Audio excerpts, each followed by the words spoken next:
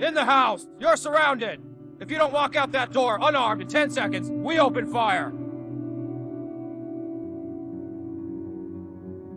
10, 9, 8, 7, 6, 5, 4, 3, 2, 1. Last chance!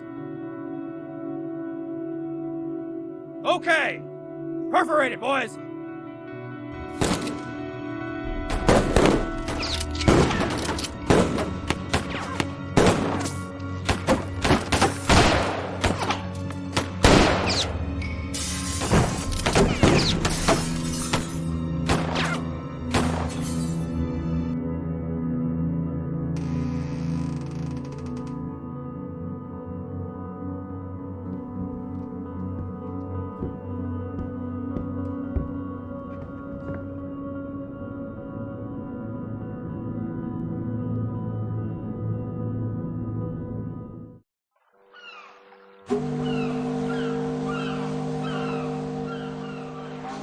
Monsieur Hercule Poirot is a personal friend of mine.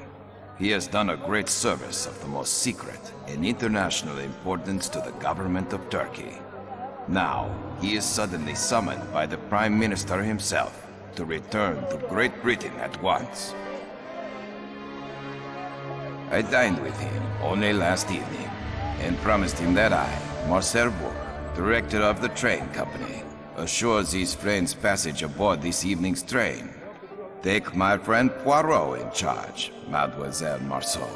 Secure a compartment of the highest comfort and see to his every wish. This office is depending upon you. Succeed, and I will consider the application for promotion you place on my desk week after week. Fail, and satisfy yourself with the position of clerk for the few short days you will remain in my employ. Monsieur Poirot?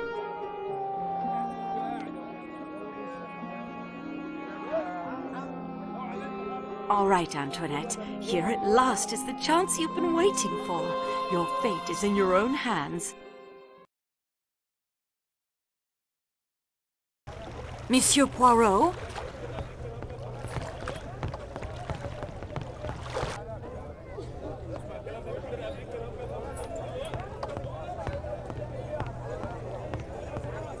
This fool tries to sell me a cleaver with no style or grace. Tell him which is the better cleaver for the hacking of meat. The cleaver in your left hand. Ah! Here at least is one who knows fine forged German steel when she sees it.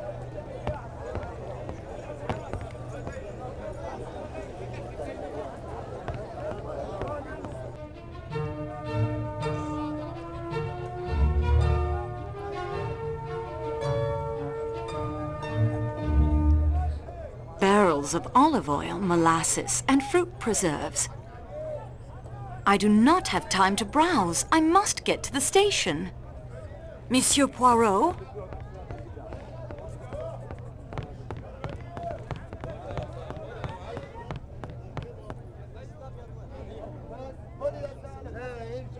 Monsieur Poirot?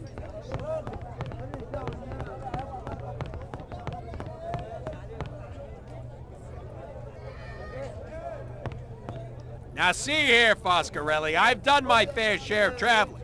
I'll tell you, Kataya tiles are the finest made in Turkey. And I tell you, it is the enamel tiles from Iznik. These are the oldest and the most beautiful of the Ottoman Empire. Well, they are quite impressive, to be sure, but the Kataya tiles are more beautiful. I'm sure there are examples sold here in this bazaar that would prove my point. Gentlemen, please, may I get by? What have we here? Young lady, settle the dispute. You know the famous enameled ceramics? Yes, of course, I live in Istanbul, but... We have to wait here for our porter. Find us an example of a Kataya tile. And an Iznik. Just borrow them for a second. No need to buy any. I don't have time for this. Then permit us to continue the debate without you.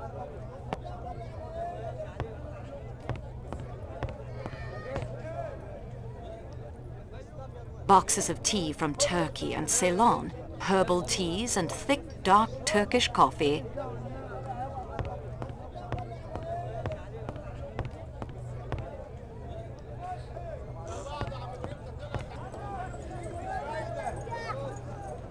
I need to remember to return this. This stall displays intricately hand-painted kataya bowls.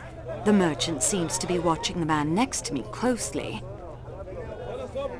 The merchant is watching that man quite intently. Boxes of tea from Turkey and Ceylon, herbal teas and thick, dark Turkish coffee.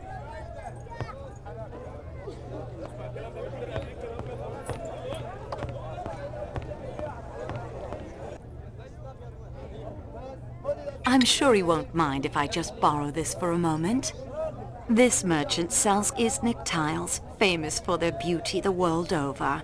He appears to be quite taken with the view of the Bosphorus.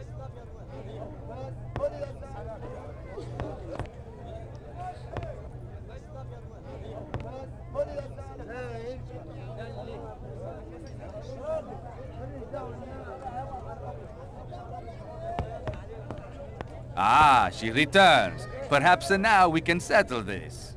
Did you bring us a kataya? Or an Iznik? Here is an Iznik tile. It is the most beautiful beyond any doubt. Did I not say this? Thank you, young woman. Now we can turn our attention to more important things, like those fountains we were discussing earlier. I shouldn't interrupt their conversation at the moment.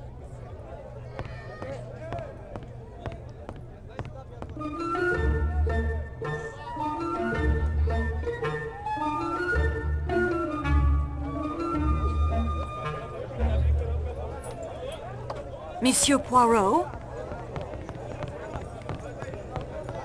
Let me pass. Her Excellency has lost her parasol. We are searching for it, to protect her from the sun, you see. I beg your pardon, but I am in a great hurry. Then you are an ignorant girl indeed. Go about your business. I expect she can buy another somewhere nearby. A parasol fit for a princess? Here, I think not.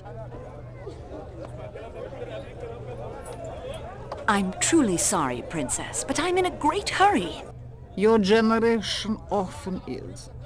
I do not linger here for my health. I've lost my parasol. I can't think where I left it. I haven't seen it. I'm sorry.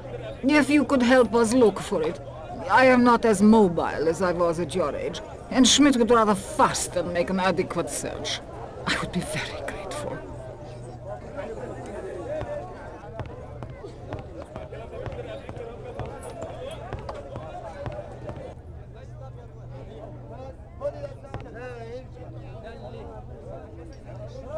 What is that goat eating?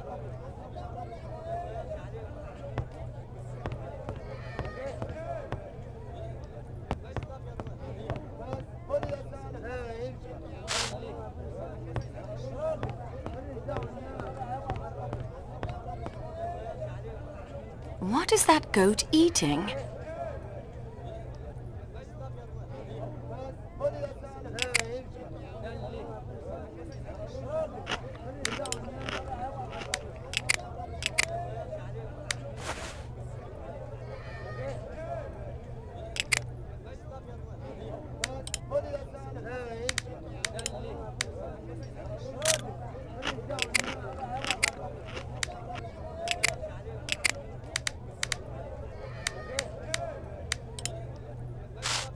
I won't do that.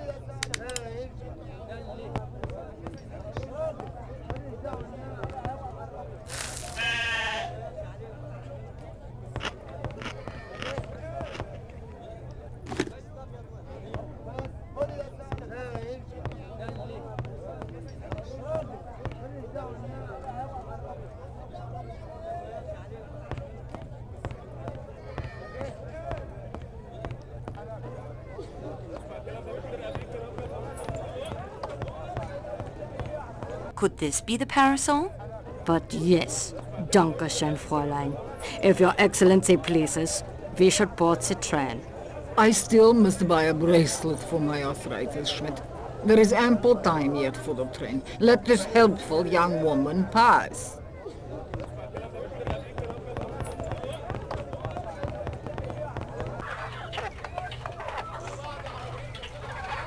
Buckets of dried figs, apricots, dates, raisins, and mulberry.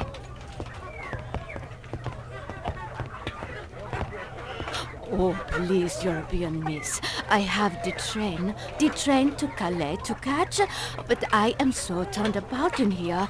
The heat, the foreign peoples. I pray for a guide, but it's frivolous and weak, and I know, and God rightly does not grant these prayers. If you'll come with me, I can take you to the train. Oh, thank you. You are my guide that God sends to me. Yes, take me to the train, please. I must not be missing the train that leaves Istanbul on this day. I am Greta Olsen, matron to a small missionary school near the port of Gemlik. I nurse and instruct the children who have lost their way.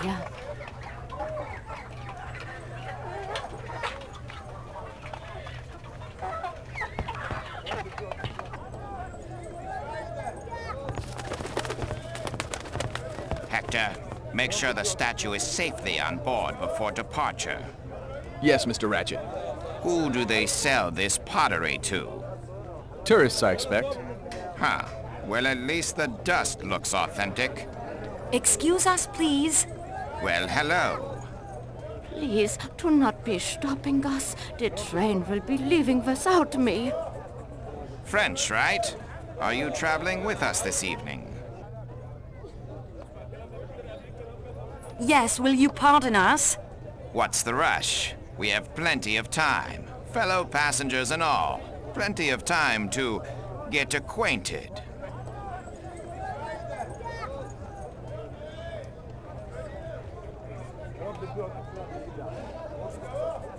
Must I summon the police? No, there's no need to do that. I'm sure we'll be seeing each other again.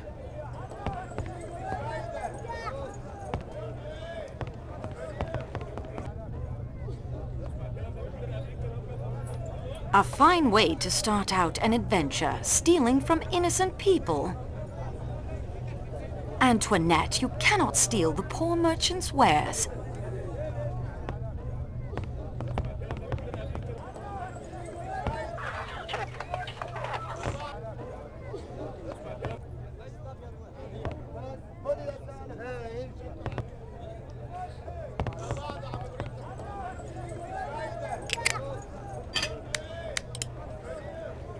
There, no harm done.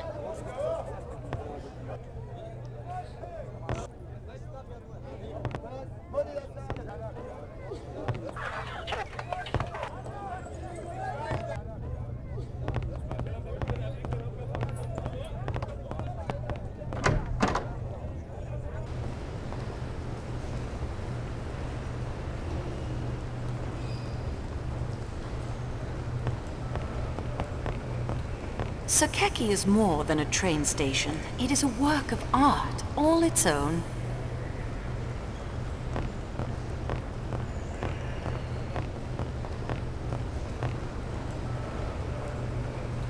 Royalty, the rich and famous, and infamous have all walked these halls.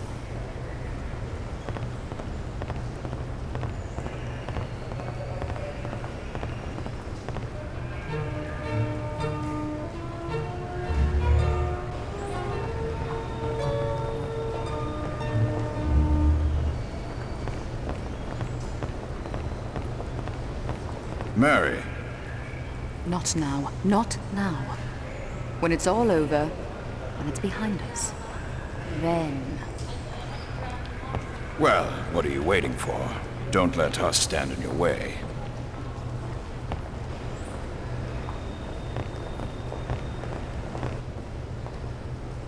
Sirkeci is more than a train station. It is a work of art, all its own.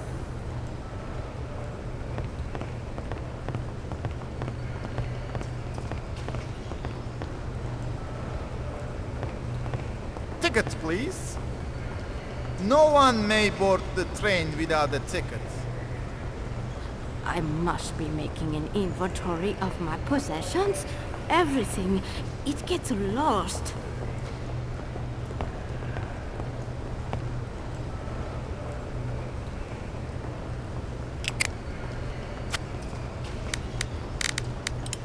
This is neither the time nor the place.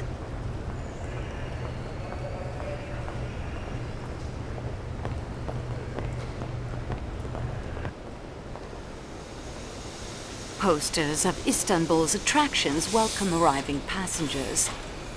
I packed so quickly, I hope I remembered everything.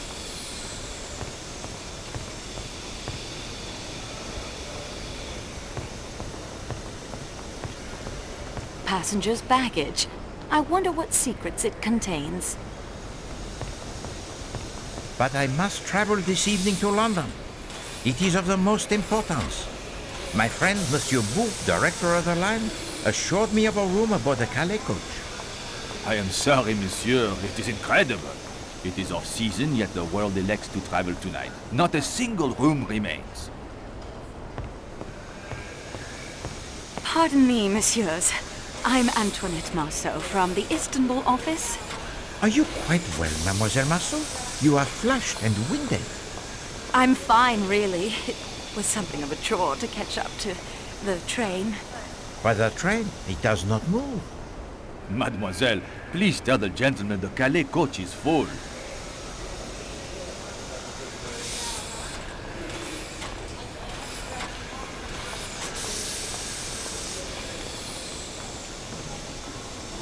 I work for your friend, Monsieur Bosque. Ah, of course. And he without doubt has given to you the description most precise. I would have known you anyway. I have a passion for crime. You enjoy the study of it, I hope, but not the committing. Oh, the study, the gathering of clues, the questioning of suspects. Merely what the Americans call the footwork. Legwork, I believe, monsieur. As you say, I prefer the detection that occurs here. The little graces. My scrapbook contains many accounts of your cases.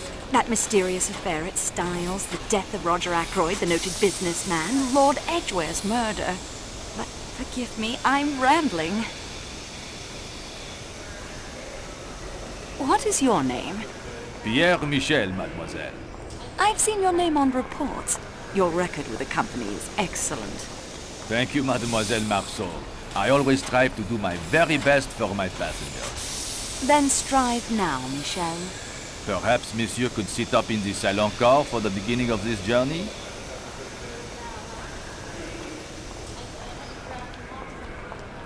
We must find a room for Monsieur Poirot.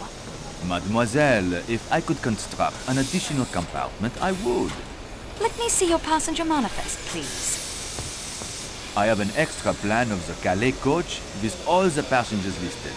Take it by all means.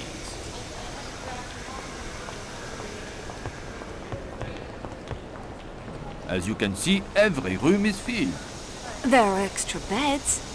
Only 2. In Mr. McQueen's room, but he has paid for a single.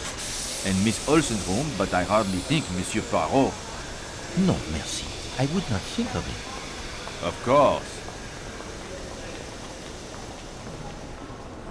Please give Monsieur Poirot room 16. It is taken, mademoiselle. But number 16 is always kept in reserve for such emergencies. Nevertheless, tonight it is occupied by an American gentleman, a Monsieur Hardman. He does not sound like someone to be trifled with. That will be enough, Pierre.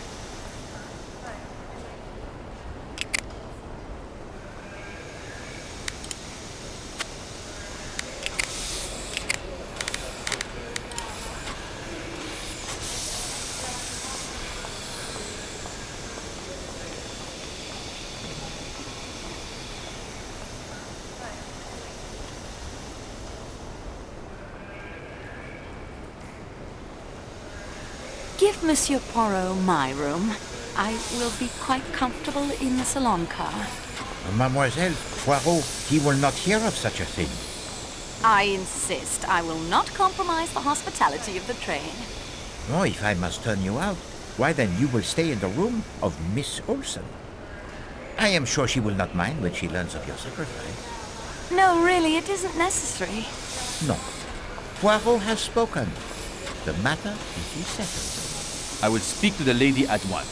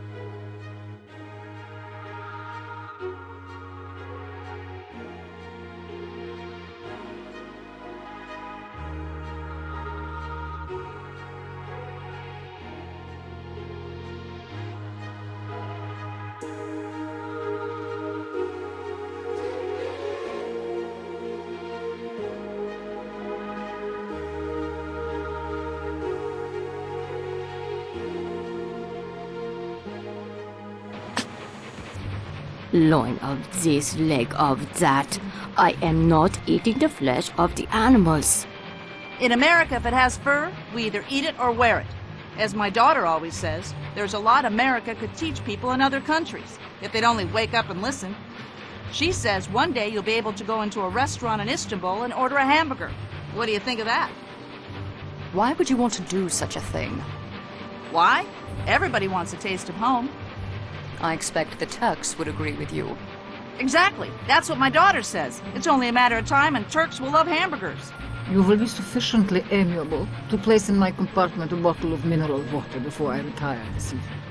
Certainly, Your Excellency. For dinner, I shall have chicken cooked without sauces. Also, some boiled fish. I am very sorry, Your Excellency. There is no chicken or fish on the menu. Oh. Is he chef for this journey? The German?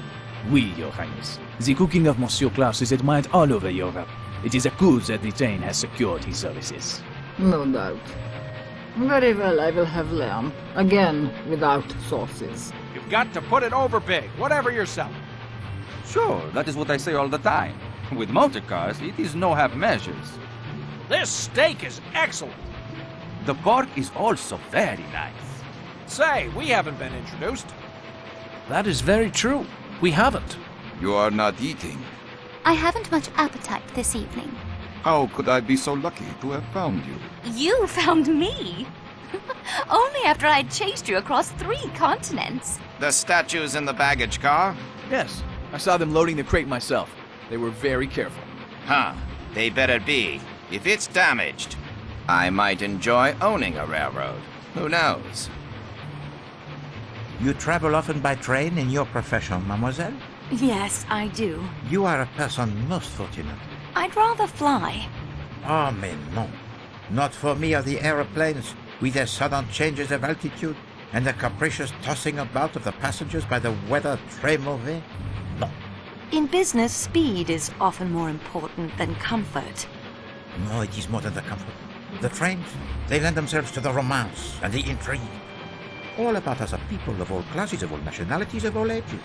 They sleep and eat under one roof. They cannot get away from one another. And at the end of the 3 days, they part. They go their several ways, never perhaps to see each other again. For a few moments only, the skilled detective has the chance to study his fellow travelers, to watch their little stories unfold beneath the microscope of the trained eye. Tell me what you see. You as well, mademoiselle. We will make the little game of it, n'est-ce pas?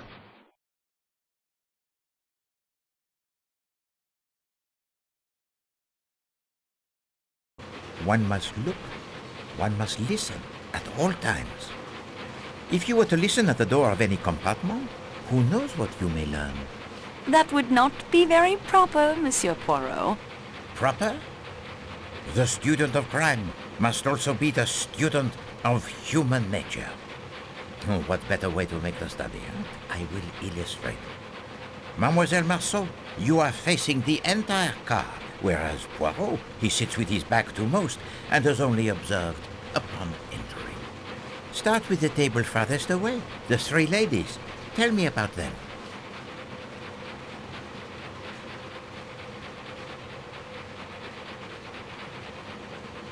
The older woman with the loud voice is American. Even with the length of the car between us, one can tell that. Well, it is true what you say. And yet, she seems to be a woman quite amiable and without malice. One is a Swedish missionary from a school near Gemlik on the Bosporus. She is also very uncomfortable in unfamiliar surroundings and gets lost easily. That is truly wonderful. How did you arrive at this? I helped her find the train inside the train station. Well, it is an important lesson, that. When you know the facts, why bother with the clues? The younger woman is British from her accent. She seems very capable and down to earth. If we'd been at school together, I believe we would have been friends. Oui. She has a strong character, that one. Perhaps the strongest among us. But she is a mystery nonetheless. Why do you say that? You observed her embrace of the most passionate kind with a proper English gentleman this afternoon? Yes, I did. Very un-English of both of them. As you say. And yet now she sits at another table, indifferent to him and his glances. Lovers quarrel? What can have happened in so short a time for the lovebirds to fly from the light into the darkness? A good beginning. And what is there to say about the tanned British gentleman?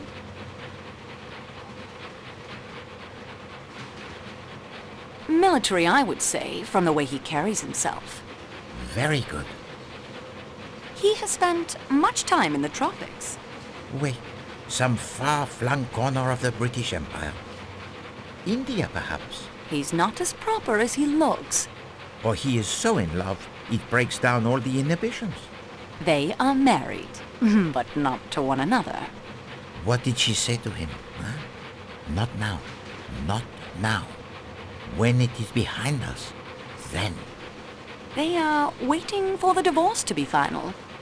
Perhaps. Tanned, military, or posting in Egypt, perhaps, or India. And now the grand lady who sits alone. I'd say royalty, a princess. Russian, probably. Oh, no. You will not play the same trick on Poirot twice. Alors, she too you have met? I did a small service for her earlier today. She has the very grim exterior, that one, but there is something about her, huh? A twinkle in the eye, perhaps? No. I think she is not quite so much the dragon as she appears. Alors, and across from her sits? Hildegard Schmidt. Yes, I met her too. Quite unpleasant for a lady's maid. They're usually such mild creatures. Vraiment. She also has sent her plate back to the chef twice for adjustments. Very particular about the cuisine. It would be nice if the menu was more varied. We march. This large table nearest the kitchen now, with the three gentlemen. What can you see?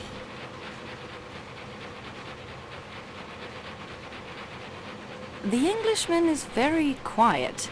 He certainly does not share the enthusiasm for conversation of his companions. A superior sort, with a disapproving expression. That suggests nothing to you? I'm afraid not. A gentleman's gentleman, as the British would say. A valet. Yes, I can see him pressing trousers and shining shoes. The Italian sells motor cars. He's very enthusiastic about cars in general. Oui, a salesman to his very soul, I would say. The American appears to be a commercial traveler of some sort. Oui, he carried the sample case when he boarded the train. Yet, I wonder. The case, it was quite small. Yet he seems very fit, does he not? The suit of such questionable taste, he can barely contain the muscles. Can't a commercial traveler be athletic? C'est possible. And now, as discreetly as possible, observe the young couple directly behind me. Her dress is exquisite, very expensive. And the jewels. Ah, she's lovely. The kind of woman a man would marry and lavish gifts upon. It is very romantic, is it not? And yet I detect the melancholy in your voice, mademoiselle. I'm sorry. I expect it's jealousy. I grew up in Jucar, a small town near Avignon. My parents wanted me to stay in Jucar and marry well, but I rebelled. Ah. Have you never rebelled, Monsieur Poirot? These days, not so much, I fear. Rebellion, it is for the young. I went to England too, to university, then out here to Istanbul. I wanted to get as far away from Jucar as I could. I wanted mystery, adventure, romance. I became a clerk. No mystery, no adventure, and certainly no time for romance.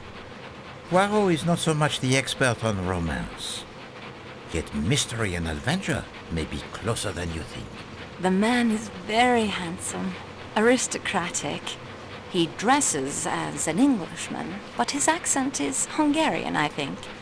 Oui, a diplomat, I believe, fiercely in love. Fiercely? The man who makes the unwanted advances to his young wife would suffer for it. And now, to the last table, where the older gentleman has been glancing this way throughout dinner. The older man's name is Ratchett, an American. Very coarse and brutish, despite the fine clothes and table manners. He forced his attentions on me in the bazaar today. I think he's been trying to renew the attempt all through dinner. He keeps looking this way. Most would see the smiling round face with the pink cheeks and the brilliantly white teeth that are false and say, there sits a benevolent personality indeed. There is no smile in his eyes. No, there is a dark fever in them. Not a benevolent man, not a nice man at all. And forgive me, mademoiselle, but I do not think that he has been watching you. Poirot is the unfortunate victim of his interest this evening. The younger American man is named Hector something. I like him. He seems very open and pleasant. He's Mr. Ratchett's secretary, I believe, but I don't think he's very happy in the position. Perhaps an acquaintance worth cultivating for an attractive young lady traveling alone? Monsieur Poirot, I would never be so forward. Oh, but it is 1934, mademoiselle. Young ladies are forward. Even those from Juka. Hector, I'm not having dessert. I thought I might try the... You go get started on those letters I dictated. But I... Yes, sir. I think I have the pleasure of speaking to Monsieur Hercule Poirot. You have been correctly informed, monsieur. My name's Ratchett. In my country, we come to the point quickly. Mr. Poirot, I want you to take on a job for me. It means big money. Big money. I'm a rich man.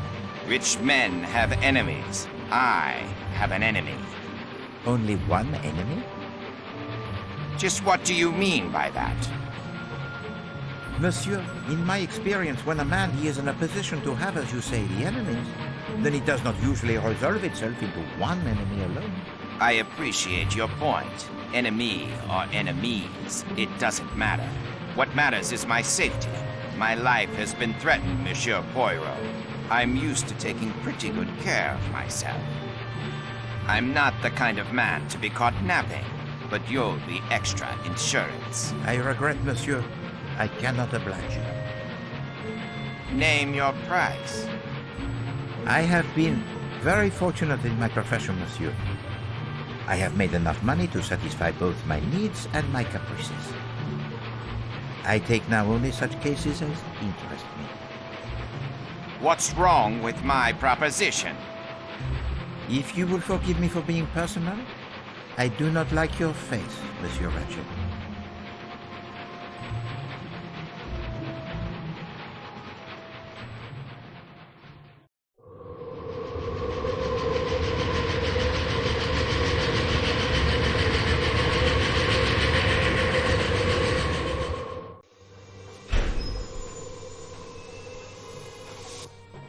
Train company employee. I have checked the baggage car for the supplies I ordered to be delivered here in Belgrade. There is no bacon. I will not make a breakfast tomorrow without the bacon. My reputation is at stake. Find me my bacon or I leave the train here and you can cook all the meals yourself. Train company employee? I suppose it wouldn't hurt to look around.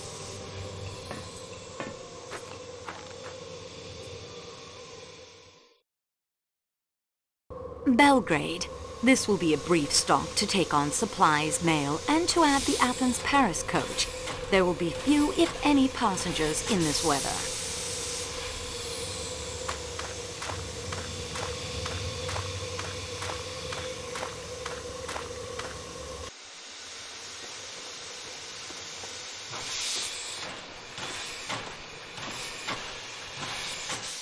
Quite interesting.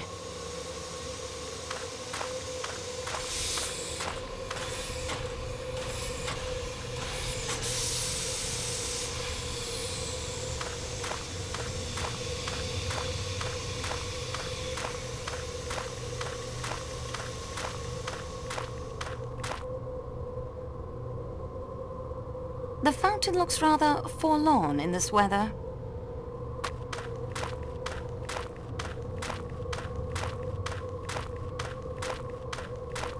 Bloody awful weather.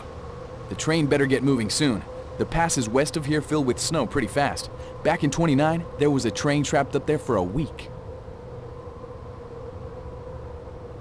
Good evening, gentlemen. I'm Antoinette Marceau. Say, you're the company representative, aren't you? I heard there was one on the train. Is there anyone in the station? Only people we've seen were an attendant and a passenger, I think. They boarded that coach they're adding to the train. Then somebody turned out the station lights. It's the Athens-Paris coach, I think. Mr. Ratchett and I travel this route quite a bit. Yes, well, I've all the fresh air I need, if you'll excuse me. I'll be getting along then, too. Don't want to hold us up.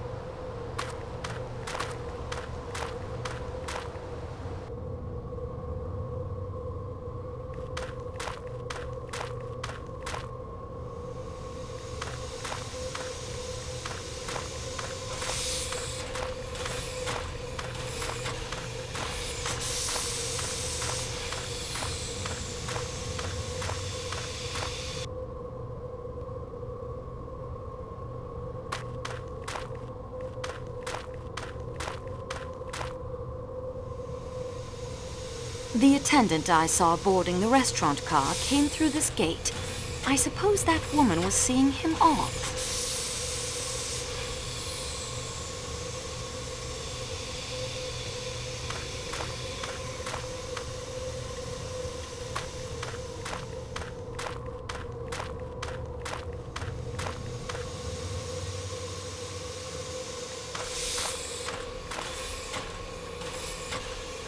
Antoinette, you're in Belgrade. You can't read these tags.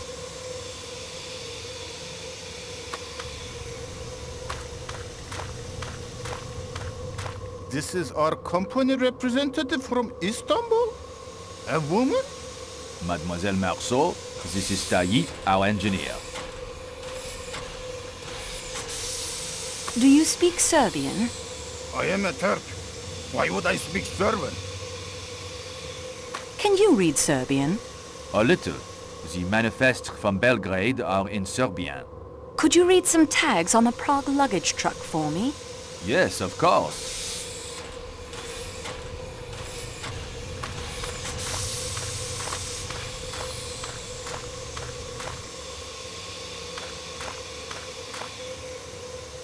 That appears to be a box of golf balls.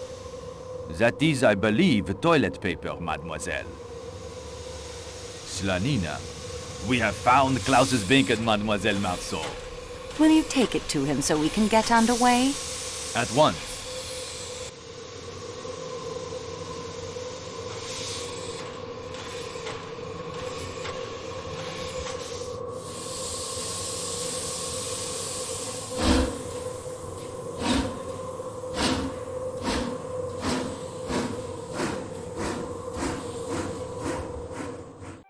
I do not protest the addition of you in my room, miss. You have helped me, and I am glad of the company, and I am a Christian lady whose heart is filled with charity. Fine, that's settled then. But I have already been picking out the lower bunk for me, because I am afraid of the heights and the sudden stops of trains, and I would not like to return to the children broken. The upper bunk will do fine for me. I'll look forward to the adventure. And now, miss, excuse me, please. I will go to the WC, as you call it. I was educated in England, but I'm French. Oh? I was educated in Sweden, and I'm Swedish. You call it the toilet? Am I going to the toilet? Mademoiselle Olsen, how you spend the next few minutes of your life is entirely your own private affair. Yeah, it is.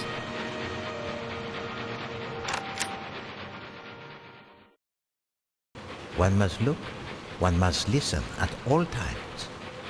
If you were to listen at the door of any compartment, who knows what you may learn? I'm still not sure I agree in principle, but perhaps I'd best give it a go.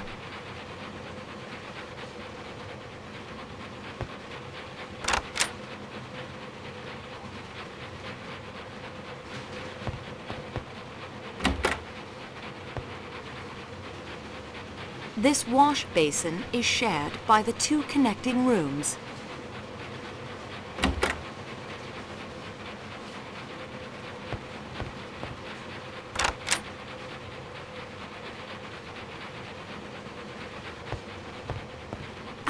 here through this wood.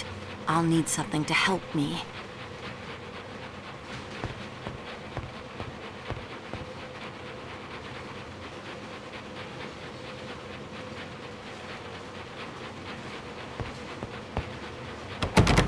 The door is locked.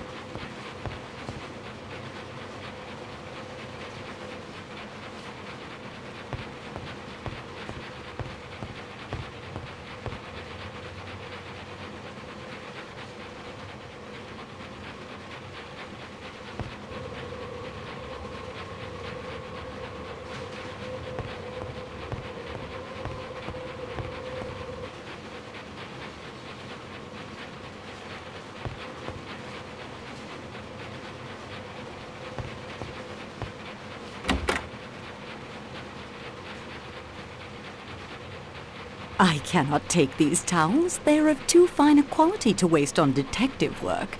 There must be something else I can use.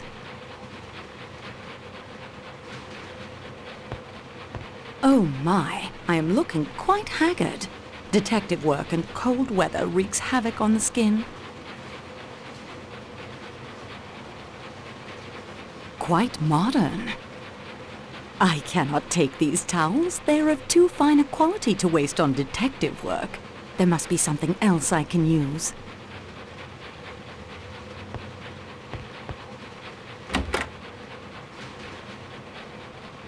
A thousand apologies, mademoiselle, but may we speak later?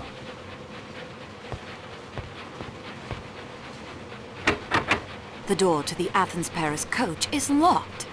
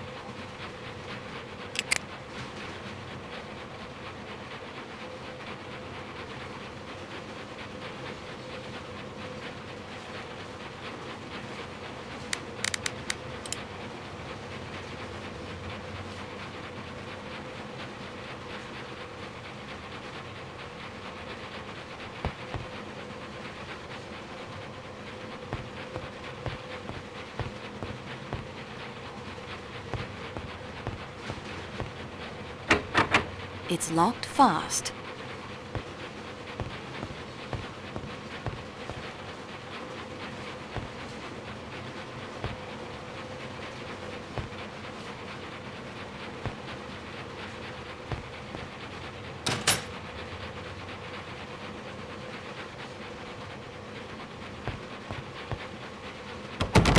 This door is tightly locked.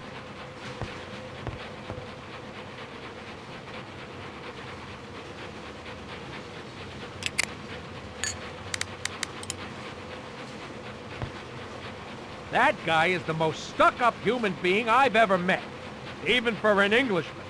Ratchett's a valet? Yeah, masterful. I'm glad I'm not traveling in the same room with him. Oh, I like everybody. And him, he is as quiet as a little mouse. You're welcome to him, that's my view. Deal the cards.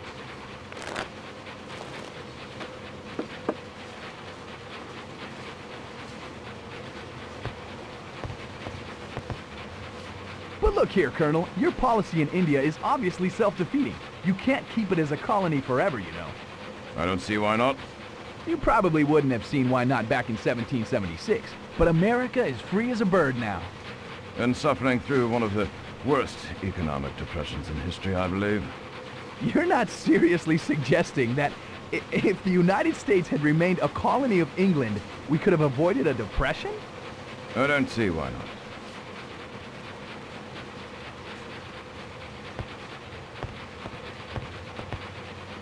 It's completely quiet in there.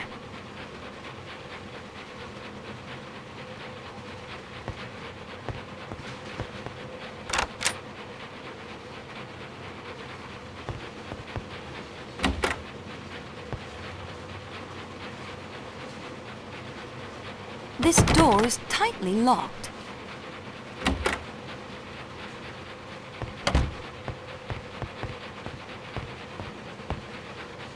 Hello, Greta. Where have you been? I am giving the headache powder to the American lady, Mrs. Hubbard. I do not think travel is suiting her the way it does you, and I miss.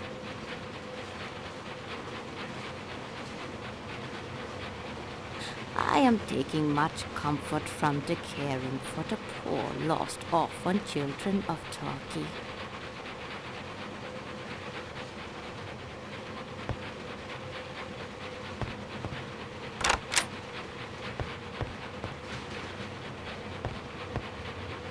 It's completely quiet in there.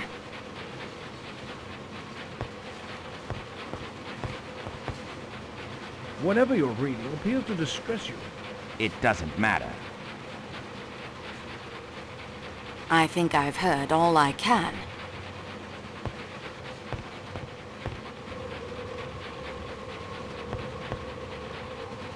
Oh, Rudolph, it is a nightmare.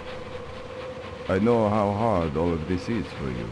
The only good thing about nightmares is that eventually we wake up. Will you help me to be strong? You are stronger than I, dearest. You have been through so much more. My love, my love, my love. I think I've heard all I can.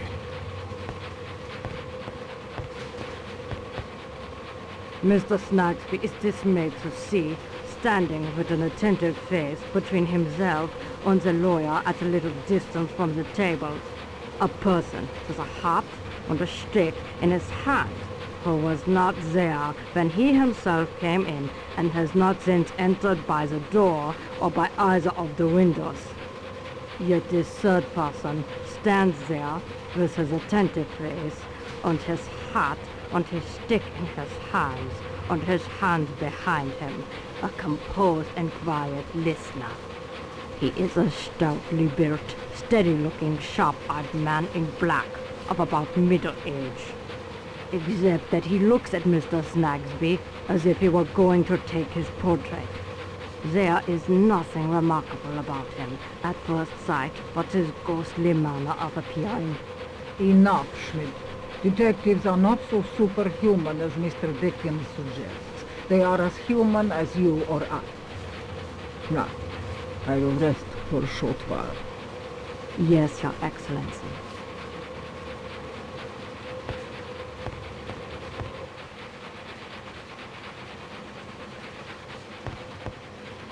Not a sound.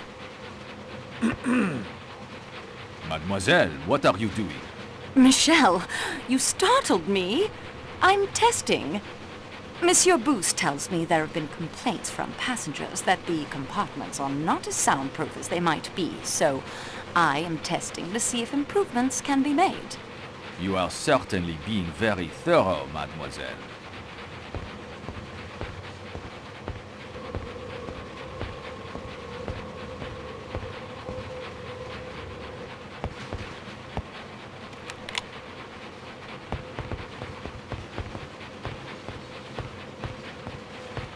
I think I see where he went.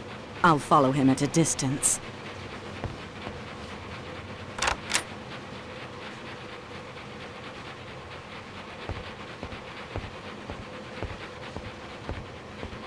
Were you following me, Mademoiselle Marceau? I saw the baggage car door was unlocked and I thought I should check. I was collecting some biscuits and an extra blanket for Princess Dragomirov. Ah, good. That is the explanation then. May I suggest you return to the Calais coach, mademoiselle? I'll lock up here. Yes, of course. Thank you.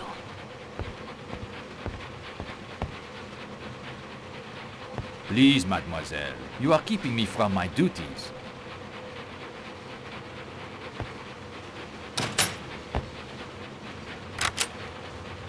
Pardon me, mademoiselle.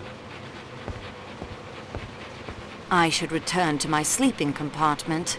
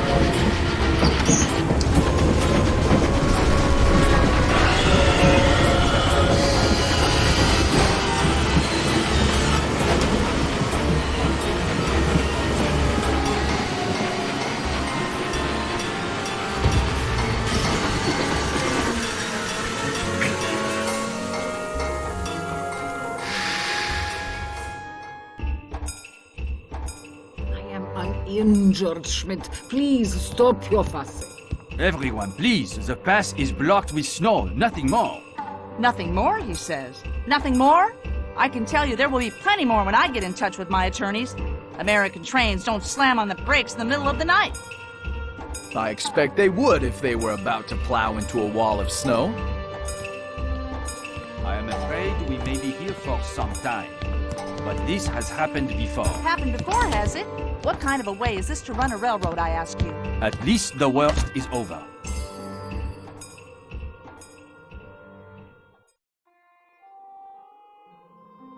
Monsieur Poirot, I'm so sorry.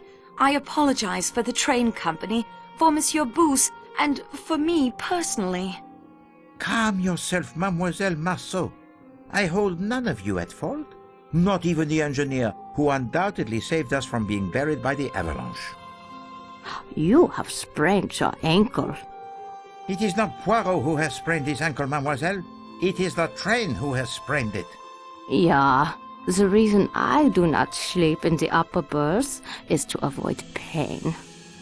Perhaps I should have slept on the floor. Thank you both for your attentions. If you would now please to allow me to suffer alone. If you like.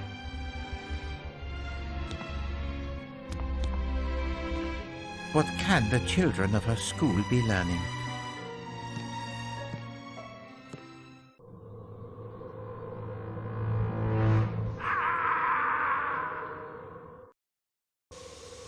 Was that a cry?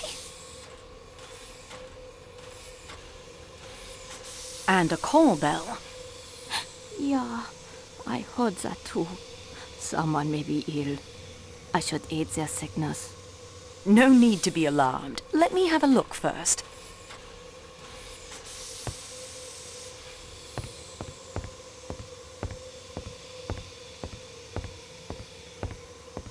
Ce n'est rien. Je me suis trompé.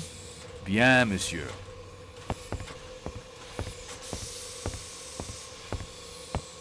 Is there drama or calamity? It was Monsieur Ratchett, but he is well. Then let us hurry back to sleep.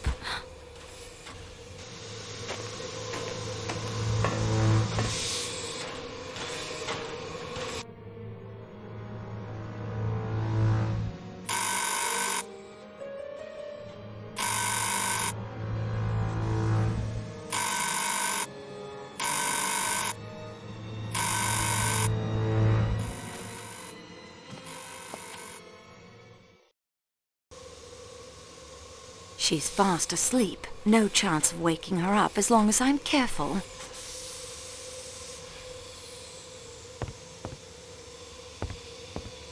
There you are. I've been ringing and ringing. I beg your pardon, madame. Voulez-vous quelque chose? You require?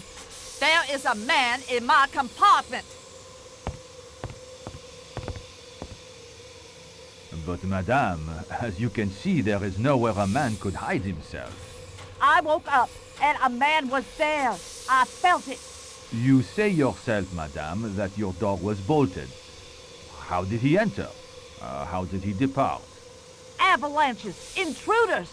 What's next?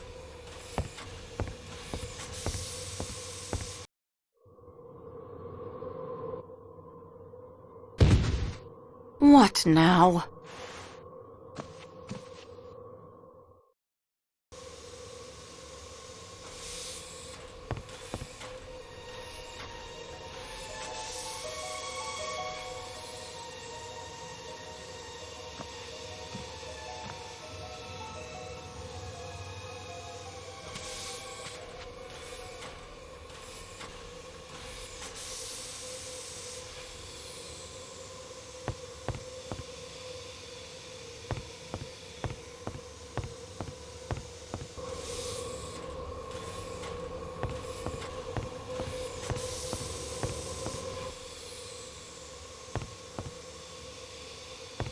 Michelle, who was the woman in the scarlet kimono?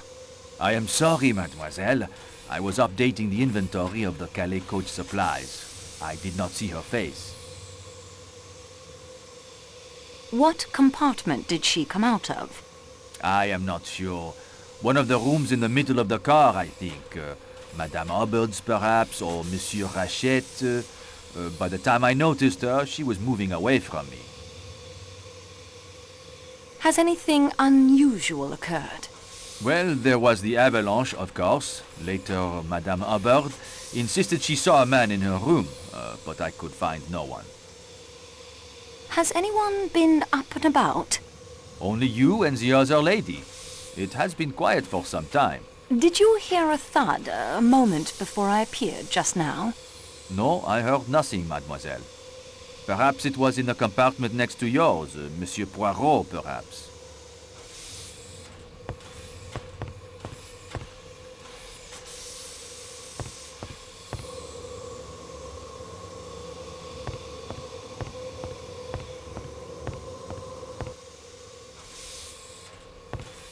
Mademoiselle, please, do not disturb the other passengers.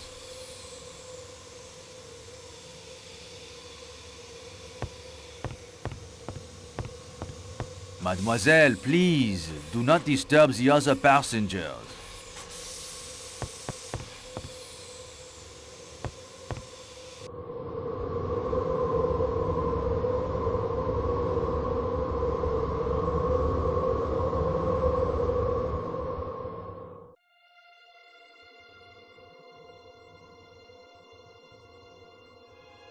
My daughter said it would be the easiest way in the world. Just sit in the train till I got to Paris. But now we may be here for days and days. And my boat sails day after tomorrow. How am I going to catch it now?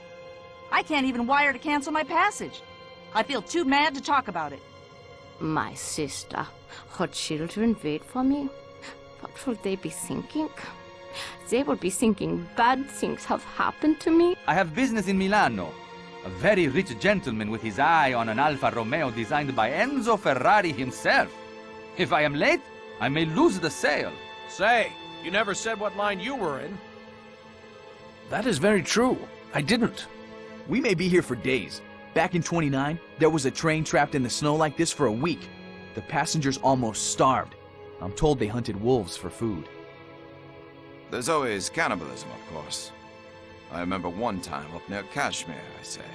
Old man, are you going to eat those rashers of bacon? They're quite nice. What country is this anyway? Yugoslavia, I believe. Oh, one of those Balkan things. What can you expect? You work for the train company? Yes, but there isn't much I can do, I'm afraid. They'll send out a plow train from Broad. It's standard procedure. I don't blame you. There's nothing anyone can do. Monsieur Poirot is right, Mary. Oh? He said you are the strongest character among us. I agree. Oh no. No, indeed. I know one far, far stronger than I am. Who? Michel, you look almost ill. What is wrong? Pardon-moi. Mademoiselle Marceau, Monsieur Poirot requests you come to his compartment at once.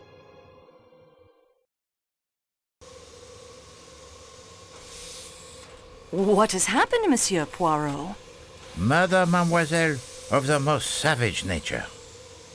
I have ordered all of the train doors to the outside to be sealed, with the exception of the rear door of the Athens-Paris coach, so that the engineer and fireman of the train may keep the engine's boiler provided with the coal. It would become very cold in here otherwise without the steam heat. The attendant... His name is Matteo, I believe. Ah, Matteo will inform us immediately if anyone else attempts to depart the train. Fortunately, the only passenger in the Athens-Paris coach is Dr. Constantine here. He has examined the body. Doctor, Mademoiselle Marceau represents the owners of this train. You may speak freely. Oh, no! Who has been killed? Monsieur Ratchett. So what shall we do, mademoiselle?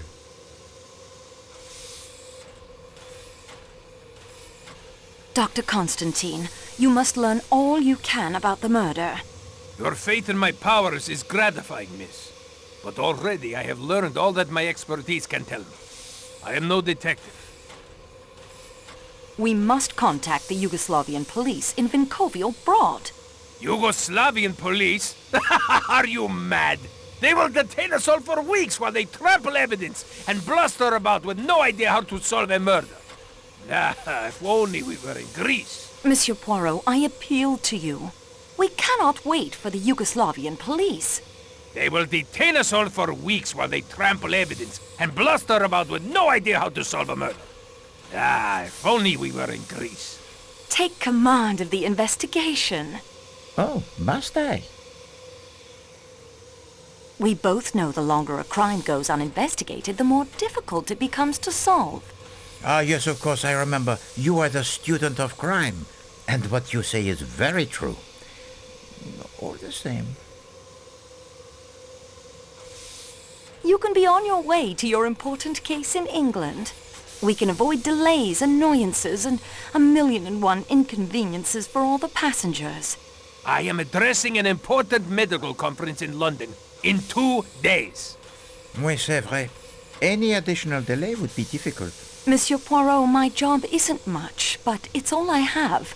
The avalanche, your injury, now a murder. If it isn't solved, I will lose my job. No, you cannot be blamed. I will have a word with Marcel. You have my guarantee that he will not fire you. Solve the mystery. All we need say when the police arrive is, here is the murderer. Mademoiselle, use your own powers of observation. Alors, Poirot, he is confined to bed in the most serious of pain. How can he take command of anything? In my scrapbook, I have a quote from you. How does it go? To solve a case, a man has only to sit back in a chair and think. Use the little grey cells of your mind. I have often used the murderer's own words to spring my trap. And now I am caught by my own. Well done. Eh bien, mademoiselle, I will do what I can. I ask only that you do my legwork. This would appeal to you, I think. You know it would. I will issue to you the challenge I once made to my friend Captain Hastings. Accept, and we will play a little game between ourselves. You will need to use your own little grey cells as much as Poirot. And in the end, we will see if the student of crime is ready to graduate. Refuse? I will guide your investigations much more. Either way, the crime, it will be solved. It is an important decision you must make now before we proceed. I will not ask again. Do you accept? I am honored. I gladly accept the challenge. Excellent. Now, if you reach an impasse, think only, what would Poirot do? Imagine that I am there beside you, offering counsel. It may help. So, we begin. Dr. Constantine, take her next door.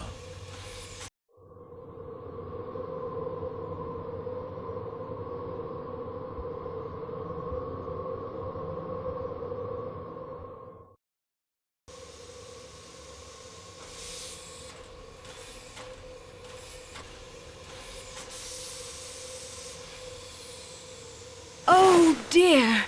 Someone must have stood there and stabbed him again and again. There is something in the pocket of his pajamas. Something heavy. I did not disturb it. Egg! 115. That agrees with my calculations. The man was armed? It is bizarre. Why did he not defend himself?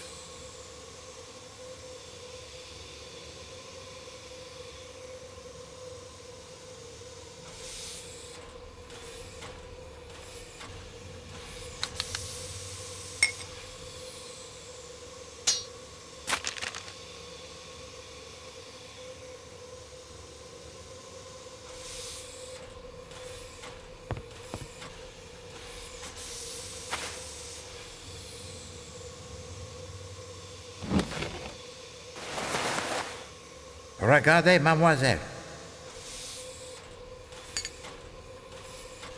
I won't find anything else in there.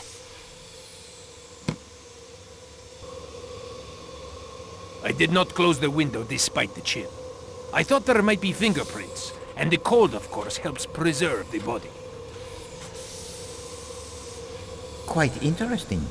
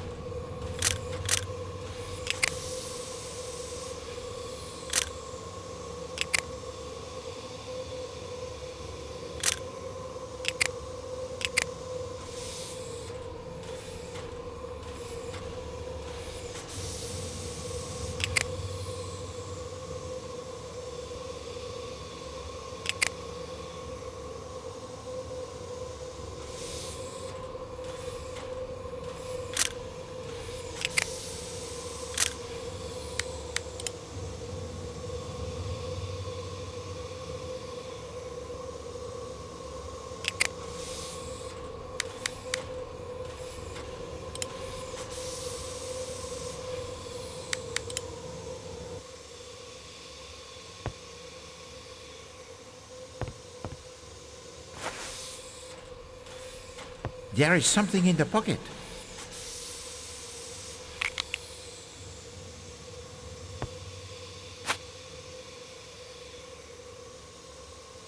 I've already searched it thoroughly.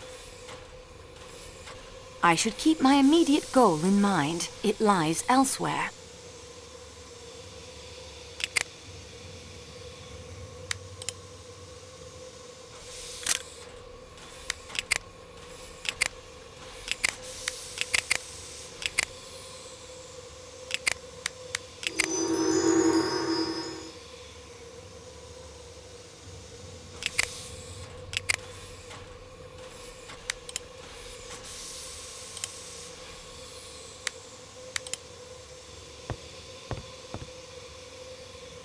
Has anything been disarranged in this compartment?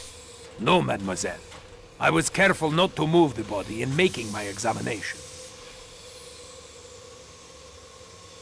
How many wounds are there, Doctor? I make it 12 wounds. 1 or 2 are so slight as to be mere scratches. On the other hand, at least 3 would be capable of causing death. Some wounds seem to have bled more than others. You see these 2 wounds, here and here. They are deep. Each cut must have severed blood vessels, and yet the edges do not gape. They have not bled as one would have expected. Ratchett was already dead when those were delivered? Some little time dead. The murderer returned to make certain Ratchett was dead? The idea is an absurdity, of course. Even one with no medical knowledge would have been able to tell the man was already quite dead. The wounds are scattered all over the torso. Yes, and you see this wound here, under the right arm, near the right shoulder. Could you deliver such a blow? I have a pencil if you would like to try it. That won't be necessary. How do you account for it? The murderer had unusually long arms? Please let us not stray into the land of Poe with his murderous apes stuffing young girls up chimneys. I know something of apes. They kill by pummeling or crushing, not whittling away at their victim. Ratchett thrashed about as he was dying? On the contrary, he lay completely composed. The bedsheets are not disarrayed at all. A left-handed murderer could strike there easily. But of course, that blow was almost certainly struck with the left hand. Yet some of these blows are just as obviously right-handed.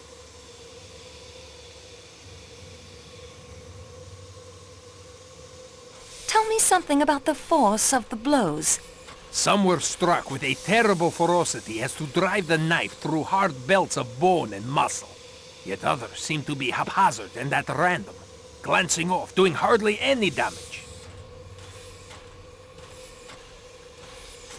Someone striking with their eyes shut?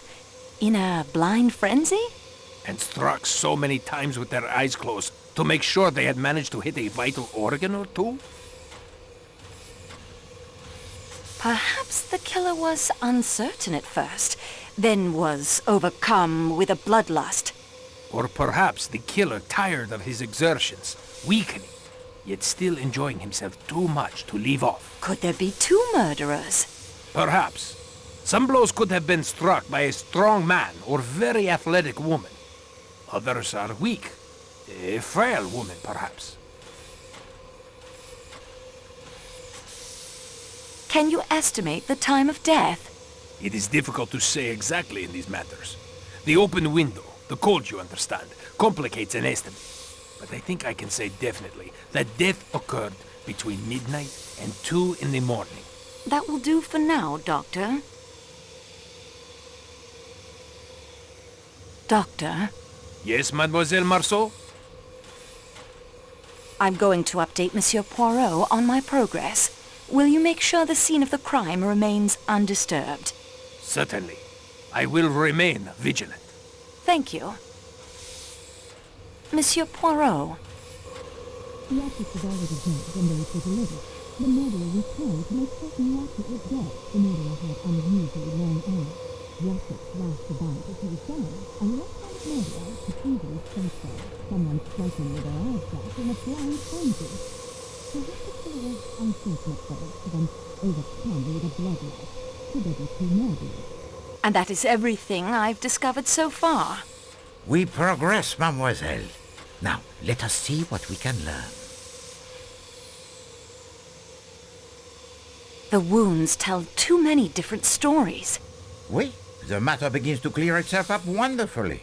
The murderer was a man of great strength. He was feeble, it was a woman, it was a right-handed person, it was a left-handed person. Ah, c'est rigolo tout ça. And the victim, what does he do in all this? Does he cry out? Does he struggle? Does he defend himself? No. He awaits his doom with the greatest composure.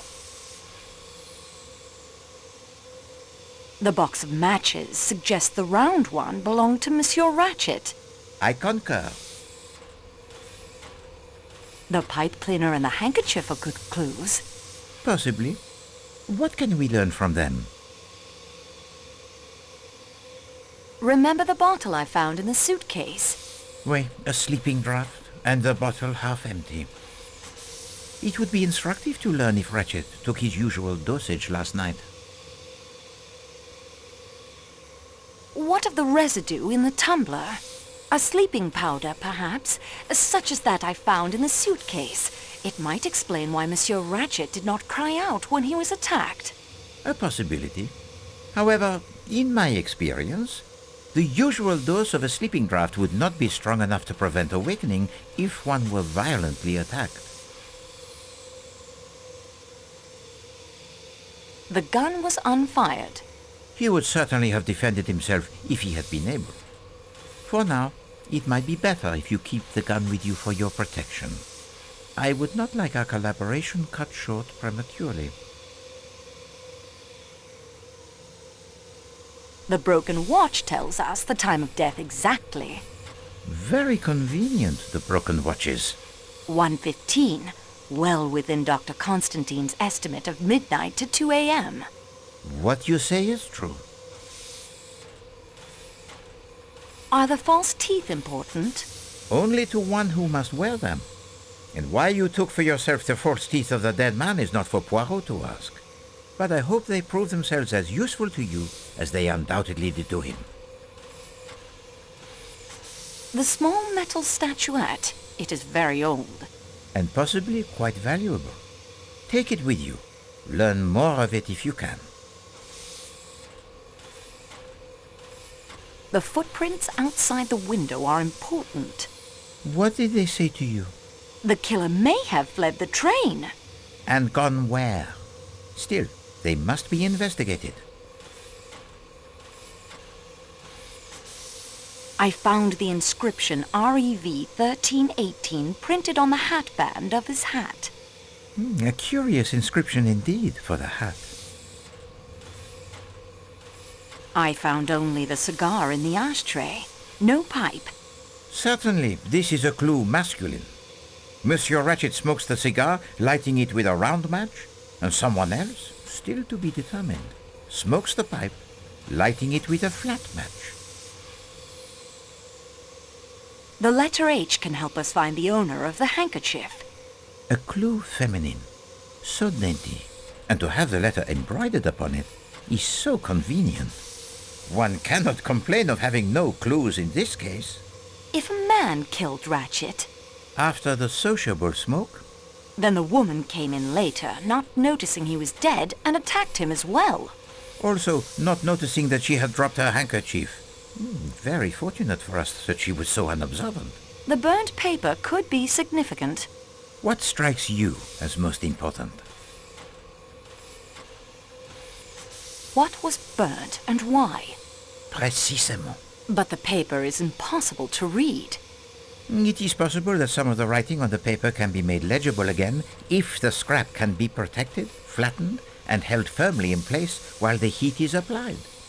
I will need something with which to handle the paper most delicately, 2 objects of metal netting that we can place it between, and a source of constant heat. Collect for me these items, and we will see what we shall see.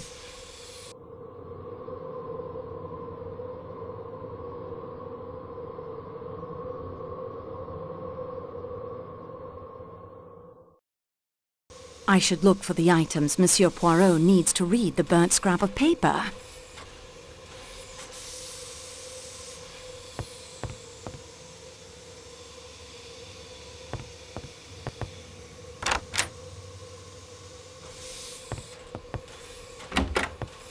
I cannot take these towels. They are of too fine a quality to waste on detective work.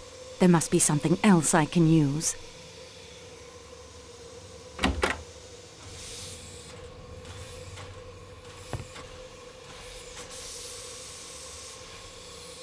It's locked fast. I don't need anything else from my suitcase at the moment.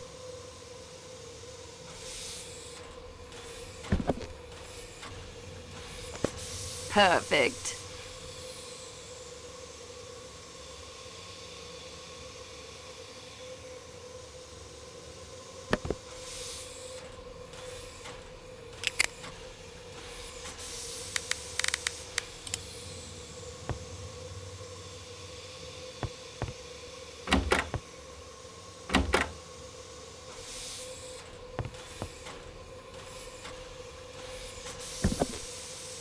No, this hat frame will not work. It is not of the proper type.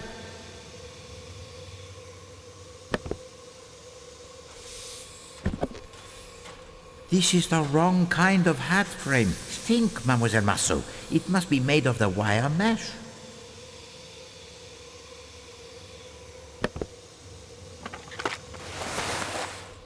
Quite interesting. I won't find anything else in there.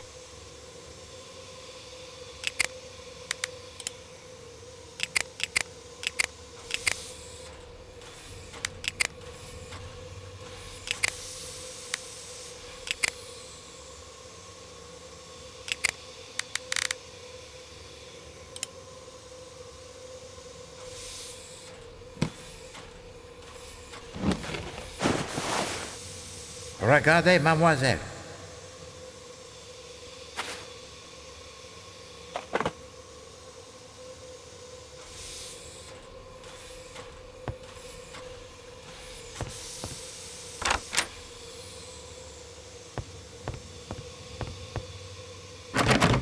This door is tightly locked.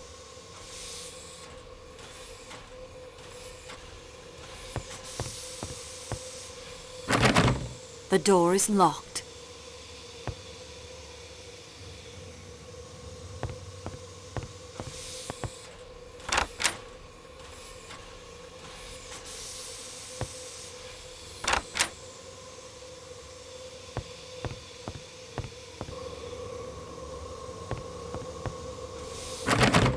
This door is tightly locked.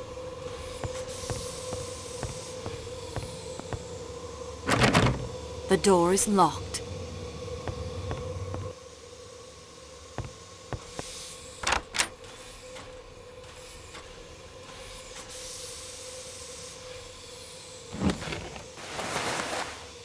Regardez, mademoiselle.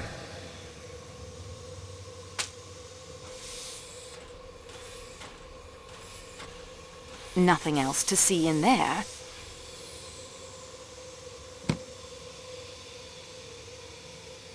I won't find anything else in there.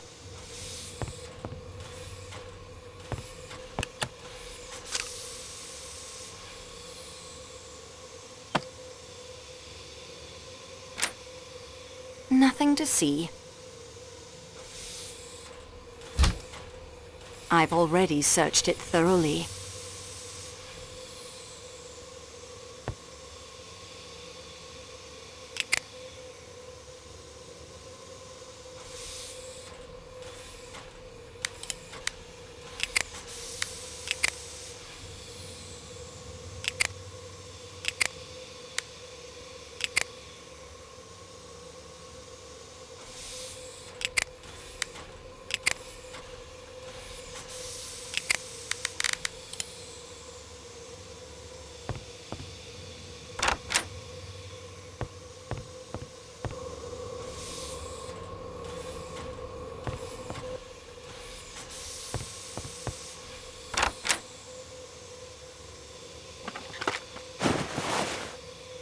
I'll put this into my scrapbook so I can take a closer look at it later.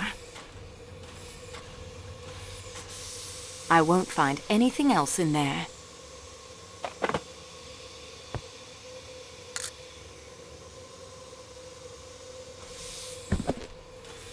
This is the wrong kind of hat frame. Think, Mademoiselle Marceau. It must be made of the wire mesh.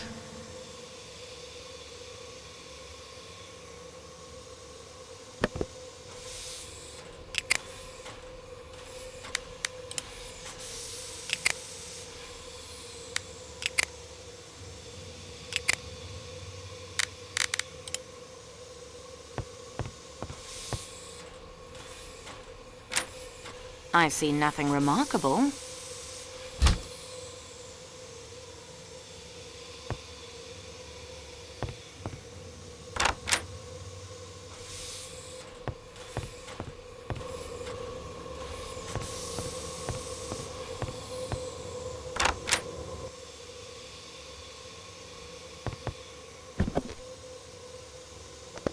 Splendid.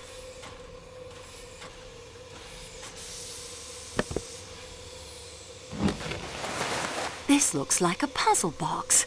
Let me see if I can get it open.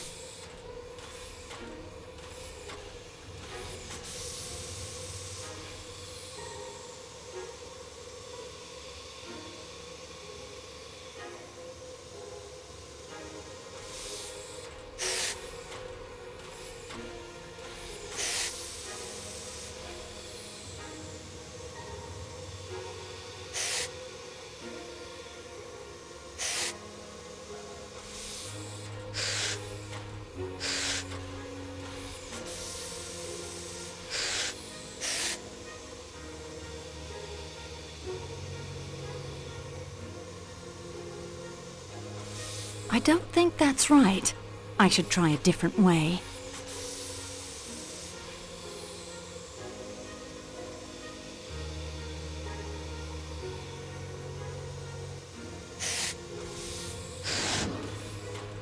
And now to see what was so cleverly guarded. I don't normally go about taking everything that isn't tied down, but under the circumstances...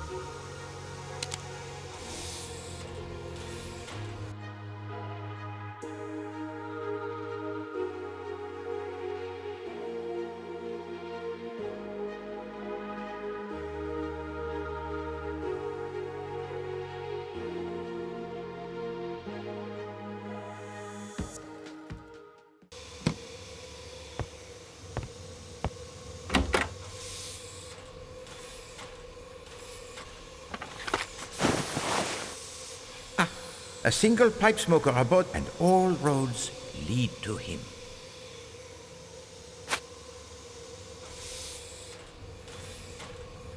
I won't find anything else in there.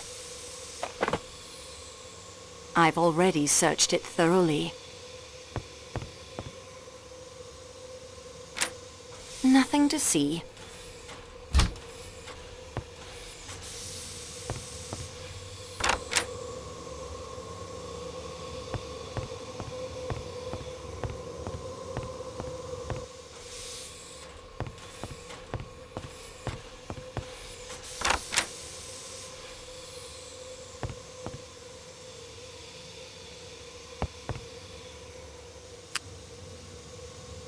I can't do that now. I'd surely be seen.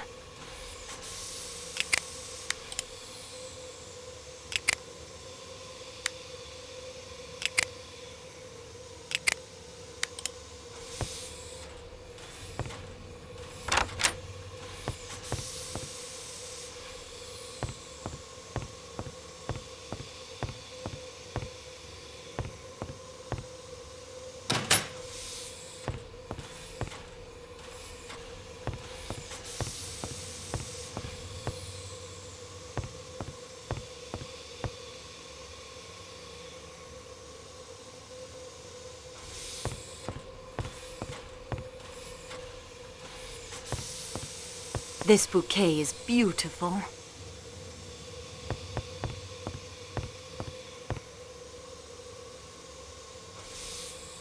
I would expect nothing less than this exquisite work on the most luxurious train in the world.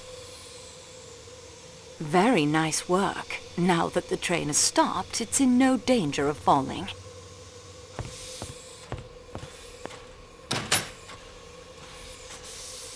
These etchings are masterful.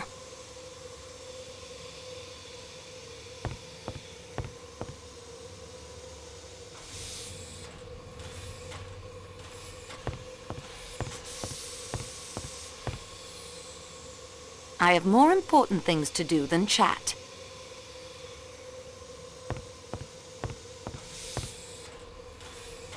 I don't think he's in the mood for conversation.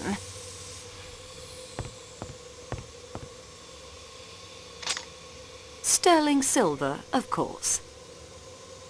I have more important things to do than chat.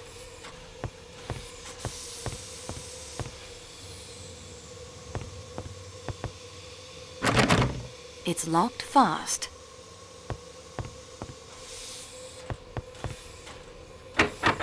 This door leading outside has been ordered sealed by Monsieur Poirot, so that no one may use it to exit the train. The door to the baggage car is locked. Very nice work. Now that the train has stopped, it's in no danger of falling.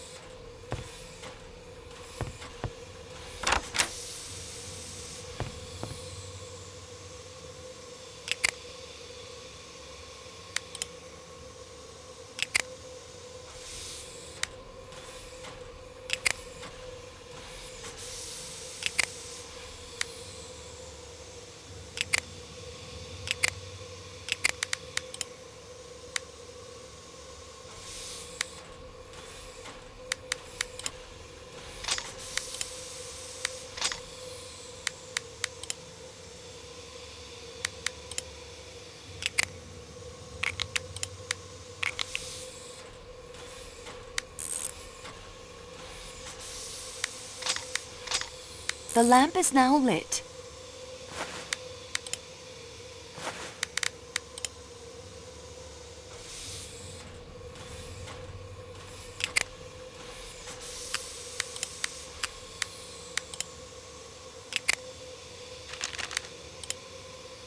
The curling tongs have the burnt paper.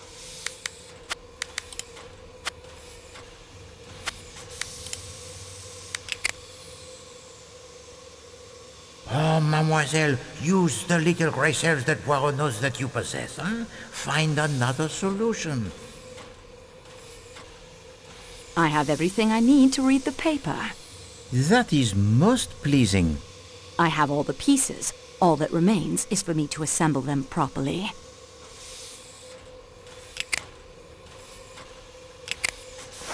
Mille pardon, mademoiselle, but that choice... That doesn't make sense.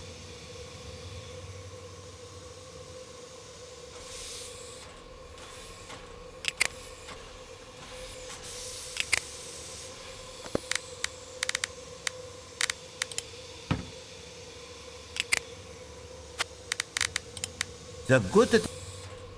Does nothing strike you? That isn't going to help.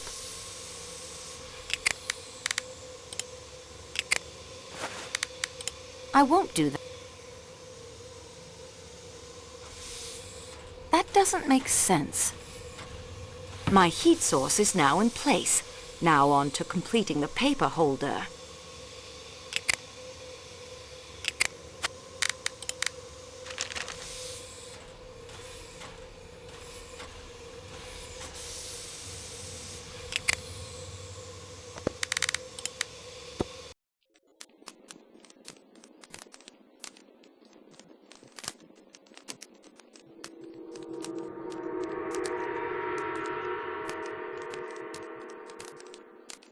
Daisy Armstrong, c'est ça. I now know the real name of the dead man. And I know why he had to leave America. Monsieur Poirot, I have documented that case in my scrapbook. I remember well the case. 10 years ago, Colonel Armstrong was an Englishman. He married the daughter of Linda Arden, the most famous tragic American actress of her day. They lived in the city of New York and had one child, 3 years old, whom they adored. two men snatched Daisy from the arms of her nursemaid. The police were convinced that the young woman had some knowledge of the crime and questioned her relentlessly. The enormous ransom was paid, but 2 weeks passed with no word from the kidnappers. And then there was a break in the case. Two brothers named Perkinson were identified by witnesses and tracked to a farmhouse somewhere outside of the city. The Perkinsons were arrested at the farmhouse where they and a woman not identified had been hiding. They were tried and convicted. At their trial, they implicated Cassetti not only as the mastermind of the scheme, but the man who shot the little girl. The tearful testimony of the Perkinson brothers surprised many, but they admitted their guilt. And in America, the crime carries the maximum penalty. During the sentencing, the Perkinson brothers tried to make the escape. Jeffrey was captured, but not his brother Robert. And Cassetti had vanished without a trace.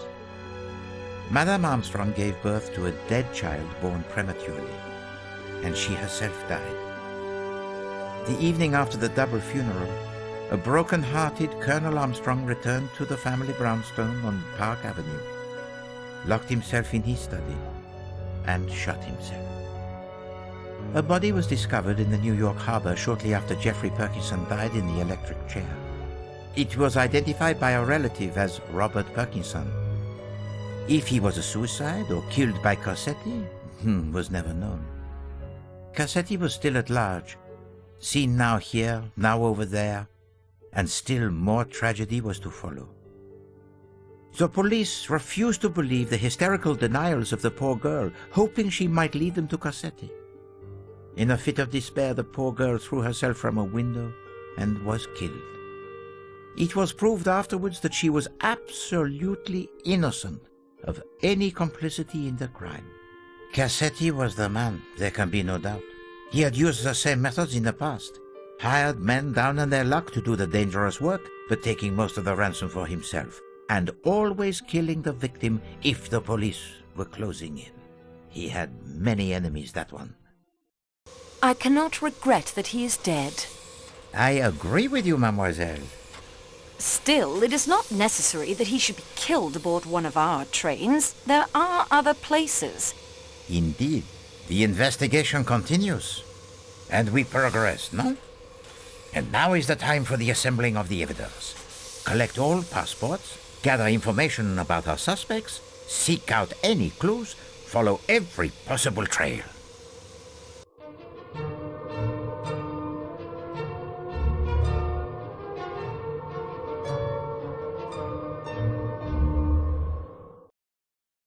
Goodness, it seems to have gotten extremely cold in here. Mademoiselle, the engineer has just informed me. A rock from the avalanche, it struck the undercarriage of the coal tender. The pipe that carries the steam that heats the train is damaged. It must be repaired, or we will all freeze to death. Could this be coincidence? Either way, I'd better look into it immediately.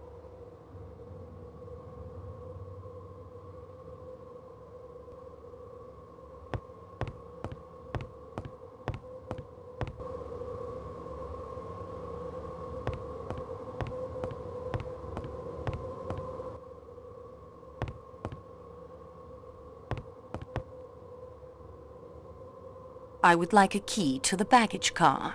Please, take one of mine. Why do you have more than one key to the baggage car?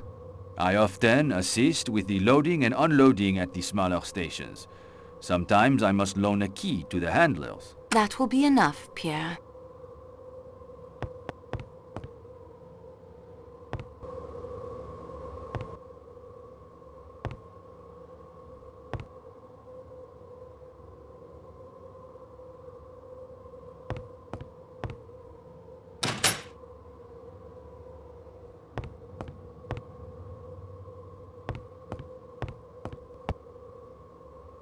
How can I talk to you when my teeth, they chatter so? How can I...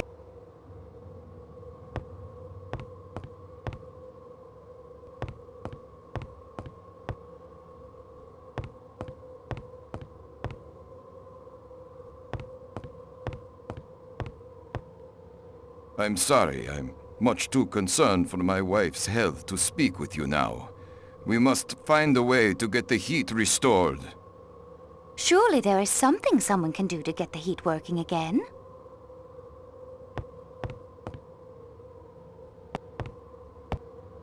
An avalanche, a murder, and now no heat. An unlucky journey for us all.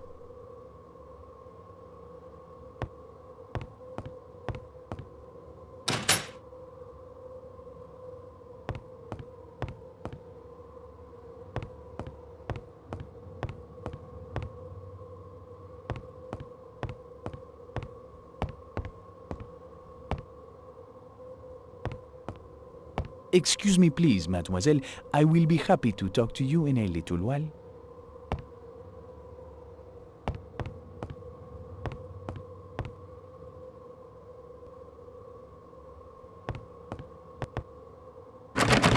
This door is tightly locked.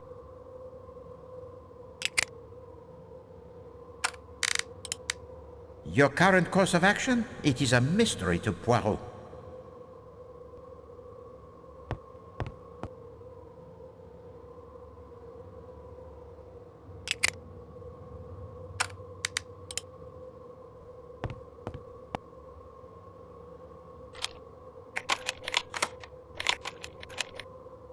The key fit perfectly.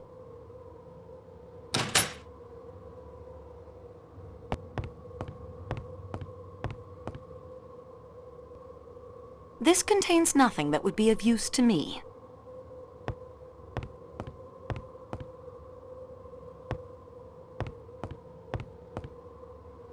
These cases contain food for our journey. I hope there is enough to last until we are rescued.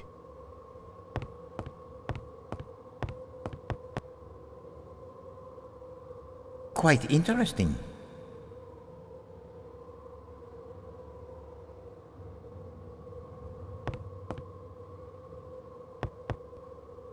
It's the cargo manifest. It shows that 3 casks were loaded in Belgrade, 1 of olive oil, 1 of honey, and 1 of vinegar. It also mentions a special security package that was loaded in Istanbul.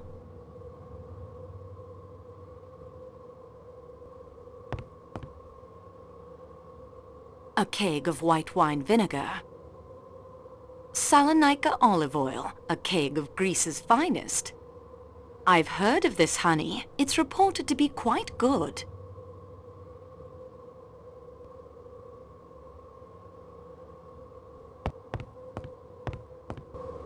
It looks terrible out there. This seems to be a security door. It certainly lives up to its name. It's locked. This seems...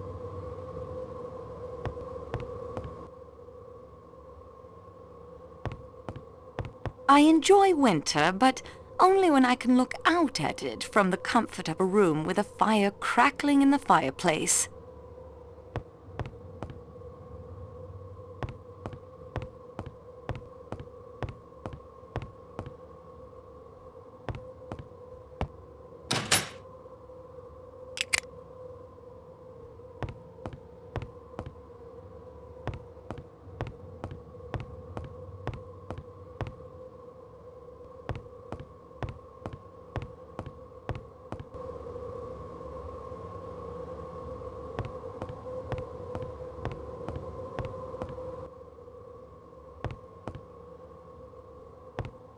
I'd like to talk to you again, if you don't mind. Where is the key to the security room in the baggage car? Mademoiselle, that key is kept only by the station masters. Good day, monsieur.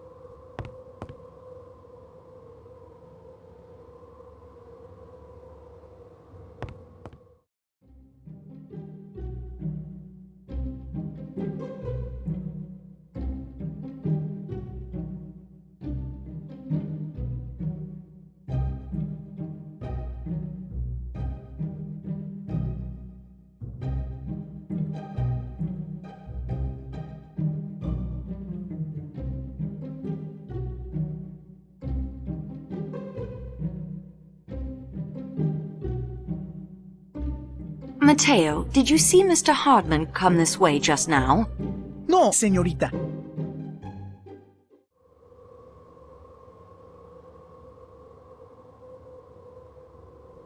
Señorita, unless we find a way to replace that broken pipe, our chances look very bad.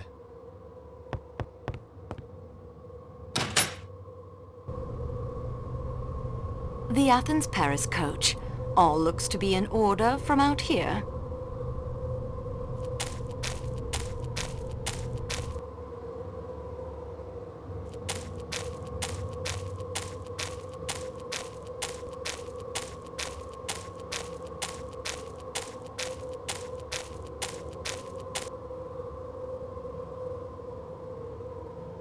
No, the snow. It is much too deep to cross without the snowshoes.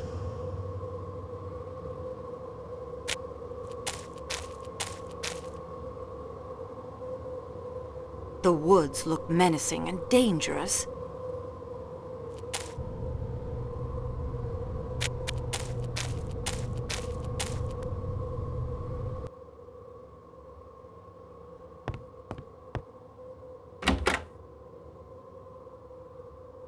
Fresh flowers in the winter. Every need provided for.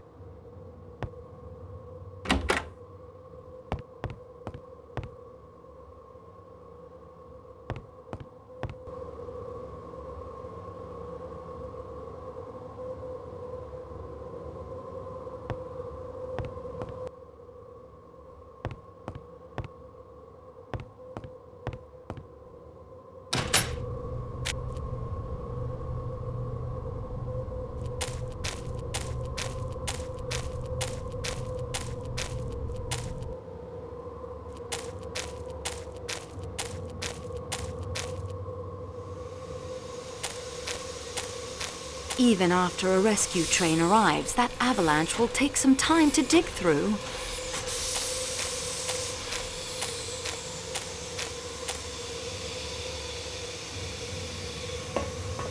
Please! You must help me! My stomach! Do you need a doctor? No! I need food! I am wasting away! I'm sure if you went to the restaurant car, the chef would fix you something. You do not understand. Klaus, the chef de cuisine, is a master. His meat, his sauces, but even the tenderest meat must be chewed.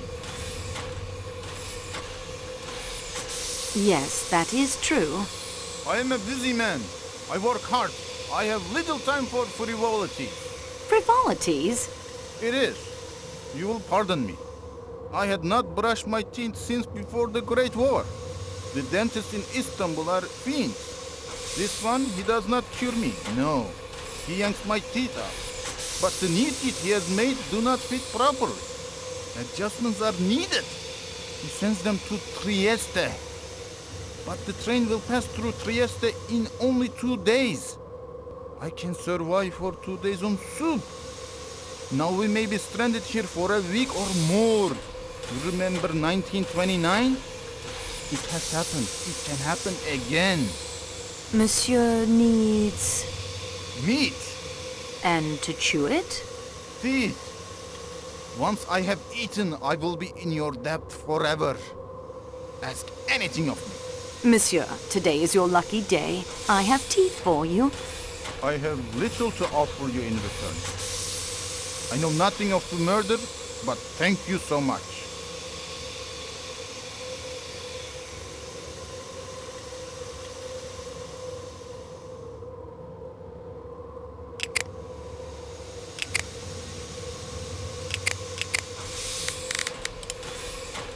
Monsieur, I have desperate need of your hammer.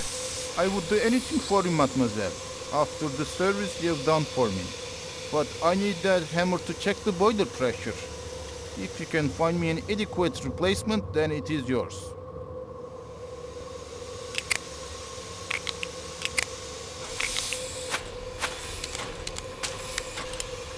I have something I think will be adequate to replace your magnificent hammer. What a wonderful object. This will do nicely. Please take the hammer with my compliments.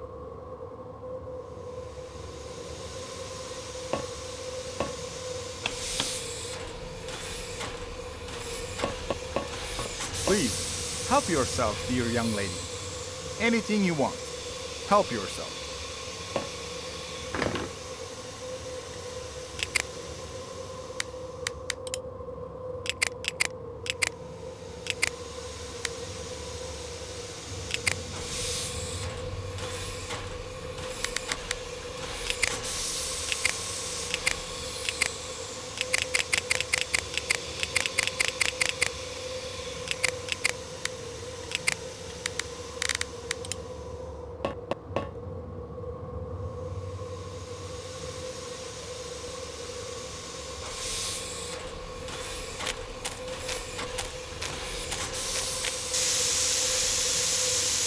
This must be where the steam is escaping. It's quite hot, even from a distance.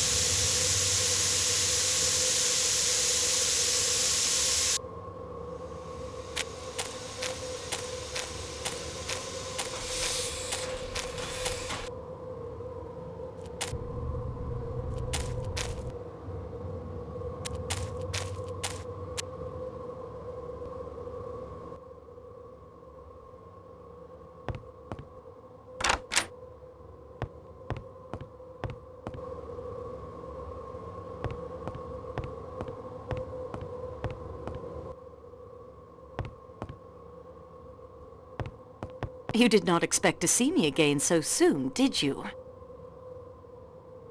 Please give me the key to the Athens-Paris coach. Here is mine. Keep it as long as you like. That will be all, Pierre.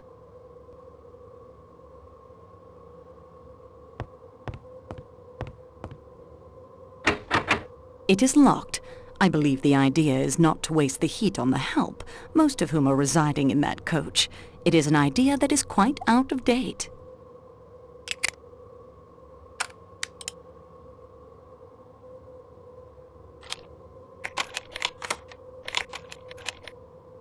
The key fit perfectly.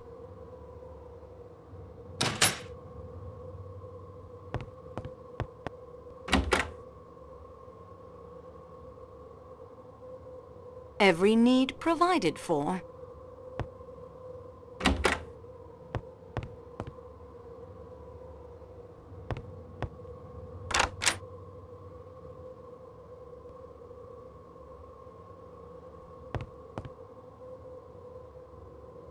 I enjoy winter, but only when I can look out at it from the comfort of a room with a fire crackling in the fireplace.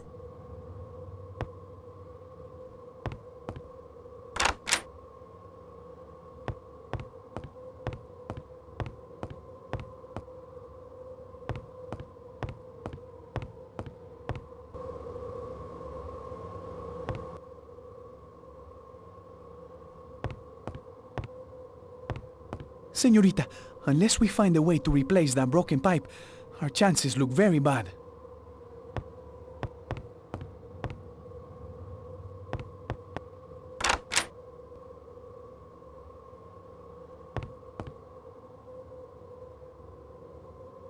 There's no power. I'll need to come up with a way to provide it with electricity. The weather looks quite threatening.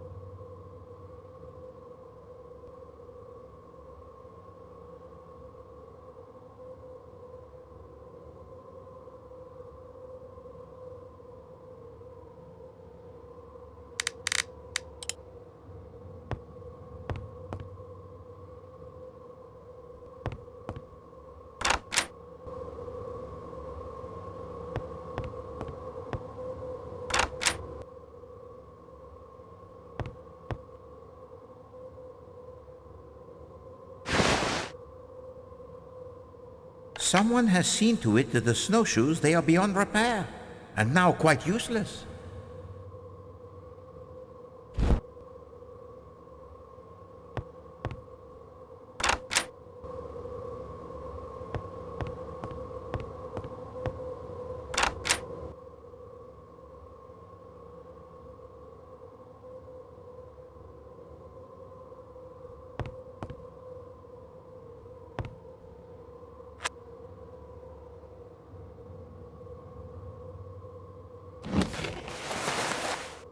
Quite interesting.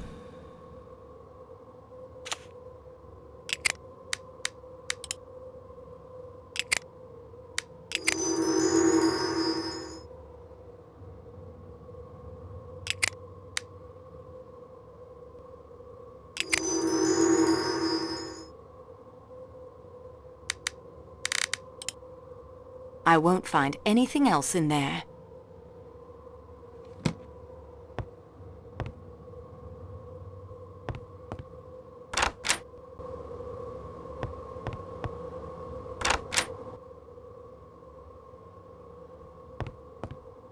I'm sure I can piece these back together.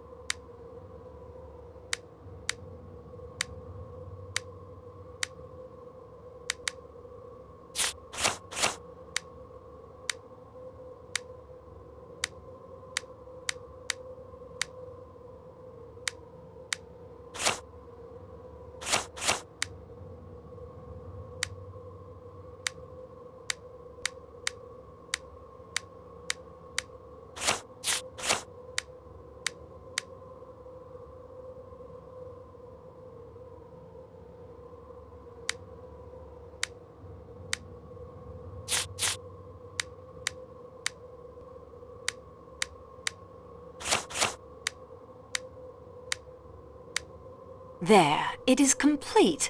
I will carefully place it into my scrapbook for further study.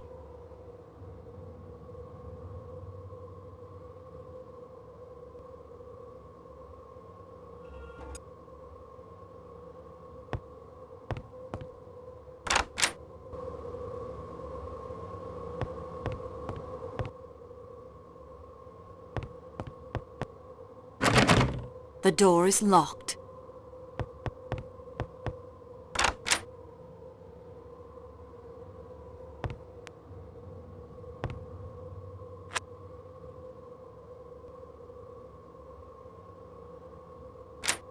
Nothing to see.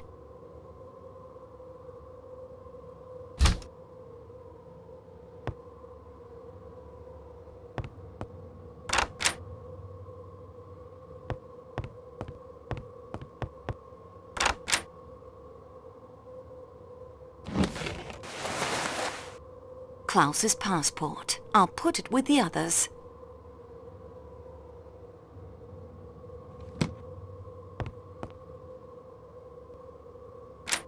I see nothing remarkable.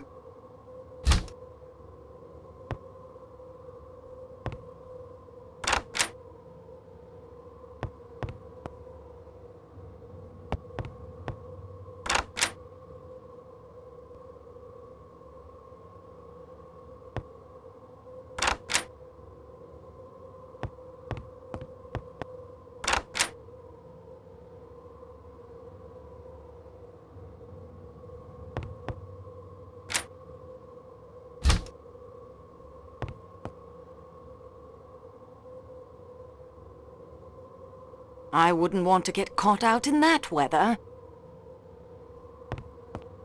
Quite interesting.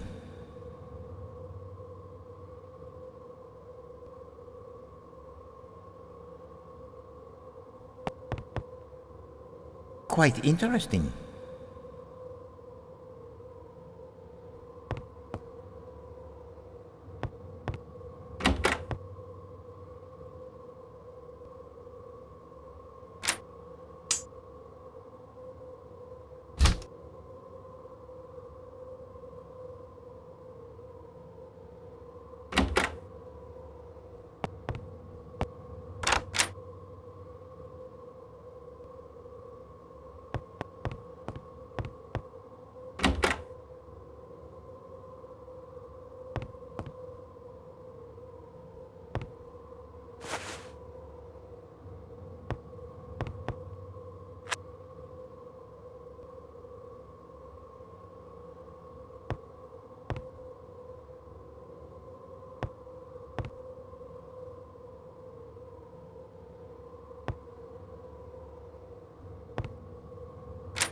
Nothing to see.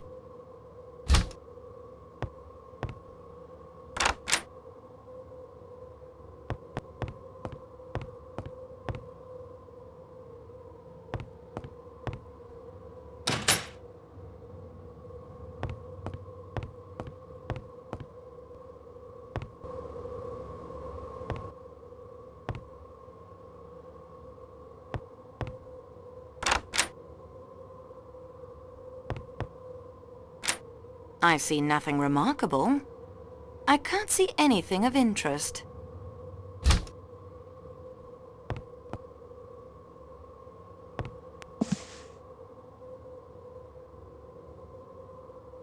It is yet another catastrophe. What will happen to us? Oh dear, what will happen to us?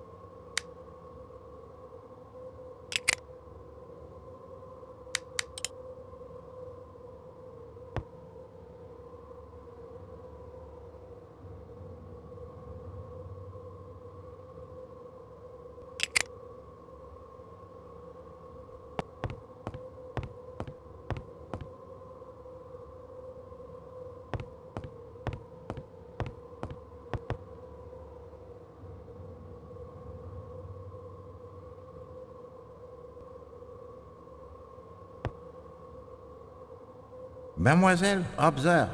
The lid, it is secured with 4 nails.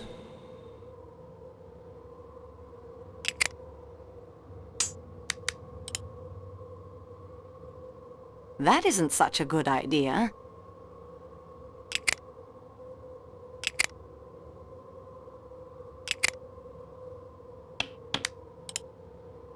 The nails were loose. Peculiar. Well, what do we have here?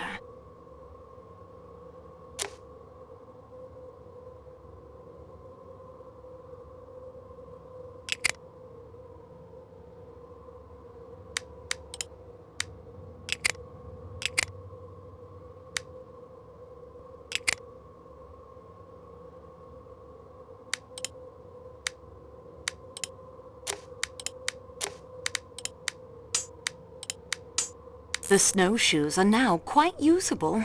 I saved the copper wire as well.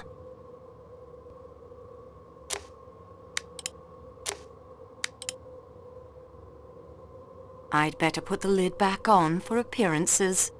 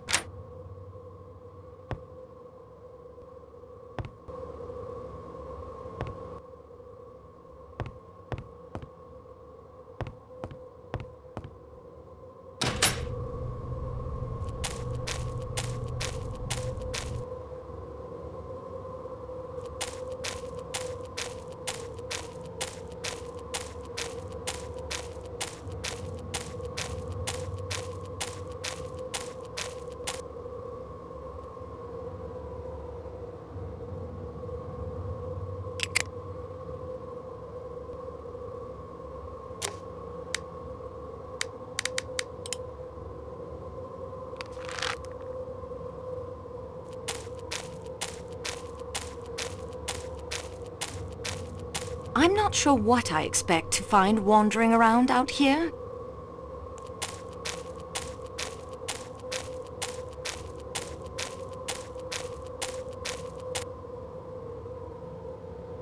A deer. I should leave her alone. She's got enough to worry about with all the wolves around.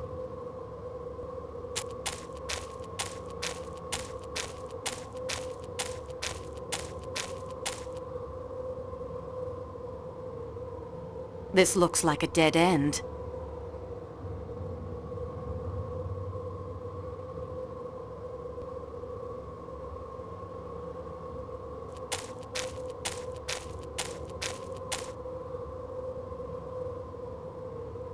This looks like a dead end.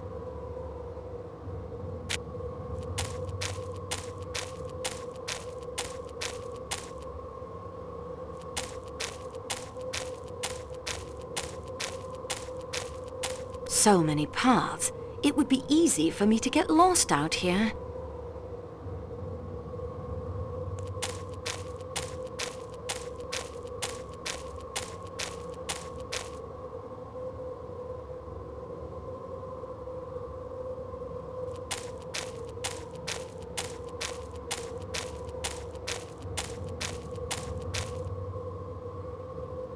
This looks like a dead end.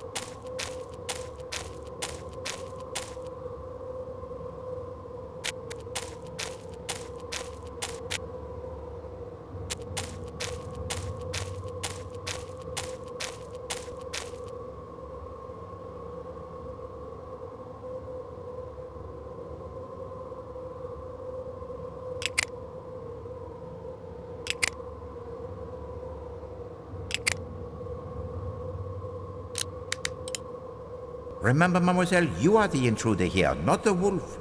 It is senseless to harm the creature.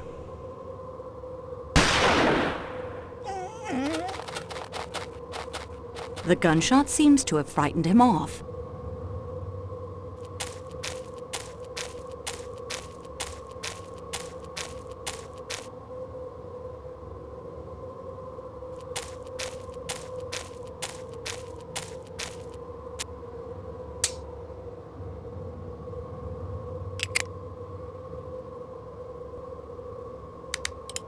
This looks like a dead end.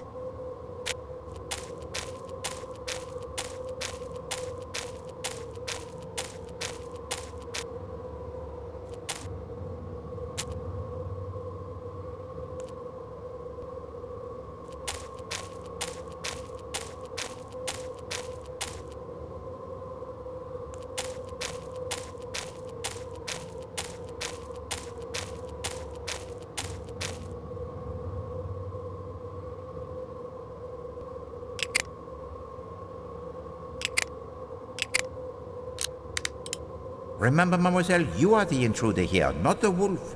It is senseless to harm the creature.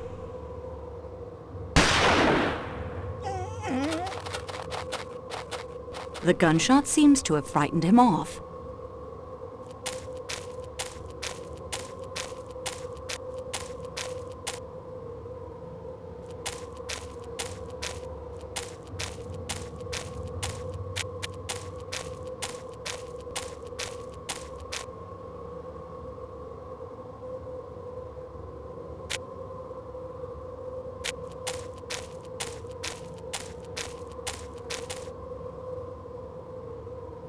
Mademoiselle, observe, if you will, the 400-foot precipice you are about to step over.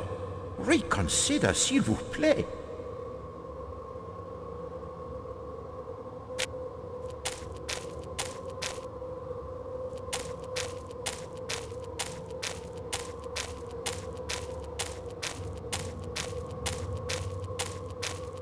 A hut out here in the middle of nowhere. A dear. I should leave her alone. She's got enough to worry about with all the wolves around.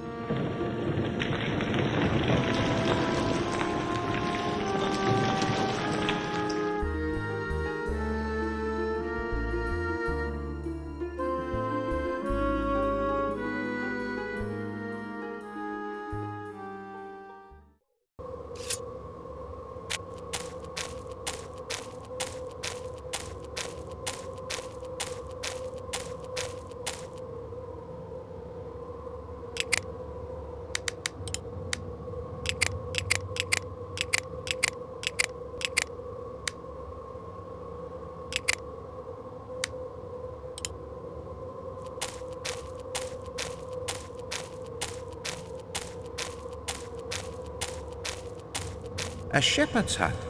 Probably only used when the snow it is gone and he brings his sheep up to the high pasture.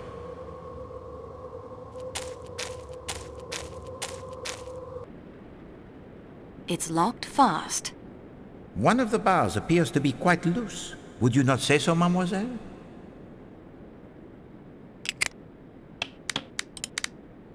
Fantastique.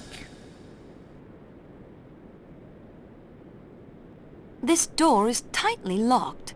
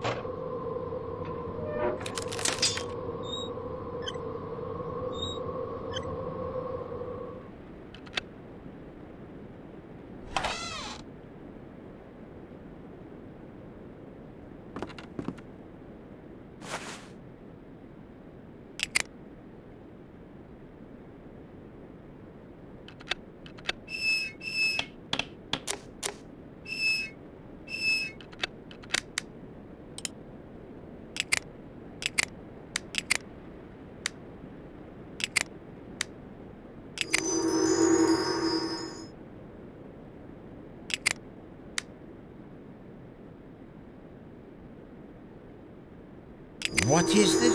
A second passkey? So, the mystery of how a murderer may pass through the locked doors? It is now explained.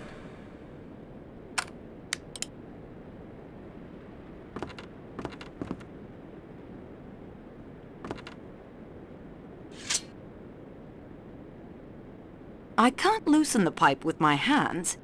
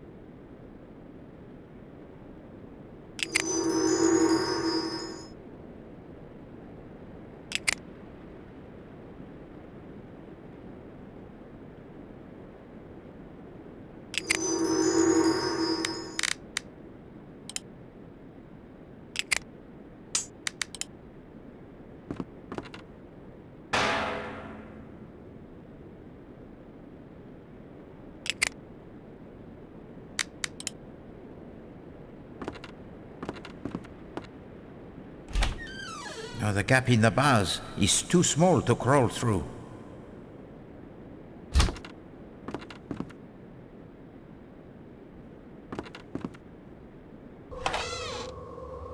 No, the snow, it is much too deep to cross without the snowshoes.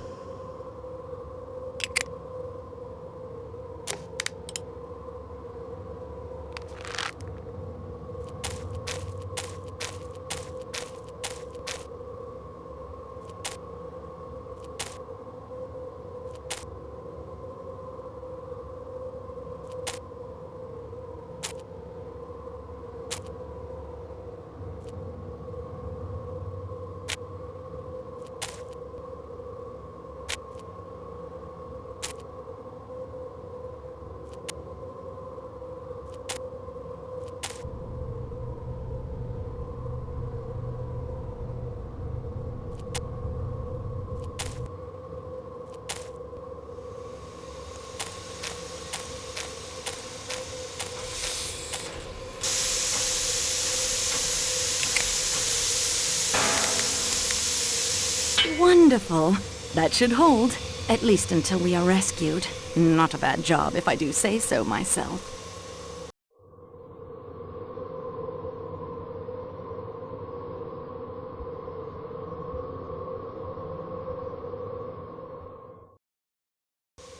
The heat is now restored.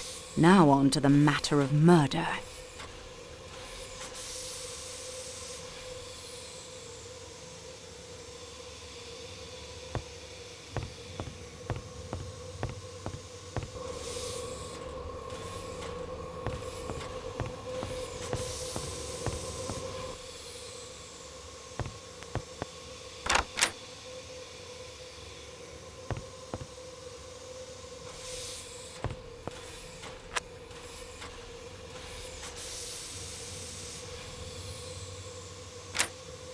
I see nothing remarkable.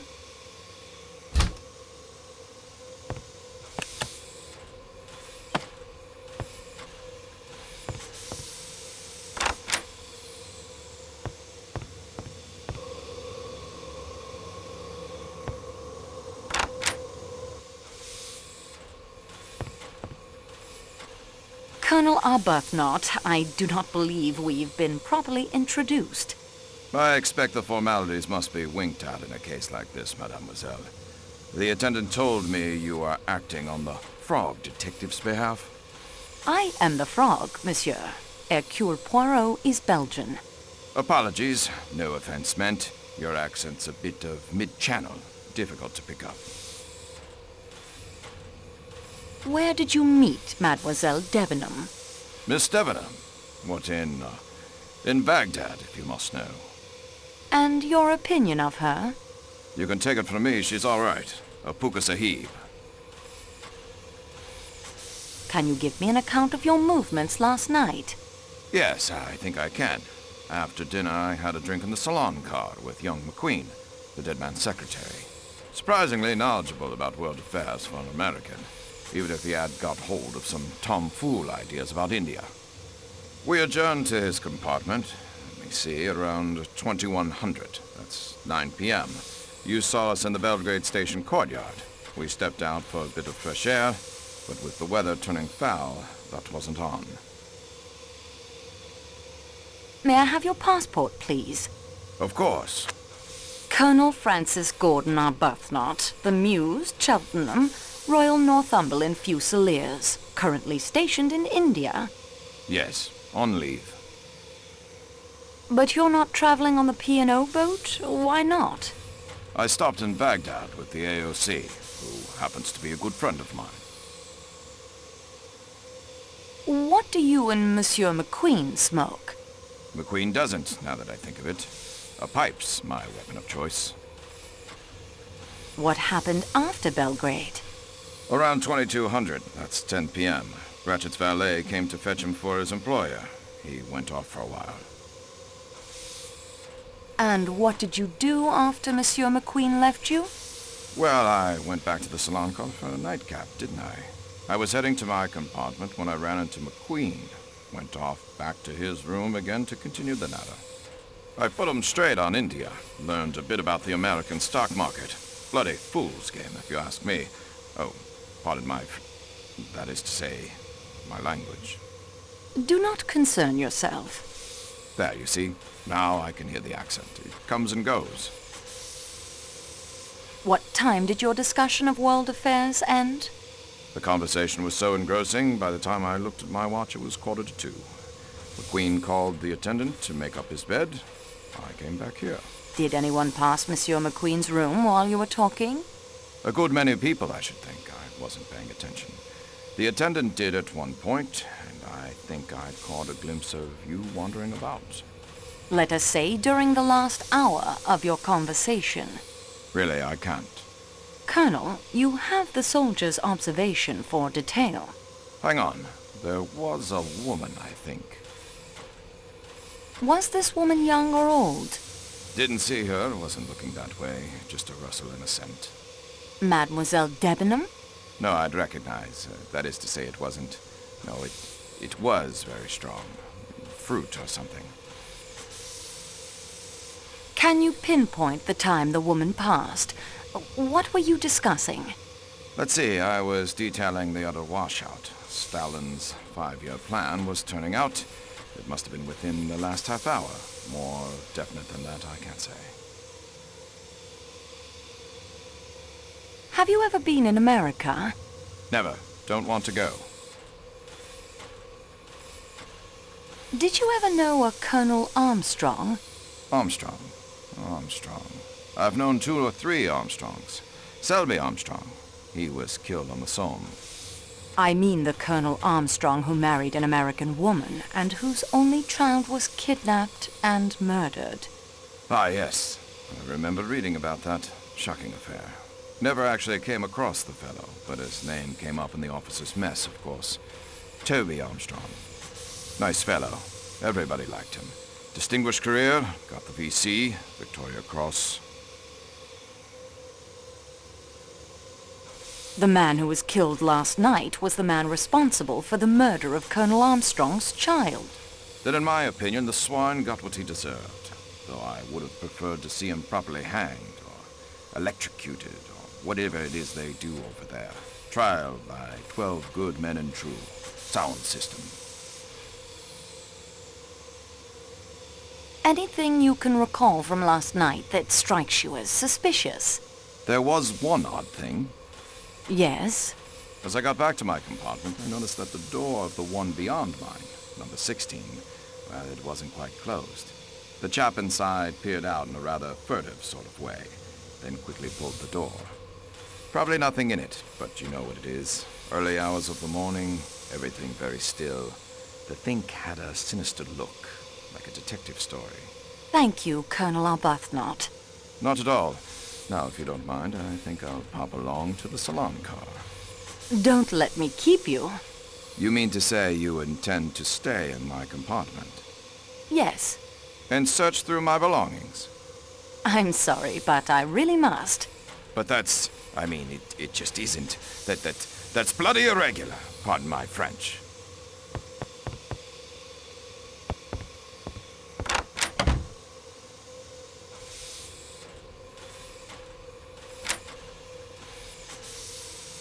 I can't see anything of interest.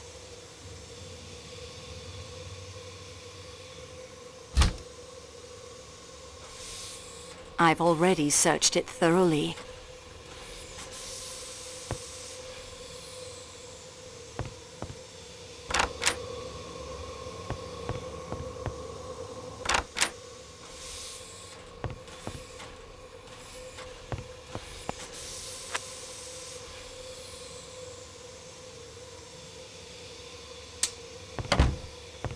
The bracelet is worthless, mademoiselle. It is copper only. I bought it outside the train station in Istanbul. For my arthritis. Take it if you like. I'm very sorry, Your Highness. I realize how this must look, but I'm only doing the job assigned me. I promise I'll return it to you, if I can. Ah, then I expect you would like to interrogate me. I believe that is the correct term. If I may. But of course. I am suspect just as anyone in the Calais coach must be. I am ready for the 3rd degree. I have borrowed your passport, Your Highness. I noticed that as well. Natalia Dragomirov, 17 Avenue Kleber, Paris. You are traveling home from Istanbul, madame? Yes. I have been staying at the Austrian embassy. My maid is with me, as you saw in the marketplace. Could you give me a brief account of your movements last evening? Nothing could be simpler. After dinner, Schmidt, my maid, read to me. We were interrupted by the train stopping to avoid the avalanche. Then she read aloud to me some more, till quite late. Can you give me an idea of the time? If I were to guess, I would say it was 1:30. Has your maid been with you long? 15 years. Do you consider her trustworthy? Absolutely. Her people come from an estate of my late husband's in Germany. Forgive the personal nature of this question, madame, but what is the color of your dressing gown? My dressing gown? It is of blue satin. You have been in America, I presume, madame? Many times. Were you acquainted with a family by the name of Armstrong? You speak of friends of mine, mademoiselle. Sonia Armstrong was my goddaughter. I was on terms of friendship with her mother, Linda Arden, one of the greatest tragic actresses in the world. As Lady Macbeth, as Nora in A Doll's House, there was no one to touch her. I was not only an admirer of her art, I was a personal friend. Is Linda Arden dead? No, she is alive.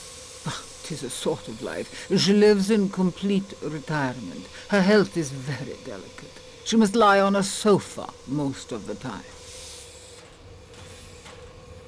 Mrs. Armstrong had a sister, did she not? Yes, much younger than Mrs. Armstrong. And she is alive? Certainly. Where is she? I must ask the reason of these questions. What have they to do with the murder on this train?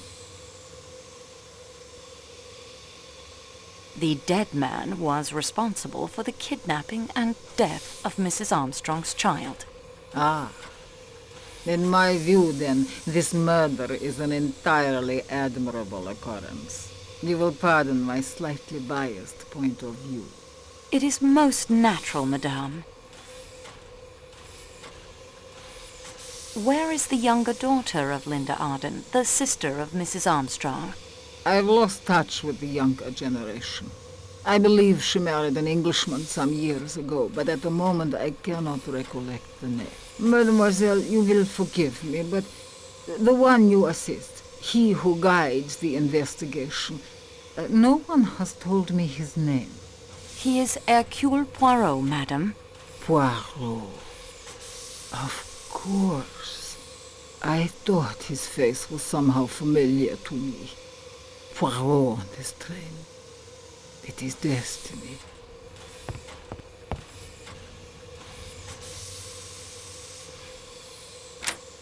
I can't see anything of interest.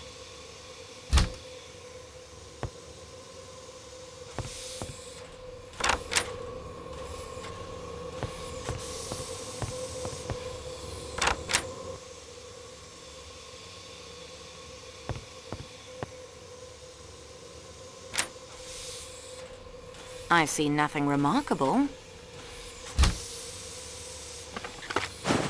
A good idea, but I've come up empty.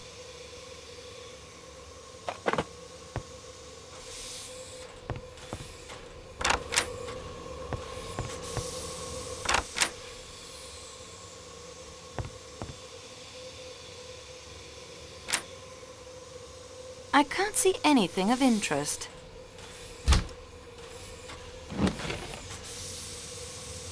HMK. Nothing of interest here. I won't find anything else in there.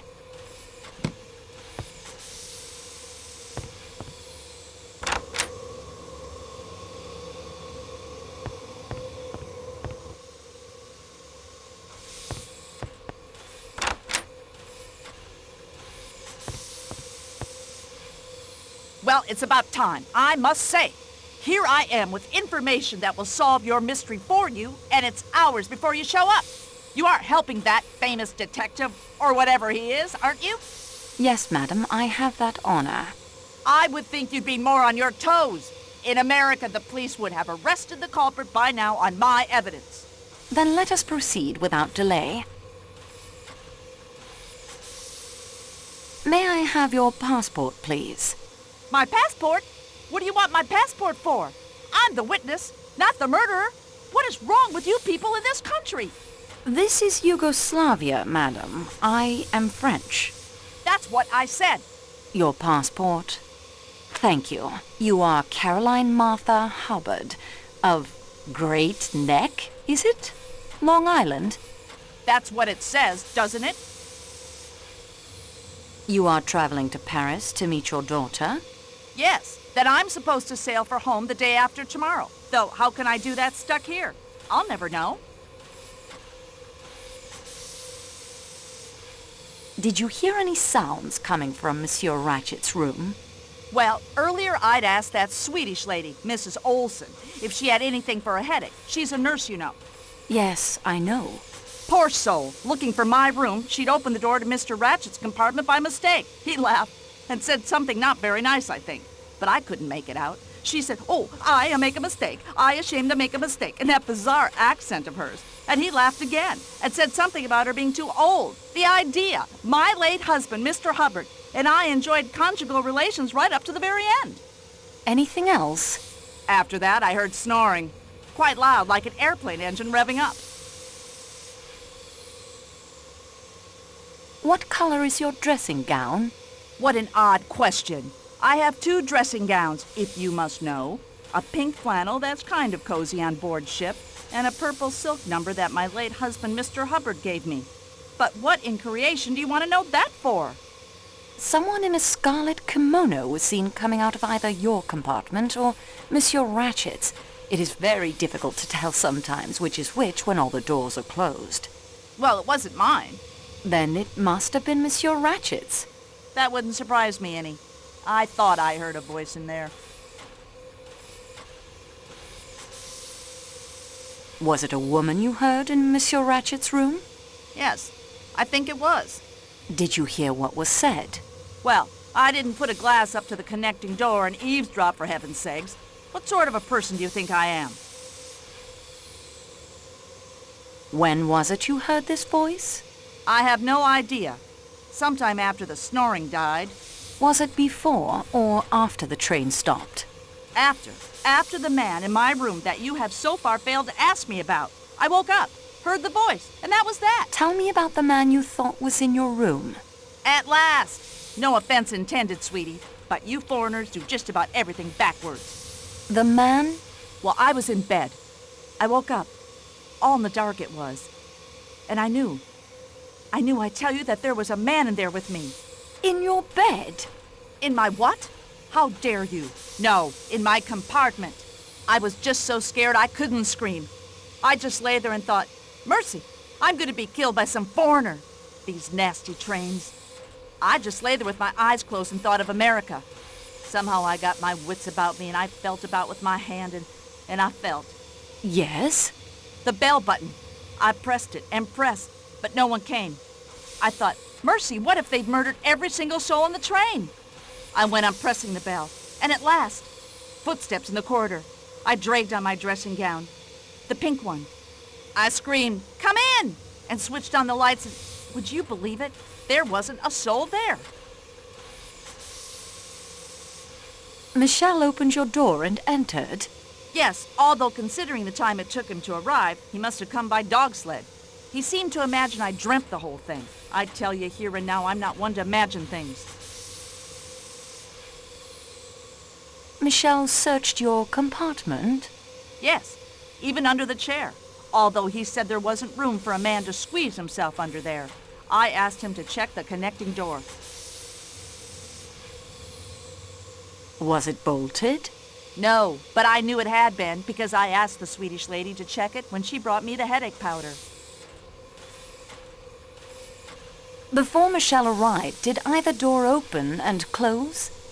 Sweetie, my eyes were squeezed shut tighter than a banker's fist. I didn't see. And with the bell making all that racket, the intruder could have dynamited a hole in the wall, and I wouldn't have heard it. Do you remember the Armstrong kidnapping? I'll say I do. How that wretch that did it escaped scot-free, I'll never understand. I'd have liked to get my hands on him. You could have, madam, when the connecting door was unbolted. You mean Ratchett was the man? Yes, his real name was Cassetti. Well, imagine that. Wait till I tell my daughter. Were you acquainted with the Armstrong family? Well, they were from New York, too. But no, they moved in a very exclusive circle. I've always heard that Mrs. Armstrong was a perfectly lovely woman and that her husband worshipped her. It was all incredibly sad. I would like to dust the doorknob of the connecting door for fingerprints. My, aren't you the little improviser? Be my guest, sweetie. Search the whole place if you'd like. I need a drink. Mrs. Hubbard, wait. You dropped this. That's not mine. I thought as it has the initial H on it. I've got mine right here. See? It's marked CMH, and it's a sensible thing. Not that flimsy, expensive Parisian cambric. What good is a hanky you can't sneeze into?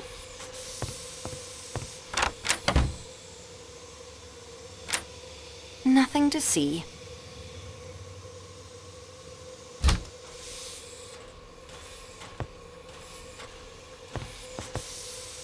Quite interesting.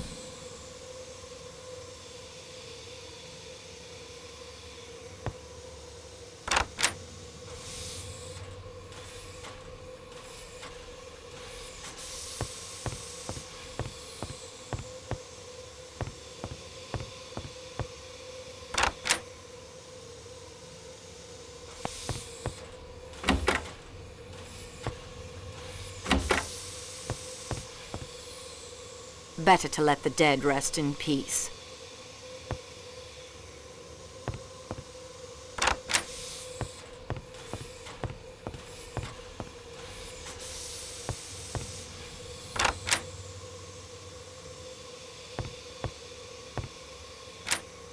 Nothing to see. I can't see anything of interest. Hello, miss. There is more snow coming, I think. Greta, you know Monsieur Poirot has asked me to help him investigate the murder. Yeah, I have heard this. It is satisfactory with you? Very. Will you help me? I will try. May I have your passport, please?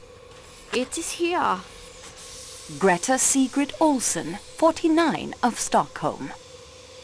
Of course, I am a missionary now, nurse at the school in Gemlik, and not much in Sweden.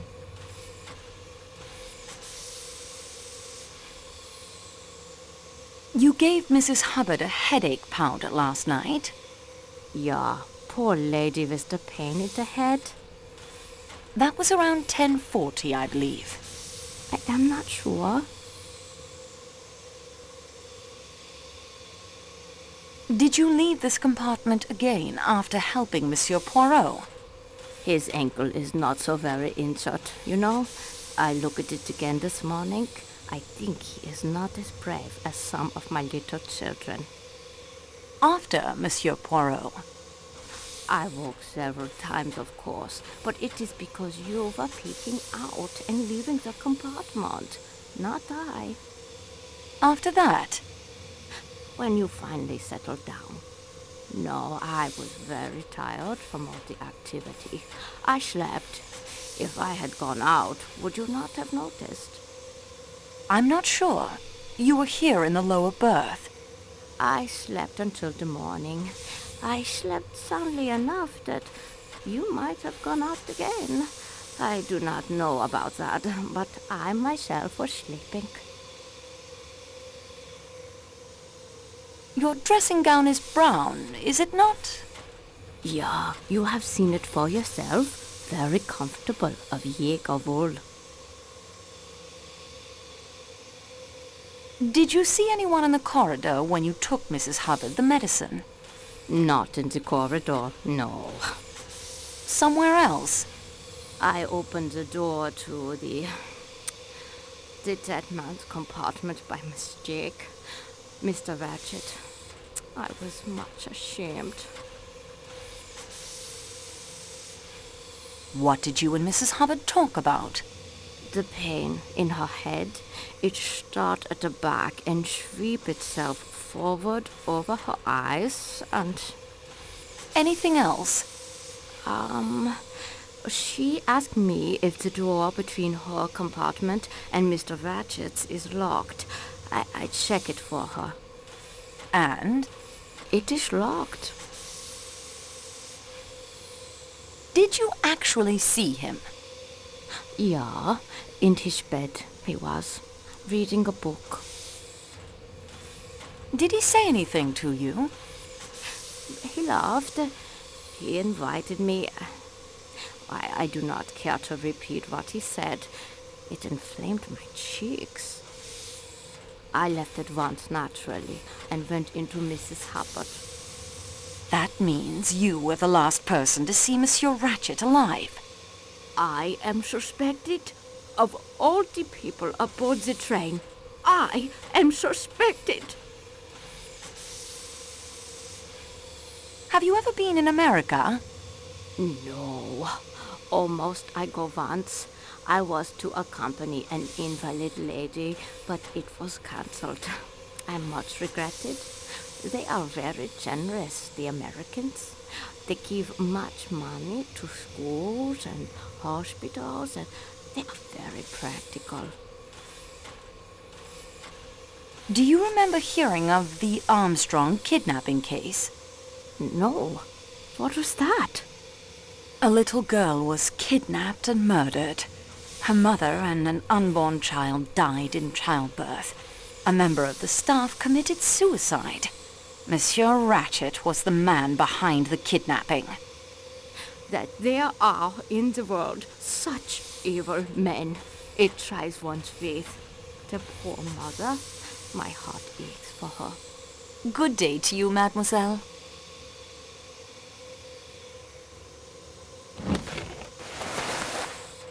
Regardez, mademoiselle.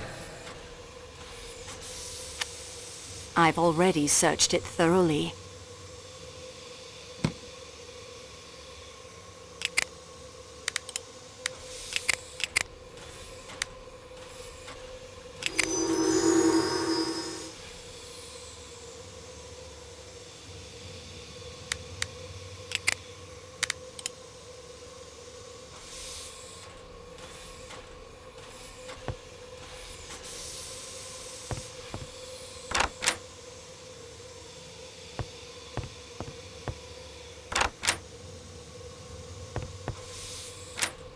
I can't see anything of interest. Nothing to see.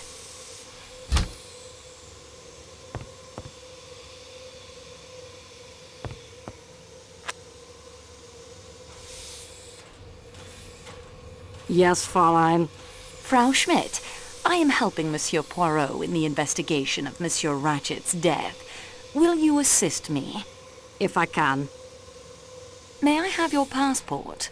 Yeah, here it is. You are Hildegard Schmidt, aged 43, living in St. Petersburg? Where I attend Madame la Princesse, yeah. What can you tell me of your movements last night after dinner? I moved very little. I read to the Princess Bleak House by the English writer Charles Dickens. The sudden stopping of the train interrupted us. Madame la Princesse luckily was not harmed. I returned to reading. I do not read aloud very well, but Her Excellency says that it is all the better. So it sends her better to sleep. When she became sleepy, she told me to go. I returned to the compartment I share with Fräulein Debenham. What time was that? It was very late. 1:30 or more. Tell me about Mary Debenham. She is a very agreeable young lady. She was already asleep when I came in after reading to Her Excellency. What color is Mademoiselle Debenham's dressing gown? It is a pale purple. Mauve, I believe the English say. Did Mademoiselle Debenham leave the room at all last night? Not after I returned. I sleep lightly, Fräulein. You understand? Should Her Excellency require me. Have you ever been to America? No, never. I should like to go someday. Do you know who this man Ratchett really was? He was not Ratchett? His name was Cassetti. He was responsible for the death of a small child named Daisy Armstrong. My God! I have heard of that. The kidnapping. It was wicked. Wicked! We are not so wicked as that in Germany. Is this your handkerchief, Frau Schmidt? No, it is not mine. It has the letter H, you see. Ah, but it is a lady's handkerchief, that. A very expensive cambric handkerchief, embroidered by hand. It comes from Paris, I should say. Did you see anyone as you returned to your compartment? Only an attendant. He was sitting at the end of the corridor? No, Fräulein. He came out of one of the compartments in the middle. 2 or 3 doors from Madame la Princesse. Was it Mrs. Hubbard's compartment? It may have been. But I saw him come out. You weren't in the corridor. I most certainly was. He nearly ran into me, apologized, and hurried off in the direction of the salon car. A bell began ringing, but I do not think he answered it. Then the bell started ringing? Yes, Fräulein. The attendant was Michel. Our regular attendant? No, Fräulein. What? What did he look like? Small, dark. He had a little mustache. His voice, when he said, "Pardon," was weak and high-pitched. Higher than mine. I'd never seen him before. That will do for now, Mademoiselle Schmidt.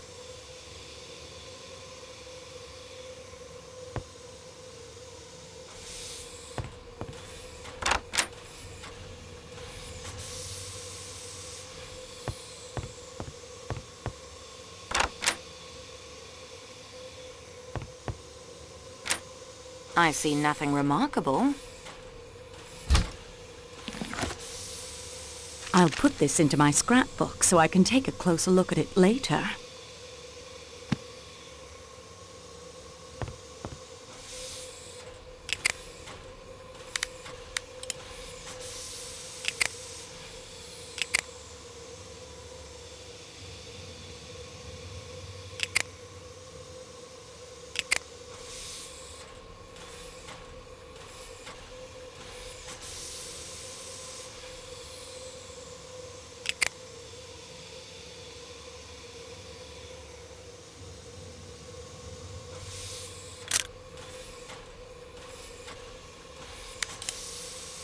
Say, this is mighty nice. What can I do for you?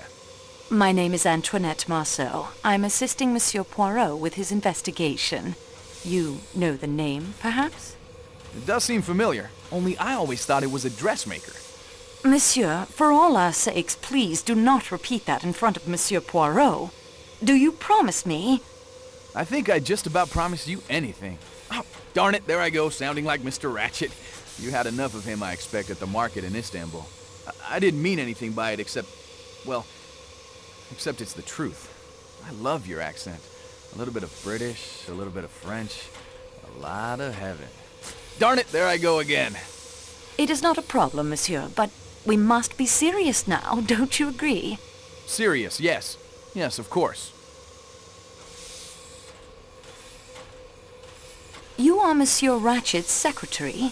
Yes, for just over a year now. I met him in Persia. I'd come over from New York to look into an oil concession. I don't suppose you want to hear all about that. Getting oil out of Persia can get pretty difficult these days. Anyway, my friends and I had been let in rather badly over it. Mr. Ratchett was in the same hotel. He just had a row with his secretary, so he offered me the job. He was collecting antiquities, but not knowing any languages, was having kind of a hard time of it. I was pretty down and out, so I jumped at it. What can you tell me about Monsieur Ratchett? The actual truth is, Miss Marceau, it is Miss, isn't it? Wait, don't have to answer. None of my business. The truth is, I don't know anything about him. He never spoke of himself or his life in America. May I have your passport, please? Sure. Here you go. What is your full name, age, and address? Hector Willard McQueen. I'm 28. You're about what, 24, 25? Your address, Monsieur McQueen? That's right, Hector. Always saying the wrong thing. That's me. I live at 58 Warren Street, New York. You must have formed some theory about him, Monsieur McQueen. Well, yes, I did. For one thing, I don't believe Ratchett was his real name. I think he left America in order to escape from someone or something. I think he was successful until a couple of weeks ago. Oh, what happened then? He began to get letters, threatening letters. Did you see these threatening letters? Yes, it was part of my job to attend to his correspondence. Do you still have the letters? I've still got a couple in my files. How did Monsieur Ratchett act when he received the first letter? It's difficult to say. He passed it off with a laugh in that quiet way of his. But somehow, I felt that there was a good deal going on underneath the quietness. Did you know that Monsieur Ratchett had asked Monsieur Poirot to help him? No, I had no idea. Did you like your employer? No, I did not. Why not? I can't exactly say. He was usually quite pleasant in his manner. I'll tell you the truth. Antoinette, sorry, Miss Marceau, I disliked and distrusted him. He was, I am sure, a cruel and dangerous man. Were you on good terms with your employer? This is where I'm supposed to go all goose-fleshy and shifty-eyed, right? Like some thriller? You got nothing on me! And so on? Yeah, sorry, but Ratchett and I were on perfectly good terms. When did you last see Monsieur Ratchett alive? Last evening about 10 o'clock, I guess. Masterman fetched me. Mr. Ratchett wanted me to take down some memoranda for him. On what subject? Some pottery he'd bought, and a statue we were bringing back to Paris with us. It's in the baggage car. Monsieur McQueen, you are correct. Ratchett was an alias. I knew it! Who was he? He was Cassetti, the man behind several notorious kidnapping cases, including the famous affair of little Daisy Armstrong. That damn skunk! If I'd known that, I'd have cut off my right hand before I'd write another letter for him. May he burn in hell! I didn't mean to upset you. I have reason to be upset. My father was the district attorney who handled the case. I saw Mrs. Armstrong more than once. She was a lovely woman, so gentle and heartbroken. If ever a man deserved what he got, Cassetti's the guy. I'm rejoicing. A man like that wasn't fit to live. You almost feel you could have murdered him yourself? I do. Seems I'm kind of incriminating myself here. Can you describe your movements last night? Let's see. I fell into conversation with that Englishman, Colonel Arbuthnot. Then I went to take down some memoranda for letters Mr. Ratchett wanted written, like I told you. When I came out, the Colonel was down the hall waiting while the attendant made up his bed.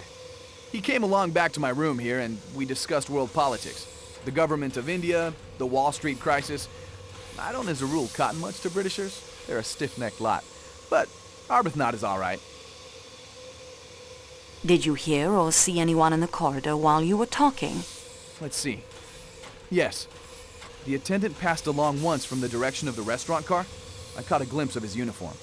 Then I do remember some woman in a silk, scarlet something or other. Again, just a glimpse.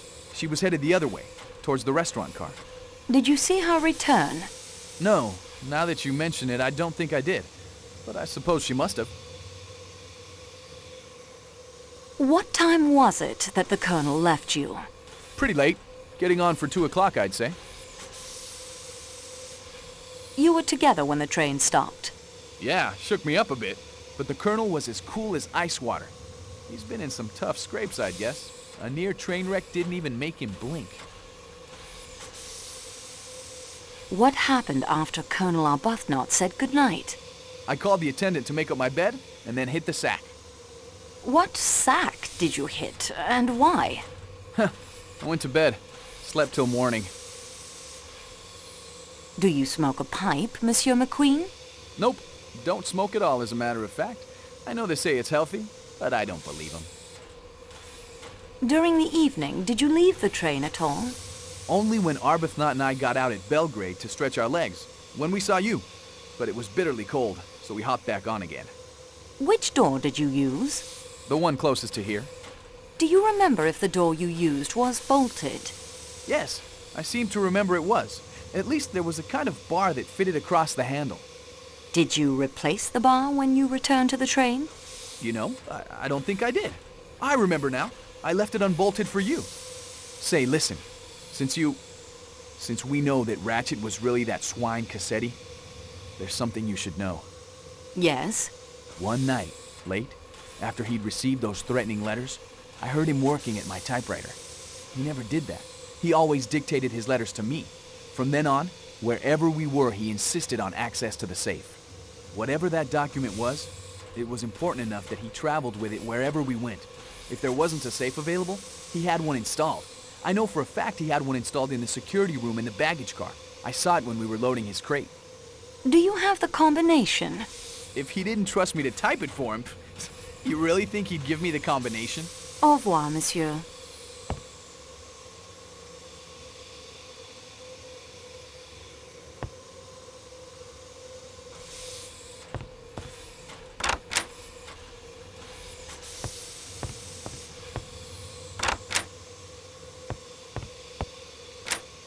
I can't see anything of interest.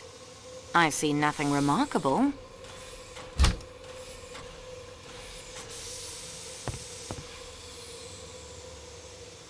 Yes, miss? Monsieur Masterman? Yes? My name is Antoinette Marceau. I'm assisting Monsieur Poirot in his inquiries. Yes, the attendant has explained that to me. The service is quite good, I must say. I prize good service highly, of course. My compliments. Thank you. I would like to ask you some questions. Yes, I expect you would. I shall help in any way I can. You are the valet of Monsieur Ratchett? Yes. May I have your passport, please? Of course. Here you are. Your full name, age, and address. Edward Henry Masterman, 51. 21 Friar Street, Clerkenwell. When did you last see Monsieur Ratchett? It must have been about 9:35 or 9:40 last night, miss. Can you tell me what happened when you saw Monsieur Ratchett? I went into Mr. Ratchett as usual, miss, and attended to his wants. What were your duties exactly? To fold or hang up his clothes, miss. Put his dental plate in water and see that he had everything he needed. Was his manner the same as usual? Well, miss, I think he was upset. In what way upset? Over a letter he'd been reading. He asked me if it was I who had put it in his compartment. Of course, I told him I hadn't done any such thing, but he swore at me and found fault with everything I did. Did your master ever take a sleeping draught? Always when traveling by train, miss. He said he couldn't sleep otherwise. Even the express affected him, I am sorry to say. Did he take it last night? I poured it into a glass and put it on the table for him, though I didn't actually see him drink it. Was it unusual for him to swear at you? Oh no, miss. He lost his temper easily. It just depended what had happened to upset him. Do you know what drug he was in the habit of taking? I couldn't say I'm sure, miss. There's no name on the bottle, just sleeping draught, and to be taken at bedtime. When was his usual bedtime, when aboard the train? Midnight, miss, or later. With the avalanche last night, I fancy he wouldn't fall asleep until closer to 1. Did you mix his usual dose of the sleeping draught? A half dose only, miss, at Mr. Ratchett's request. I can't say the reason. What happened next? I asked him if there was anything else he required. He asked me to send for Mr. McQueen. Then I left him. Was Monsieur Ratchett an early riser? It depended, miss, upon his mood. Sometimes he'd get up for breakfast. Sometimes he wouldn't get up till just on lunchtime. I would wait until the attendant came to collect me. Did you know that your master had enemies? Yes, miss. I had heard him discussing some disquieting letters with Mr. McQueen. Did you like your employer, Masterman? I should hardly like to say that, miss. He was a generous employer. But you didn't like him. Shall we put it that I don't care very much for Americans, miss?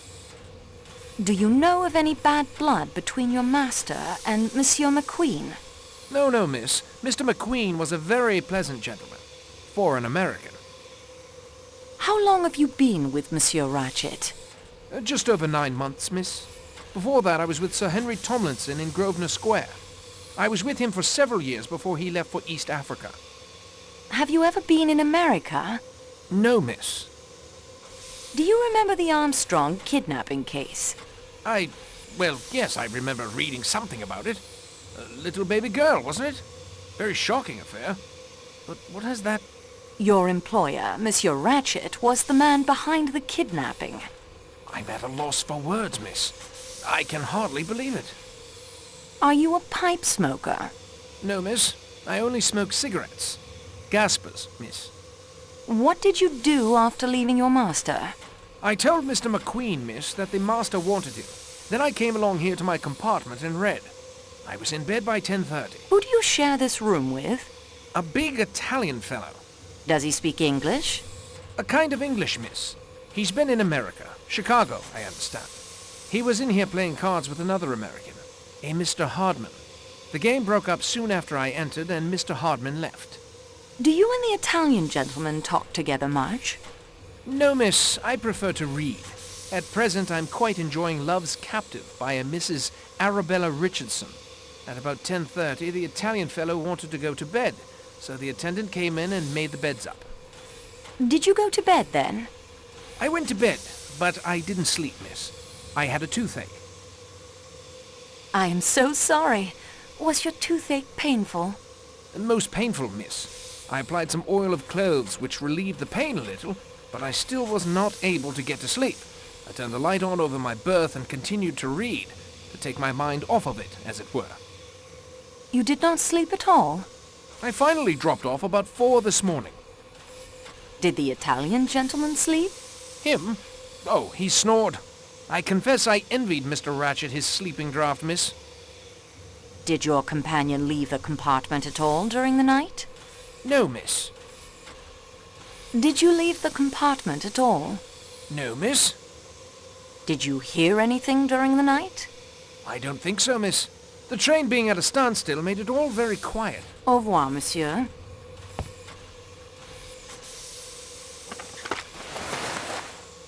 Regardez, mademoiselle.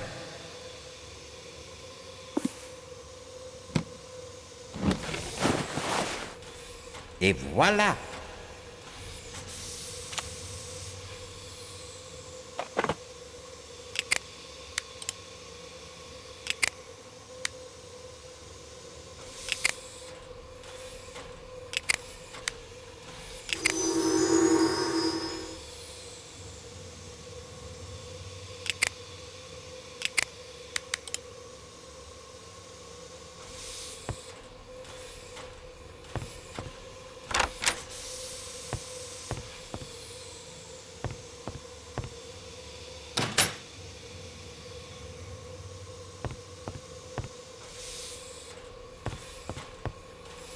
Please, leave me alone for the moment. Monsieur Foscarelli. Ah, Signorina! I have been told you aid the great Hercule Poirot in his investigations. I will help you in any way I can. May I have your passport, please? Of course, of course! Here you are! You are Antonio Foscarelli. I see here you are a naturalized American citizen. Yes, Signorina. It is better for my business. I am, as you can see, a salesman of motor cars. I do big business. I am up to date. I understand salesmanship. What do you smoke? A pipe, cigarettes, cigars? Cigarettes only. You travel frequently to and from the United States? Yes, for the past 10 years or so. Did you ever come across Monsieur Ratchett? Never, but I know the type. Oh, yes. It is very respectable, very well dressed, but underneath it is all wrong. I should say he was a big crook. I give you my opinion for what it is worth. Your opinion is quite right. Monsieur Ratchett was Cassetti, the kidnapper. What did I tell you? I have learned to read the face. It is necessary. Only in America do they teach you the proper way to sell. Please tell me your movements last night after dinner. With pleasure. I stay here in the salon car for a while. It is more amusing. I play cards with the American gentleman who sells the typewriter ribbons. We talk shop. Afterwards, we retire to my compartment and play the cards some more. And talk more shop. That one, though, he is not the salesman Foscarelli is, I can tell you. Do you remember the Armstrong case? I do not quite remember, but yes. The name, it was a little girl, was it not? A baby, una bambina. Yes. Ah, well, these things, they happen, even in a great country like America. Have you ever come across any members of the Armstrong family?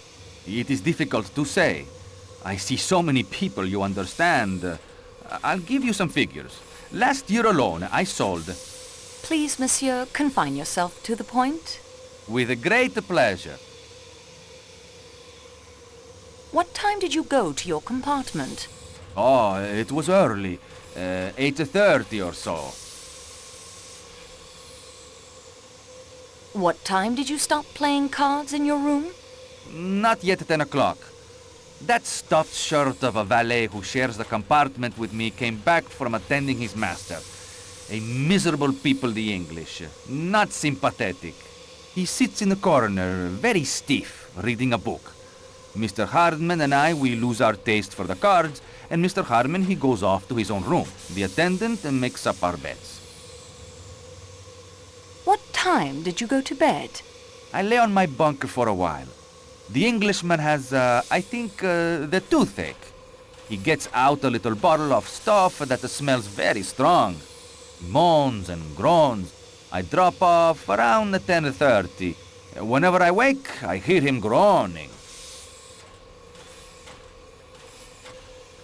Do you know if Monsieur Masterman left the room at all during the night? I do not think so. If the door opened, the light from the corridor, one wakes up automatically thinking it is the customs examination at some frontier. Did Monsieur Masterman ever speak of his master? I tell you, he did not speak, even to introduce himself. He was not as sympathetic, a fish. Good day, monsieur.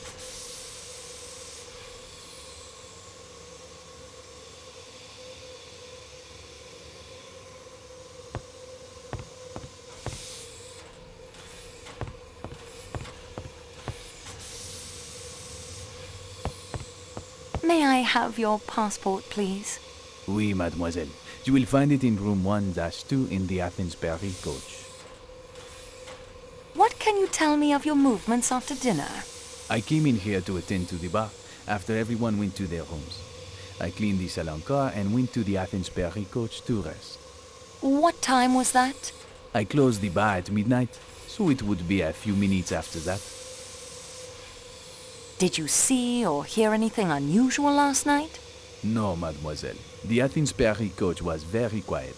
And of course, the door leading to the Calais coach is locked. One can pass through only if Pierre Michel or Matteo opens it for him. What do you know of Klaus, the chef? An artiste de la cuisine, and just as temperamental as a painter. Vous comprenez? No one is allowed to enter his kitchen. His menu seems to overemphasize meat dishes. It is true that. They call him Le Boucher, but not to his face, of course. The butcher. It suits him. Klaus seems even more temperamental than usual today. I fear an approaching catastrophe, mademoiselle. Worse than avalanches and murder? Certainement. Special dinner menus, as you no doubt know, are printed in advance of our departure in Istanbul. Here is tonight's menu. As you can see, tonight is to serve Wiener Schnitzel and Eldafe Salat, native dishes of Austria, in honor of the Count and Countess Andreni. Veal and potatoes. Why does this not surprise me? But so many have asked for the salads, almost in defiance of Chef Klaus, and the porters have failed to put aboard enough vinegar and olive oil for the Eldafe Salat. Klaus is in a rage. The embarrassment will be too much for him. What do you know of Klaus's movements last night? As usual, he stayed in his precious kitchen, preparing his pastries and sauces for the next day's meals. He passed through the salon car a few minutes before midnight in a rage because one of the steak knives is missing. Passengers will take anything as a souvenir if it is not bolted down. Why, the things that have gone missing on this trip would astound you. But perhaps they were not all taken as souvenirs. Perhaps some person, in order to do good, borrowed them? Mademoiselle, forgive me, but I do not understand what you are talking about. Let it pass. What did Klaus do after he entered the salon car? Nothing. We went together to the Athens Paris coach. Do you know Monsieur Ratchett was killed with a knife? I had heard this, oui, but why? You think Klaus may have stabbed him? A chef that temperamental? If someone was to criticize his masterpieces? Mais non, mademoiselle. C'est très absurd. Klaus would not stab anyone. Not with a knife. He would hack them into little medallions with his cleaver. Au revoir, monsieur.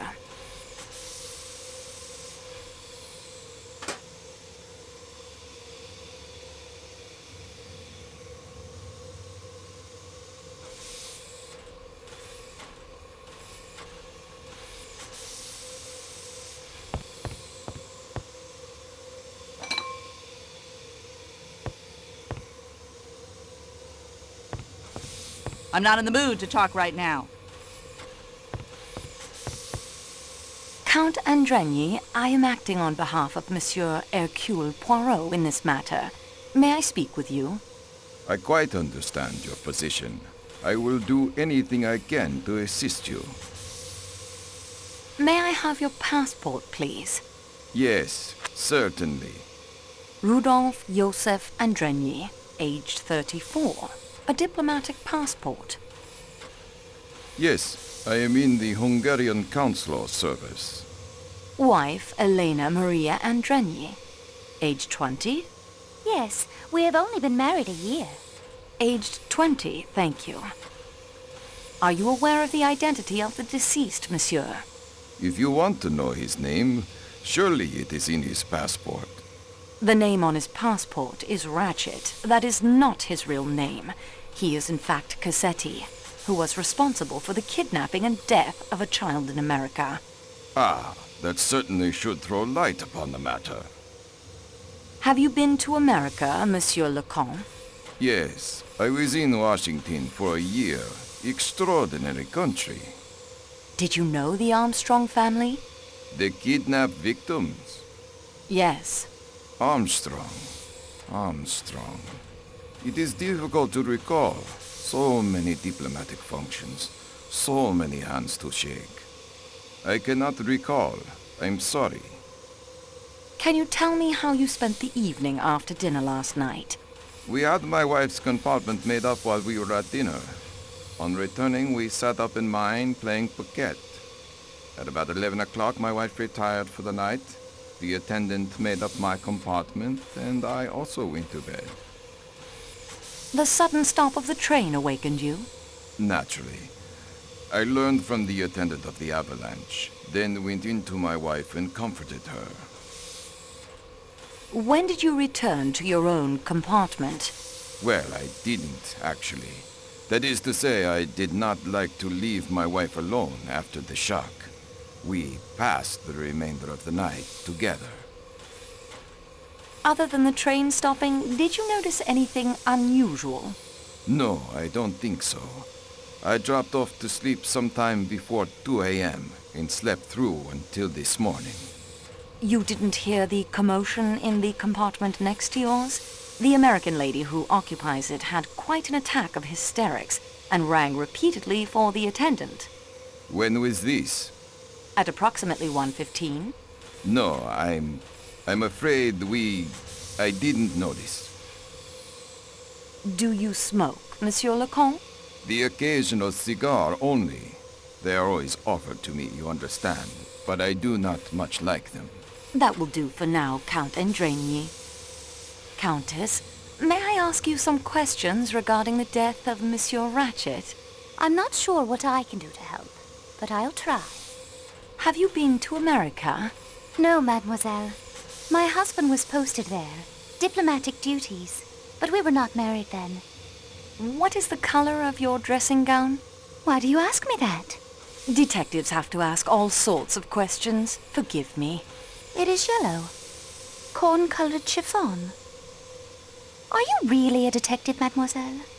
I was told you worked for the railway. Well, I'm assisting a detective. That's what I meant. Is he a Yugoslavian detective? I think he would tell you he belongs to the world, madame. When did you fall asleep last night? Soon after 1 o'clock, I believe. Did you hear or see anything unusual last evening? After the train stopped? Yes. No, I don't think so. You didn't hear Mrs. Hubbard ringing her bell and calling out at around 1:15? No, it would be very unlikely if I did.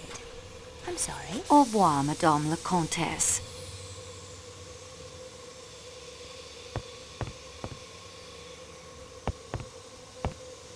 I'm sorry to disturb you. Not at all. As you can see, I'm not exactly occupied at the moment. And I do know you're helping that funny little Belgian detective. What can I do for you? Your full name, permanent address, and age, please. Mary Hermione Debenham, 32. I'm between permanent addresses at the moment. What can you tell me of the murder last night? I'm afraid I have nothing to tell you. I went to bed and slept. You seem very at ease. Are you not distressed by what has happened? Distressed? I have not really thought about it from that point of view. No, I cannot say that I am at all distressed. After all, people die every day. They die, yes, but murder is thankfully a little more rare. Were you acquainted with Monsieur Ratchett? I saw him for the first time at dinner last night. Oh, I suppose at the station, perhaps. I don't recall. How did he strike you? I hardly noticed him. He did not strike you as an evil personality? Really, I cannot say I thought about it. Whether or not I liked Mr. Ratchett's face does not seem to be helpful in finding out who killed him. Do you know who Monsieur Ratchett really was? Haven't a clue. Who was he? Cassetti, the man behind the Armstrong kidnapping. That was quite abominable. Where did you begin your journey? Baghdad. What were you doing there? I have been acting as governess to 2 children. What is your final destination? London. I'm giving up on Baghdad. Not much happens there. I'm hoping to find a suitable post in London. What can you tell me about Mademoiselle Schmidt? She's a nearly perfect traveling companion. Quiet, polite, thinks the world of her princess. What is the color of her dressing gown? Her dressing gown? It's dark blue. Flannel. Did Mademoiselle Schmidt leave your compartment at any time during the night? She was with the princess, reading, I believe, until quite late. I awoke when she returned. I remember thinking she was not paid enough for such long hours and checked my watch. It was 12:38. How well do you know Colonel Arbuthnot?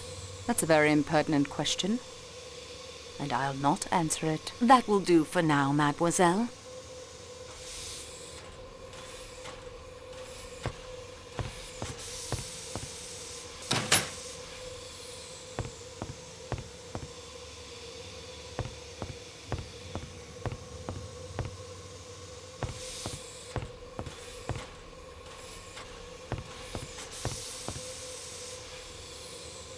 Very appetizing in other circumstances, but I'm not hungry at the moment.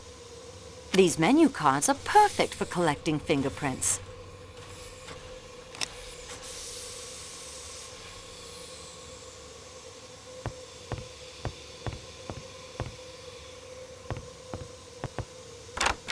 Monsieur Klaus, I understand you need olive oil and vinegar for tonight's meal. Yeah, the food porters in Istanbul did not load enough. I am shamed if I cannot prepare the promised Wiener Schnitzel and Erdäpfel salad for the Count and Countess Andreni. Intolerable.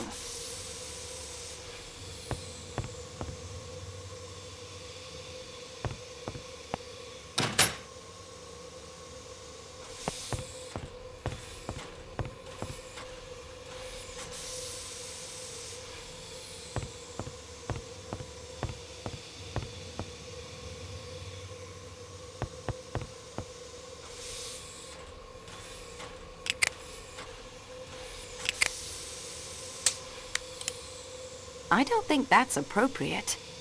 The spout fits perfectly. The valve prevents it from pouring until turned.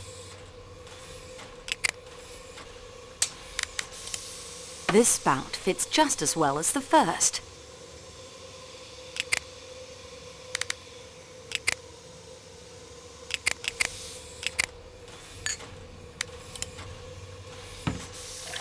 I filled the tumbler with olive oil.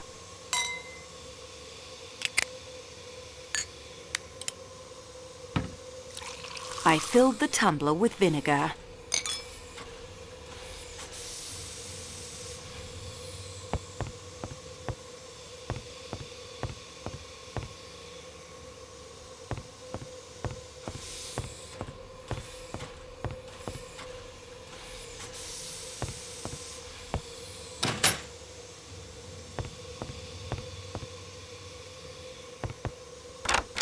I have the olive oil and vinegar you need for tonight's meal.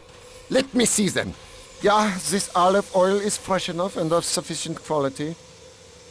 The quality of this vinegar will have to do, but there is not nearly enough. Tell me at once where you found it. In the baggage car. There must be far more vinegar for the authentic Erdäpfel salad. I will get it myself. Perfect.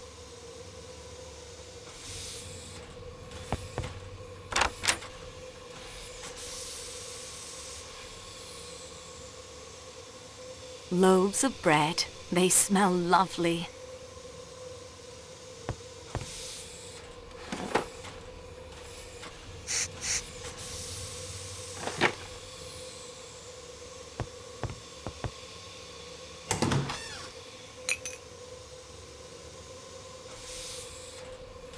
I'd better close this. I wouldn't like to waste fuel.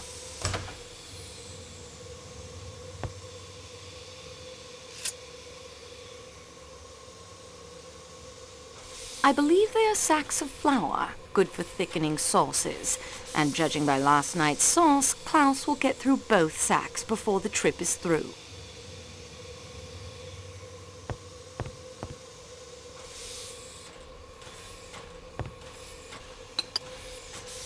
Such a cramped kitchen. I can't imagine how Klaus puts up with it. Such a cramped... An empty bottle of olive oil, and one that looks like it contained vinegar. An empty bottle...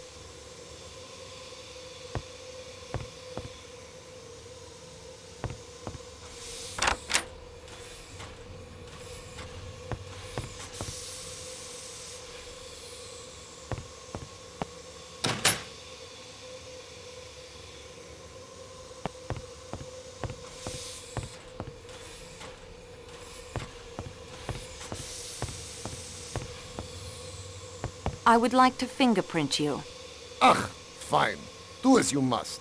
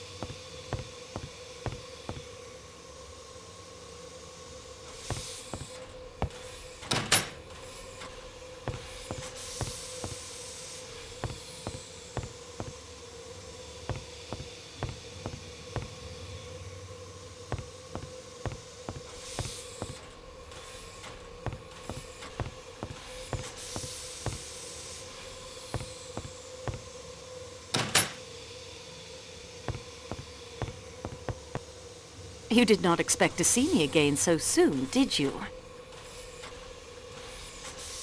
I'd like to take your fingerprints. How very enterprising of you. How do we proceed? I have some typewriter ribbon. Splendid. This is all rather exciting.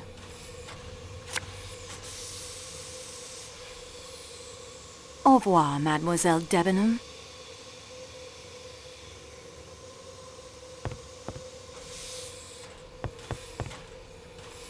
Something has occurred to me since I left you. I'd like to take your fingerprints. Whatever you need to do, I will be happy to cooperate.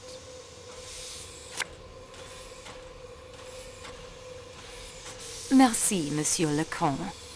You did not expect to see me again so soon, did you? May I take your fingerprints? Yes.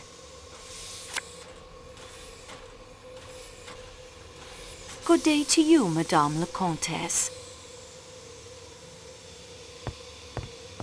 Have you enjoyed rummaging around in my room? I would like to fingerprint you. What do you have there? A typewriter ribbon? You're going to smear ink from that on my fingers? That was my intention. And how do you plan to clean that mess off afterwards? I have something to clean your hands with. Cocktail napkins? Good gracious, sweetie. What kind of Fleabag investigation are you conducting here anyway? I appreciate your cooperation.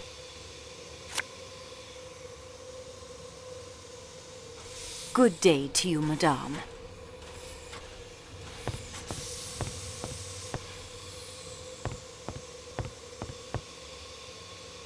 Hello, I'm afraid I'm back again. I would like to take your fingerprints. I see. Very well then.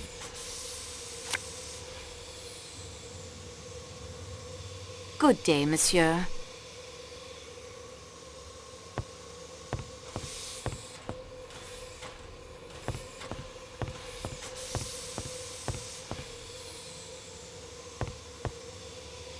You did not expect to see me again so soon, did you? I would like to take your fingerprints. Of course, of course. Anything to help. Thank you.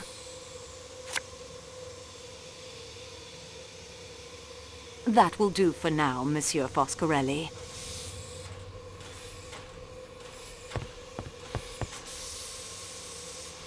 See here, what do you think you're playing at? I will take your fingerprints now. Will you, by Jove? Well, get on with it then.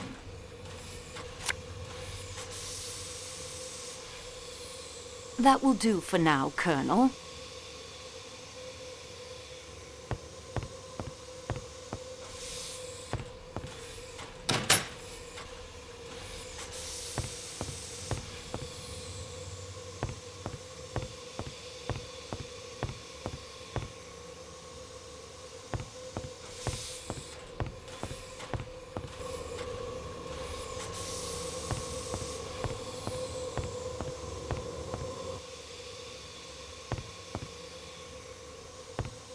I found this button from your tunic in the American lady's compartment.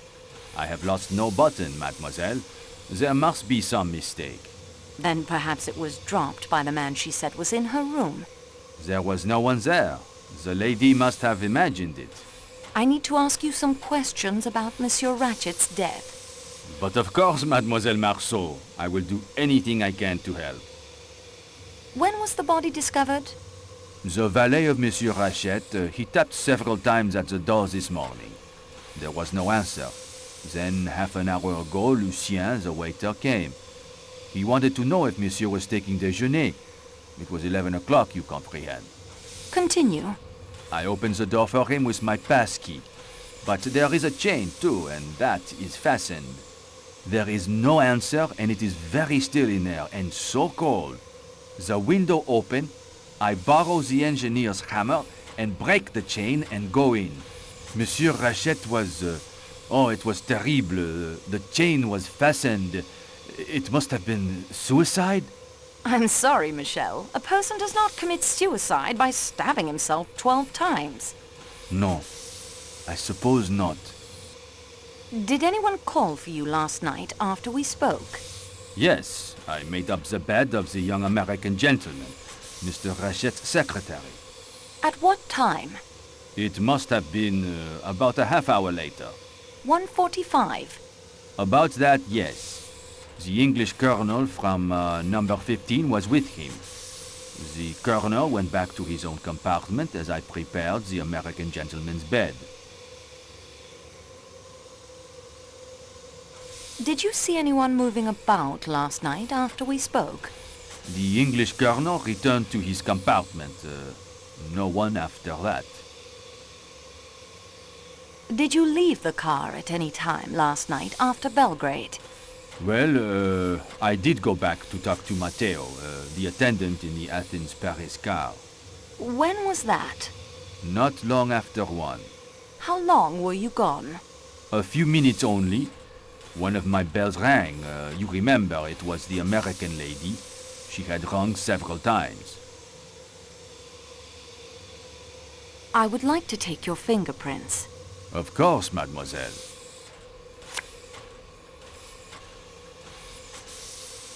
There is nothing more I can tell you.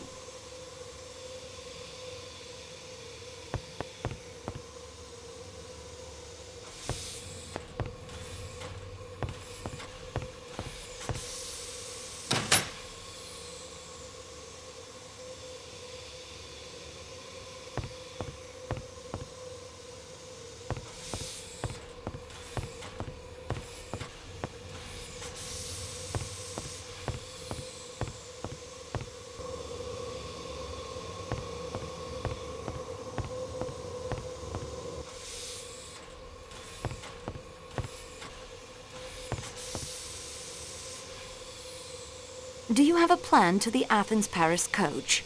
Si, señorita. Which rooms are occupied in this car? The Greek doctor is the only passenger. He is in room 13. I have taken room 15 there to sleep in, and room 16 for my equipment. I hope it is all right. Pierre Michel is using room 11, the chef de cuisine is in 9, Lucien the waiter is in 1-2, the engineer is resting in 10 when not attending to the boiler, the fireman rests in 3-4. What equipment? I am a ham radio operator. Usually I carry the equipment in the baggage car. There is no time to use it when I'm on duty, and anyway, no power. But when we were stopped so suddenly, I thought to check it and found my telegraph key destroyed. I don't understand it. It was packed carefully. I brought the rest here to my room to keep it safe. Did anyone pass between this car and the Calais coach last night? Only Pierre. He came through and we talked for a few minutes about the snow and what it will do to the schedule. When was this? Sometime after 1 a.m. A few minutes only. We talked for 10 minutes or so. Then Michel fancied he heard a bell. He opened the doors between the two coaches and we both heard it plainly. A bell, ringing repeatedly. Michel ran to answer it. You boarded the train in Belgrade? Si, señorita. Why were you so late? Your passenger must have boarded by himself, and you yourself almost missed the train. But this is not so. I was preparing my car as it was being attached. I myself welcomed the Greek doctor and showed him to compartment 13. I would like to fingerprint you. Aye, señorita? Everyone. Oh, then sí. I will submit.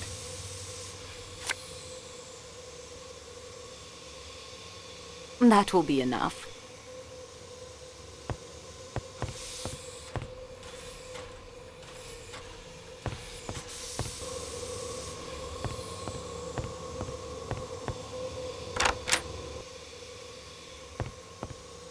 I would like to take your fingerprints.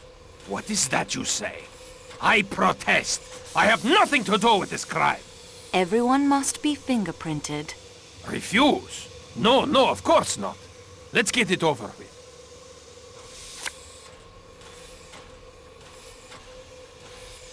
I have nothing more to say to him.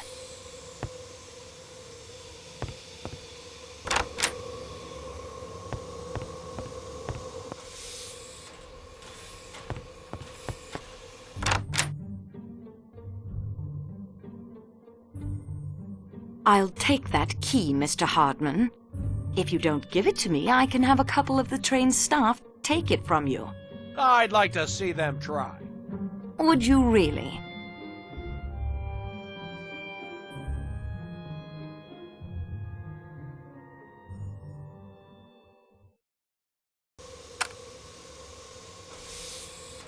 What were you doing going through Michelle's belongings? Your job. You know I am assisting Monsieur Poirot. Sure. Begin the interrogation. What is your profession? I'm a salesman. Typewriting ribbons. Do you always travel first class, Monsieur Hartman?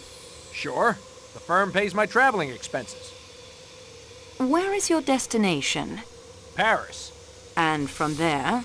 New York. What can you tell me about the murder? Nothing at all. That is a pity. What were you doing outside Monsieur Ratchett's window? Okay, there were footprints there. Man's shoe, but not a large one. Size 7, maybe. I followed the tracks, then it looked like whoever made them put on some snowshoes and headed out over that deep snow near the back of the train. I would like to take your fingerprints. I guess it's okay.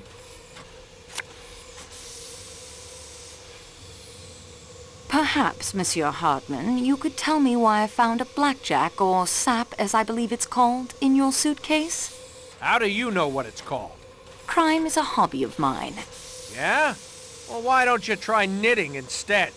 You people are serious about this investigation, aren't you?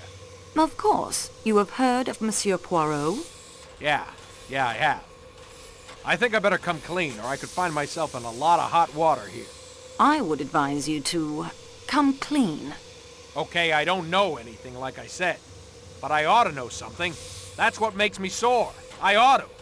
My passport's a bit of a bluff. That's who I really am.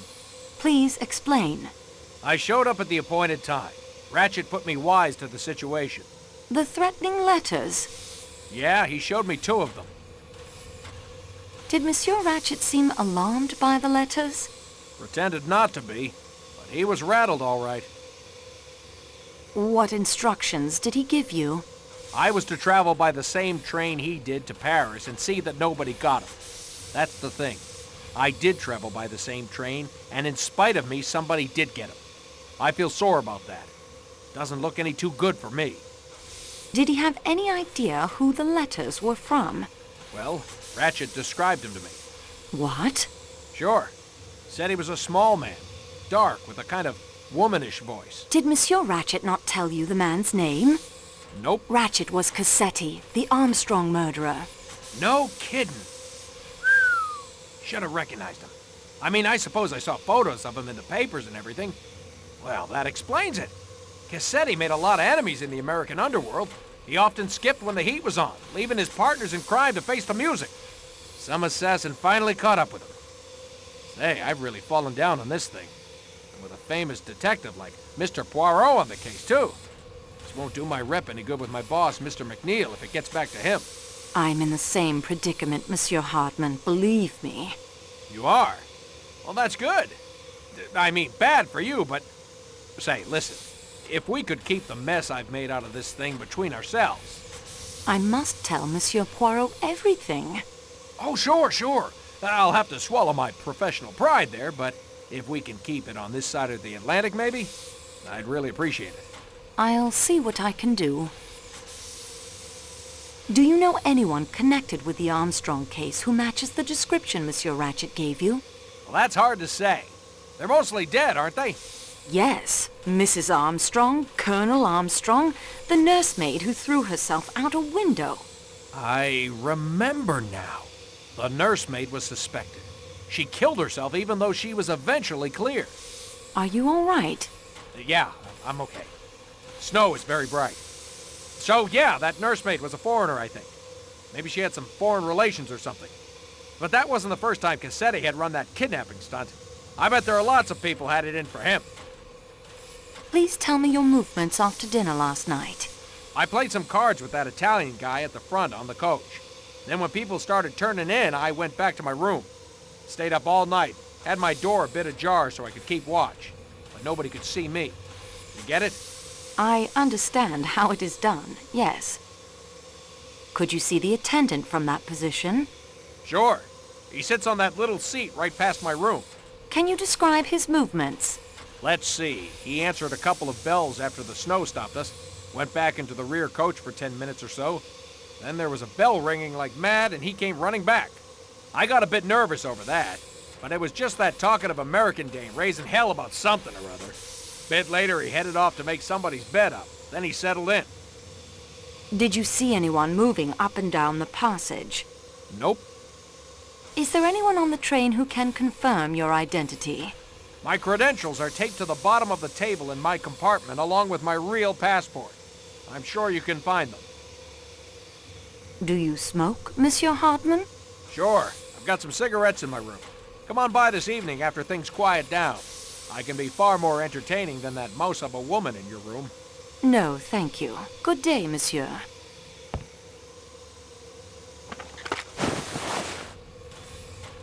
Pierre Michel's passport and an old photograph. I'll just borrow both of them.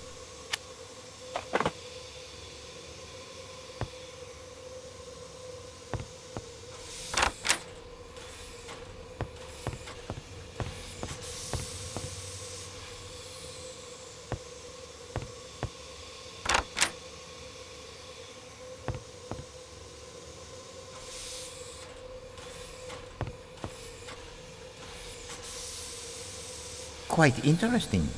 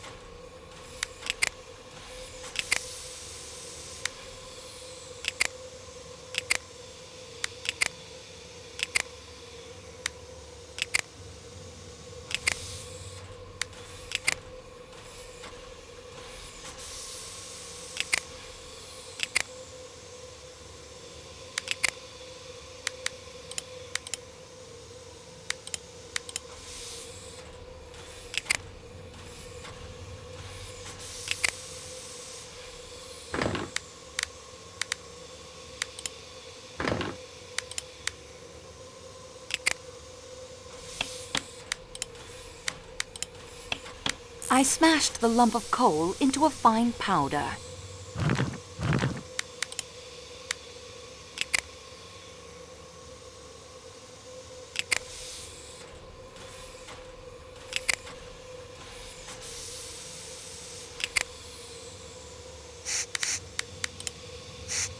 Formidable.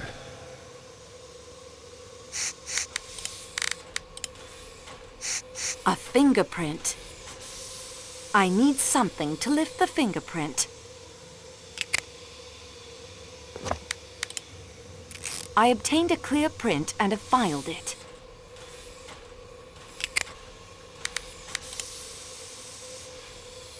These prints don't match.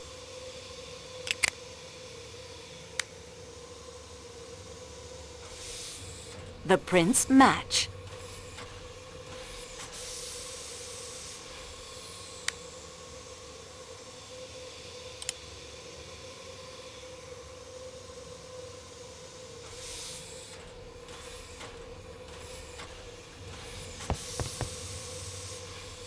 Quite interesting.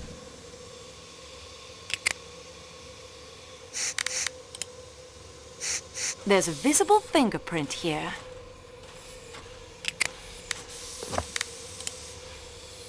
I obtained a clear print and have filed it.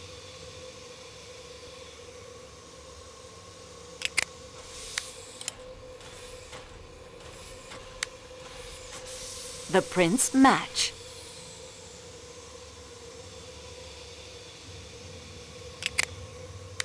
These prints don't match. These prints don't match.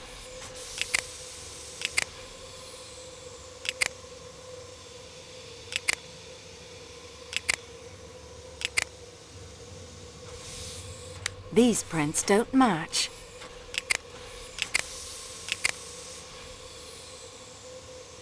These prints don't match. These prints don't match.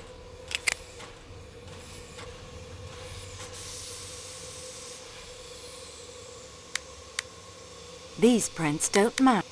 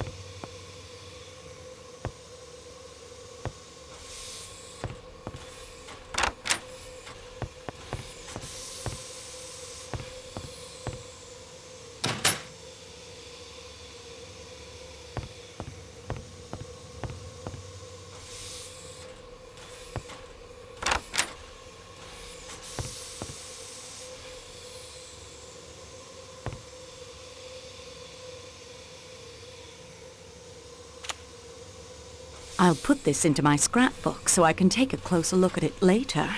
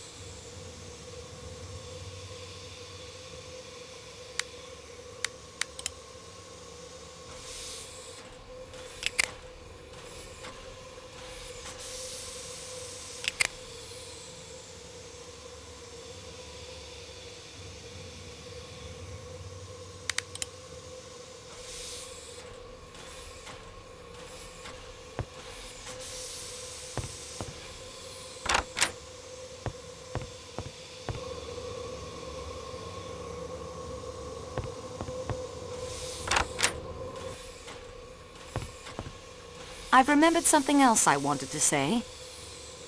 I regret to tell you that I must take your fingerprints. Dear me. With typewriting ribbon? Have you something I may clean my hands with afterwards? I have some paper napkins. Thank you, mademoiselle. Those should suit admirably.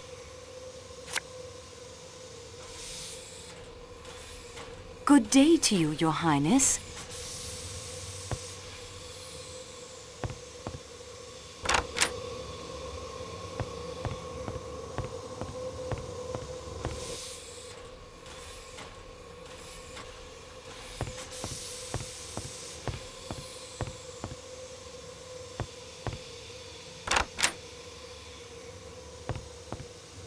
You did not expect to see me again so soon, did you?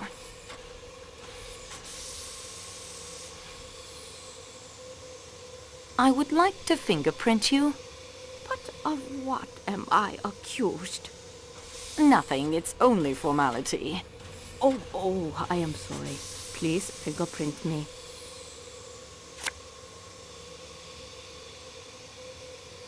Good day to you, mademoiselle.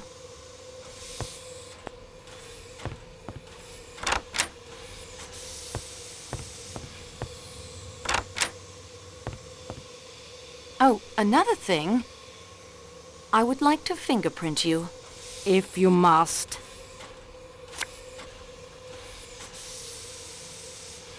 That will do for now, Mademoiselle Schmidt.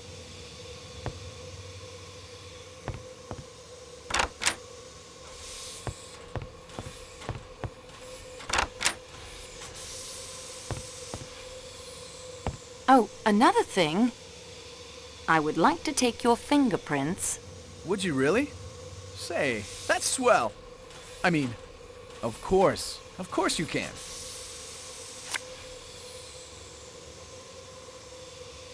Good day to you, monsieur.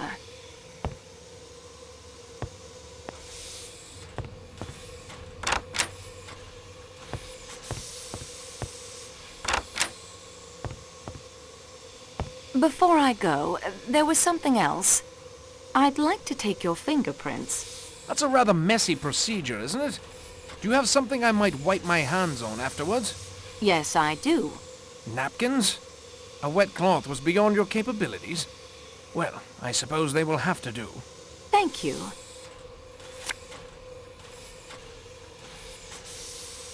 Good day, monsieur.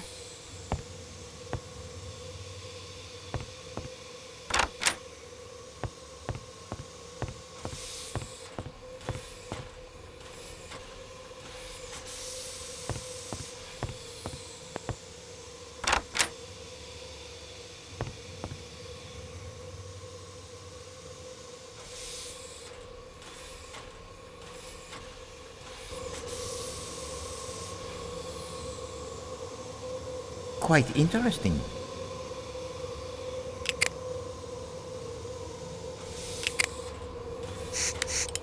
That doesn't make sense. A fingerprint.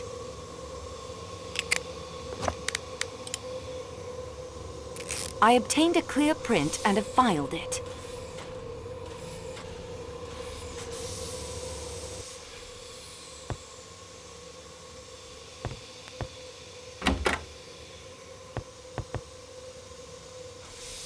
Quite interesting.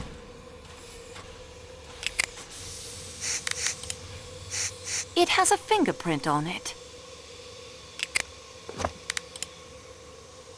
I obtained a clear print and have filed it.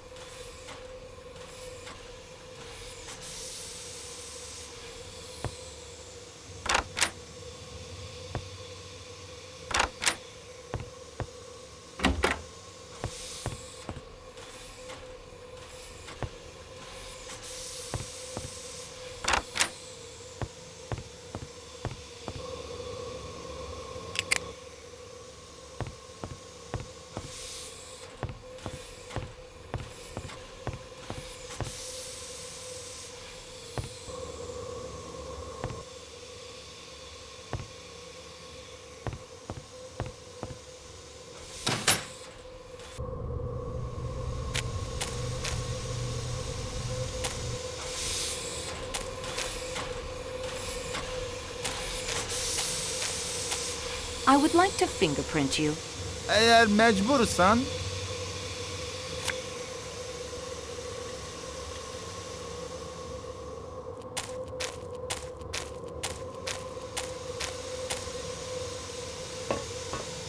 I still need to ask you some questions about last night. At your service, dear young lady. But I know nothing. Did you see anyone leave the train last night? No. But as I have told you, we were busy with the boiler. The pressure must be kept up for the lights and heat. Did you see anyone get on the train? In Belgrade, there was a single passenger only for the Athens-Paris coach. No one at the other stops that I saw. Can you describe this passenger? He was small, dark. A doctor, I think Michel said. No one else? Well, Matteo, of course, the Athens-Paris attendant. Not to speak ill of the crew, but he was very late getting aboard. We left the station only moments later.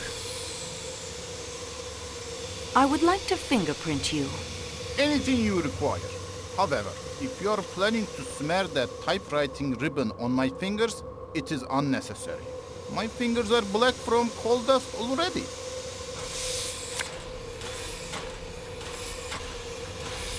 That will be all, Tayyip.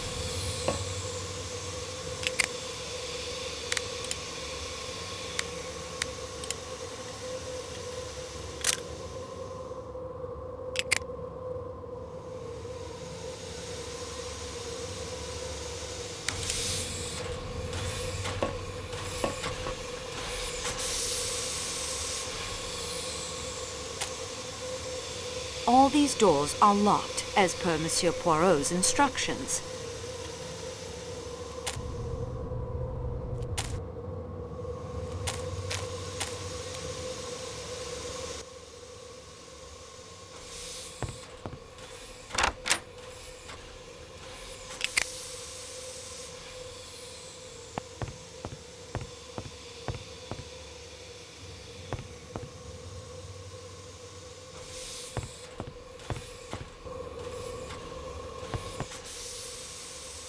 Quite interesting.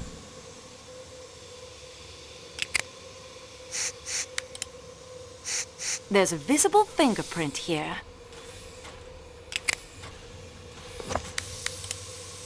I obtained a clear print and have filed it.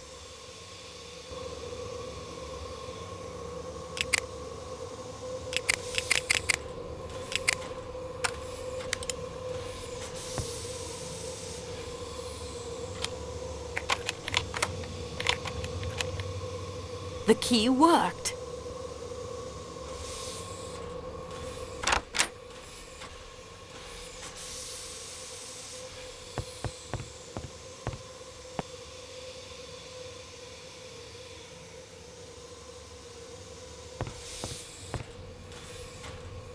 Well, what do we have here?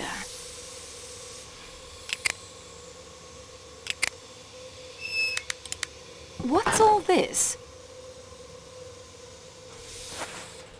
It's a makeshift bed, but who could possibly be using it? Crime et punition, géographie européenne, introduction à la science. Interesting selection. Quite interesting.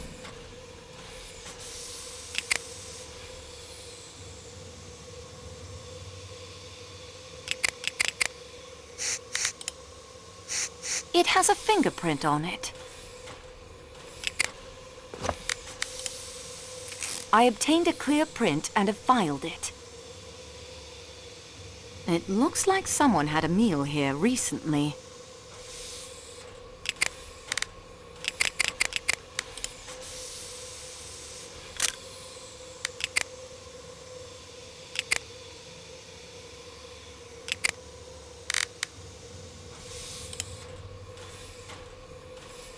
Quite interesting.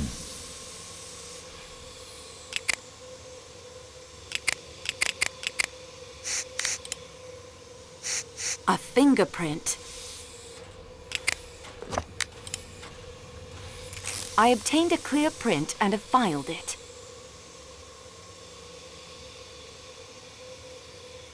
I'd better put the lid back on for appearances.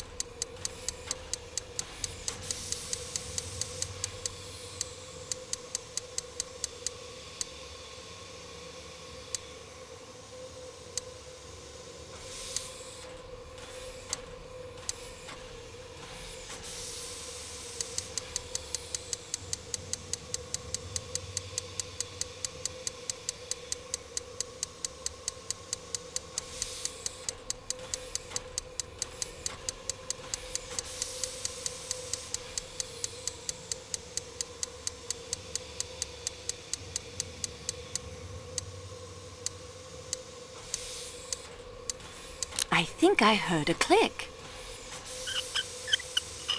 It's open. I'll put this into my scrapbook so I can take a closer look at it later.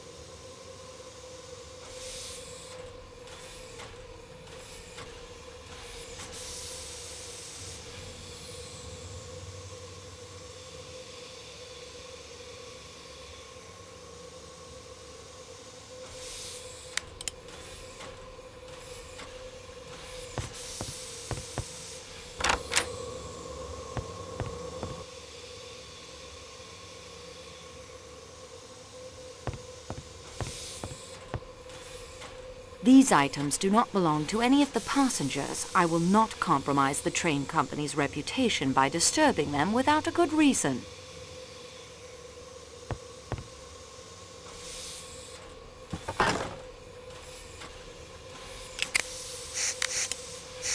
There's a visible fingerprint here. I obtained a clear print and have filed it.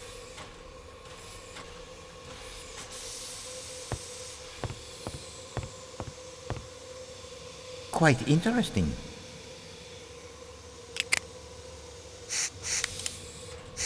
It has a fingerprint on it. I obtained a clear print and have filed it.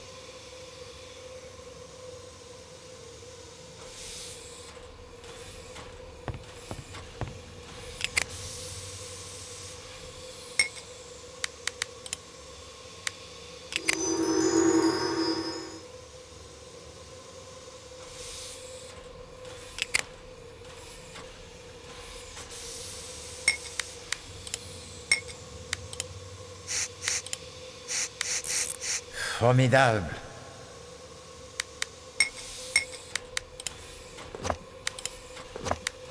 I obtained a clear print and have filed it.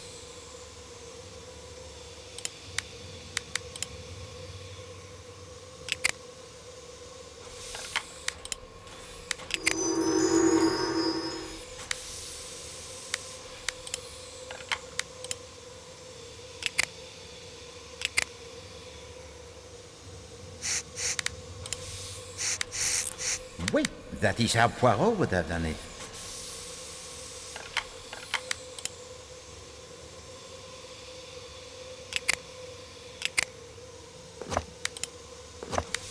I obtained a clear print and have filed it.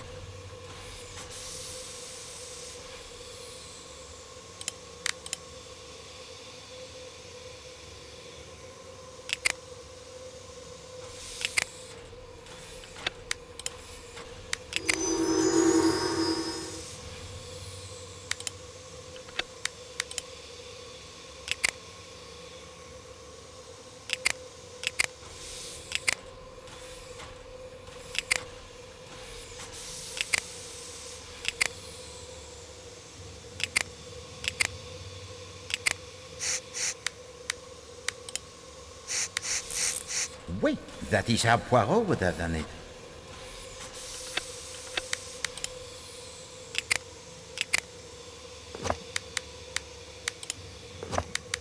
I obtained a clear print and have filed it.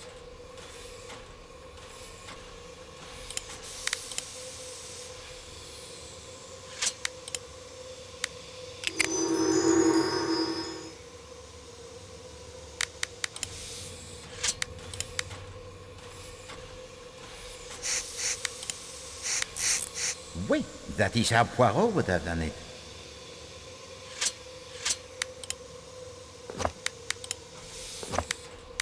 I obtained a clear print and have filed it.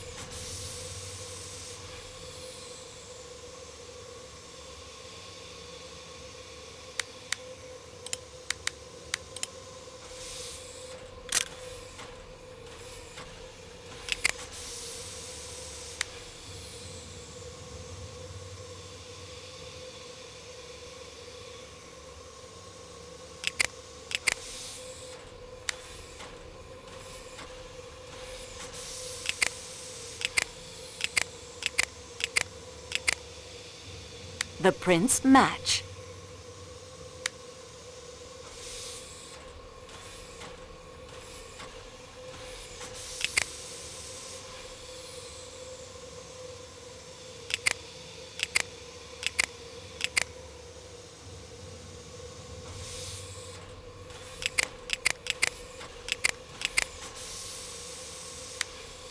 These prints don't match. The prints match.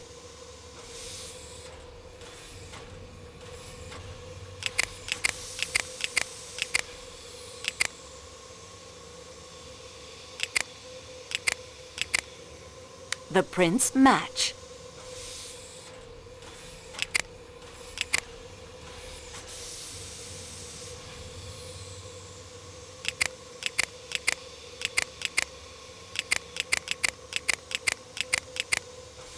The prints match.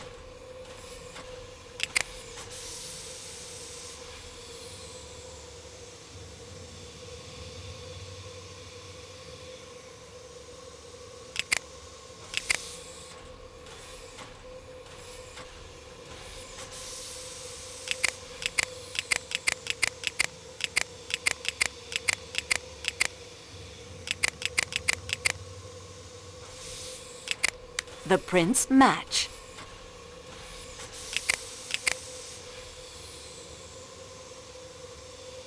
These prints don't match. These prints don't match. The prints match. The prints match.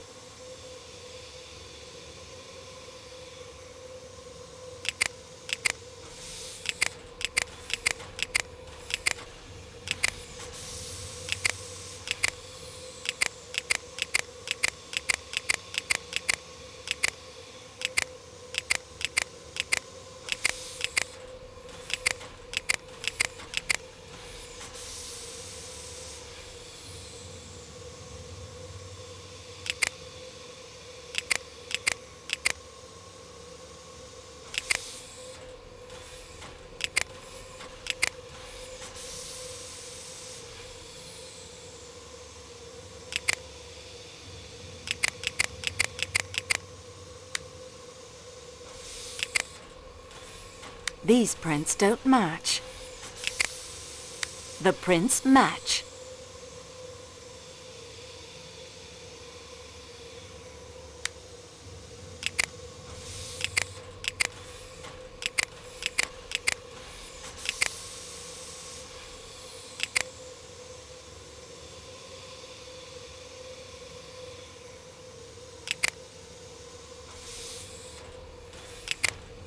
These prints don't match. These prints don't match.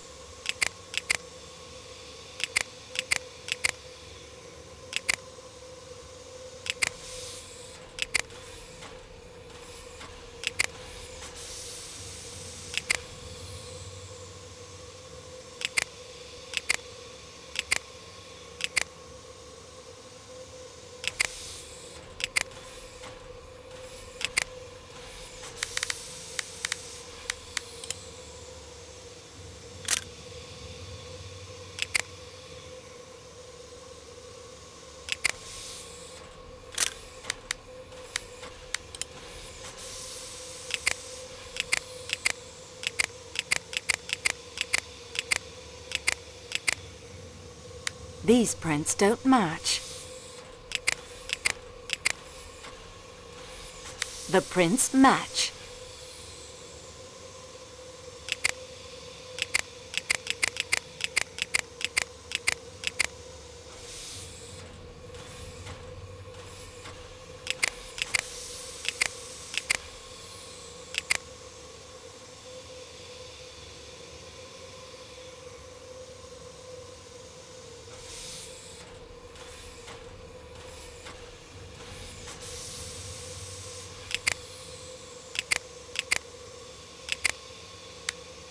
These prints don't match.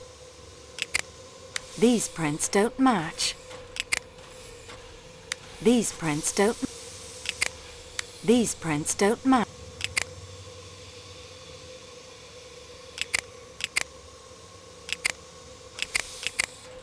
The prints match.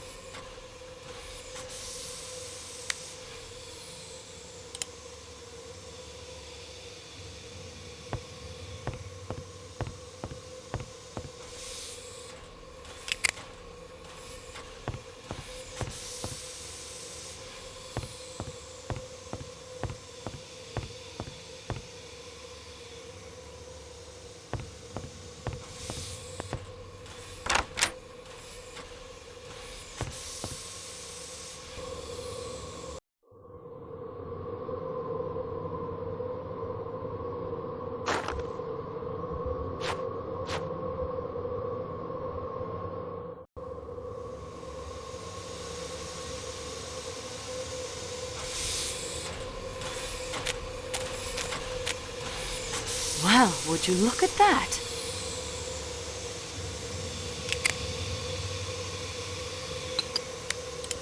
Excellent. Like the hand in the glove.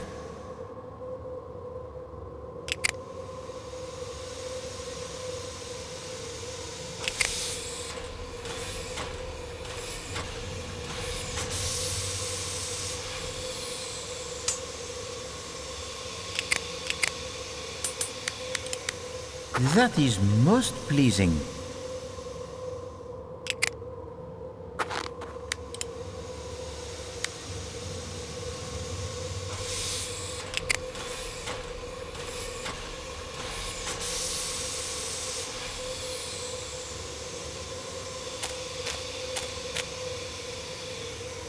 The cast melted. My body heat turned it back into a shapeless mass of batter.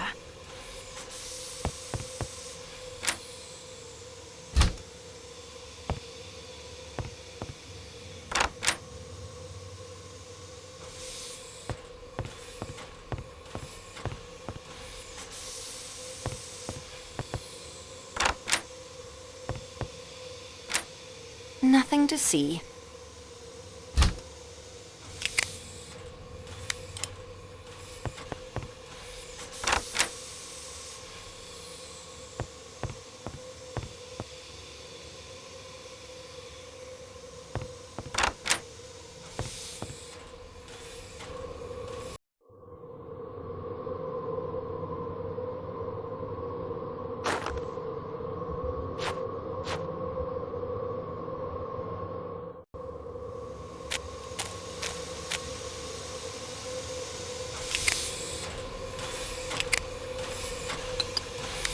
Excellent. Like the hand in the glove.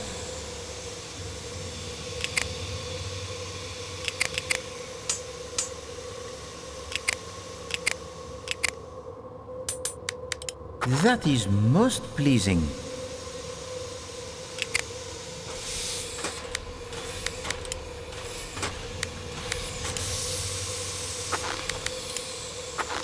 Wait, that is how Poirot would have done it.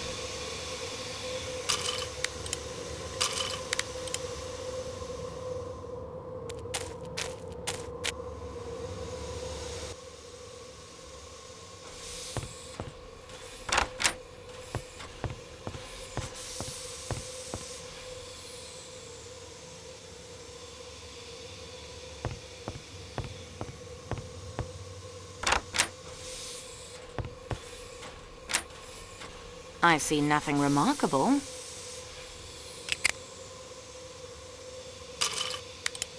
Poirot could see at once that these are the shoes of a man much too small to have made the footprint.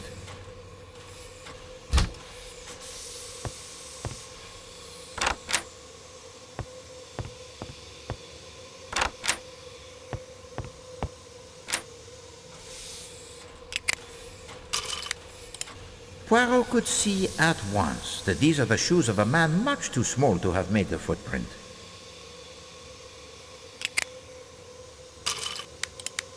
Ah, to the trained eye, these would appear to be a match most precise.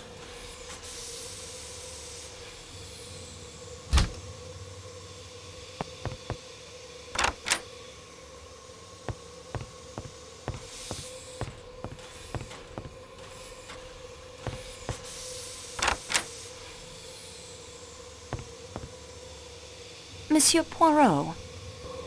His menu seems to overemphasize meat features. The butcher, speaking, has even more temperamental than usual today. Worse than avalanches and murder, beyond potatoes. Why does it not surprise me? What do you know of Paltz's movements last night? And that is everything I have discovered so far. We progress, mademoiselle. Now, let us see what we can learn.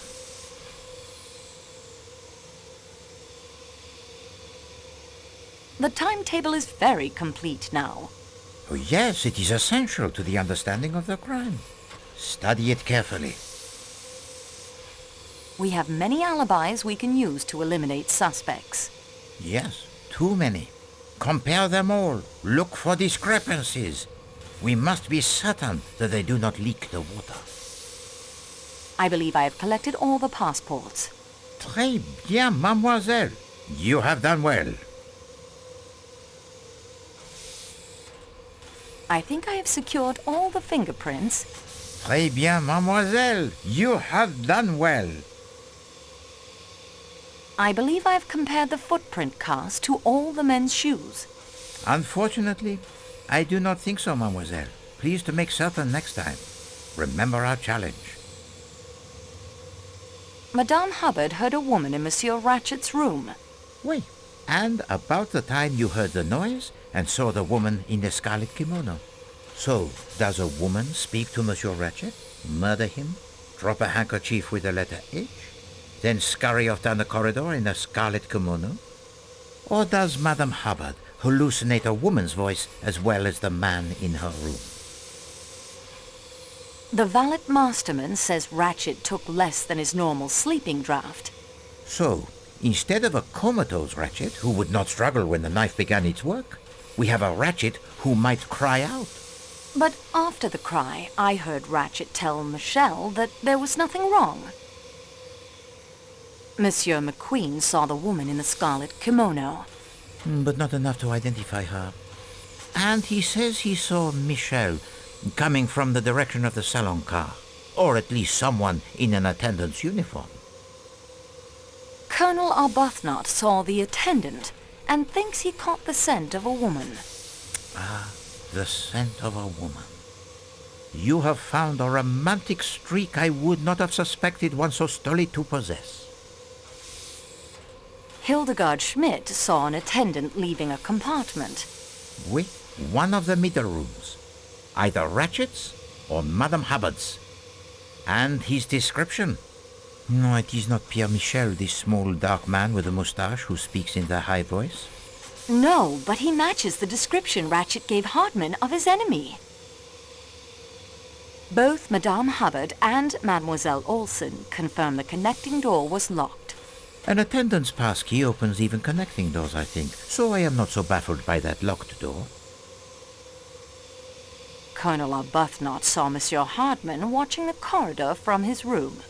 Monsieur Hardman's door opens to the right, so unfortunately he could see little of the corridor, but he would have seen if anyone entered the Calais coach from the Athens-Paris coach. The footprints in the snow belong to Foscarelli. And his fingerprints are found upon the windowsill of Monsieur Ratchett's room. Yet he does not smoke a pipe, nor I think does the cambric handkerchief with the letter H belong to him. The stiletto I found in the hut must be the murder weapon. That would seem to be the obvious conclusion. No, it is the weapon of the underworld assassin, to be sure, and with fingerprints which match no one's aboard this train. The steak knife I found by the cliff was clean, no blood or fingerprints. It is a nuisance, that knife. On the face of it, it is of no importance. And yet, someone has taken the trouble to try and fling it over a cliff. We have not one, but 2 additional attendants' uniforms. 2 uniforms, 2 knives, possibly 2 murderers, one right-handed and one left? Can they have had the same plan, to sneak about disguised as attendants, in order to murder Monsieur Ratchett in his sleep? What a moment that must have been, as they encounter one another over the body. It is like a scene from a Marx Brothers movie, that. Someone was hiding in Ratchett's crate. A valuable statue is stolen. And then the thief decides to do what? Well, Masquerade as the statue? To escape detection? The missing statue is another motive for murder. Why not? We have the possible revenge from the Armstrong kidnapping, a possible assassin from Ratchett's underworld past. So why not a thief who kills Ratchett to cover up his crime? If we find 9 more motives for the murder and 10 more knives, we at least will have explained all those stab wounds. The books in Ratchett's crate were all references of use to the murderer. Explain, mademoiselle. Géographie Européenne would be helpful in following the route of the train and choosing the best spot for murder. Introduction à la Science could give information about sleeping draughts. And Crime et Punition by Dostoevsky? Was the guilty conscience of the killer haunting him as it did the unfortunate Raskolnikov? Mateo's fingerprints are on the padlock from the door of the hut. That padlock interests me. Why would Mateo have a key to a shepherd's hut in the middle of the mountains, near the spot where he would have no idea the train would be stopped by an avalanche? Monsieur Poirot, you don't think the avalanche was caused deliberately? No, mademoiselle, I do not. There are enough fantastic elements to this crime already, without introducing the saboteurs. But then how could his fingerprints come to be on that hut? They were not on the hut, but on the padlock. Further investigation appears necessary on this point. The padlock was taken when Mateo's ham radio equipment was sabotaged. Someone has gone to great trouble, it seems, to direct suspicion upon this young man. Yet how can he have reached the Calais coach unobserved? Hardman's actions were very suspicious. And the key he discovers in Michel's clothing that opens the door to the security room in the baggage car is suspicious as well. McQueen is the son of the district attorney involved in the Armstrong case. Pardon, district attorney? What is that? Some sort of police official, I believe. Princess Dragomirov was Sonia Armstrong's godmother. Oui, it is coincidence, or something more? I have all the pieces. All that remains is for me to assemble them properly. Très bien, mademoiselle. You have done well. And so we advance in our investigations. It is obvious that our fellow passengers have not been entirely forthright. You have still not had the opportunity to search all of the compartments, and there are other mysteries still to be explained.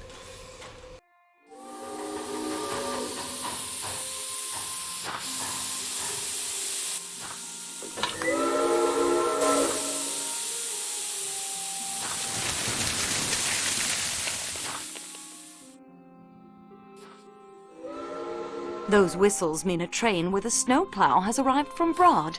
We should be on our way again in a very few hours. Can you see any clear path to the solution of the mystery, Monsieur Poirot? There is a path, certainement. How clear it is as yet I cannot say. And you? Have you no theories?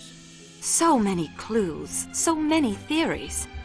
You have hammered the nail on its head, mademoiselle. There are far too many clues, too many theories.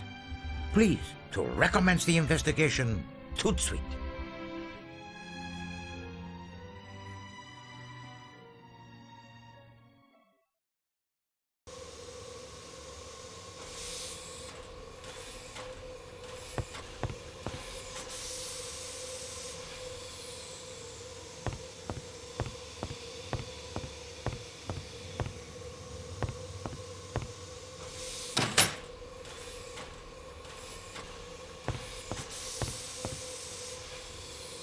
Hello again.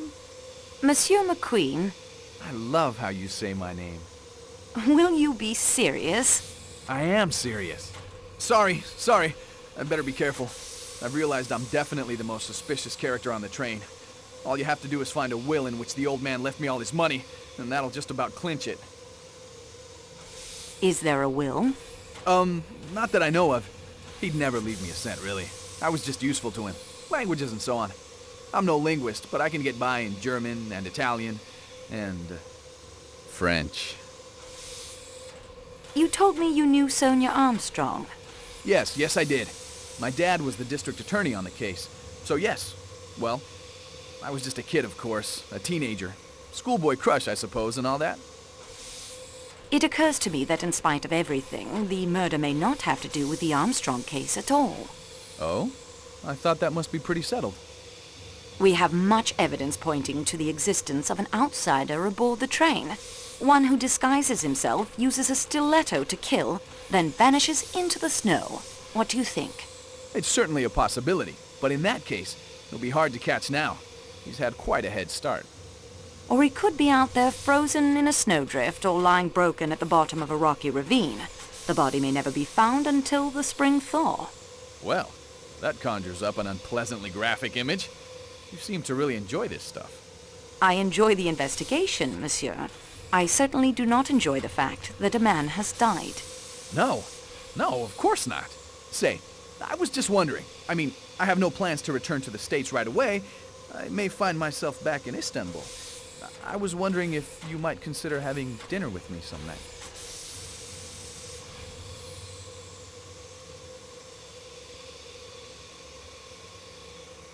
I would be happy to, providing you are not the murderer. Oh, naturally. I wouldn't expect you'd want to then. I expect not. Well, had a good rummage through my kit, I expect? Yes, thank you. There is still some information I think you might be able to give us. Indeed? I hardly think so. Is that pipe cleaner one of yours? Don't know. I don't have them monogrammed. Can you tell me how the pipe cleaner came to be in Monsieur Ratchett's compartment? Haven't a clue.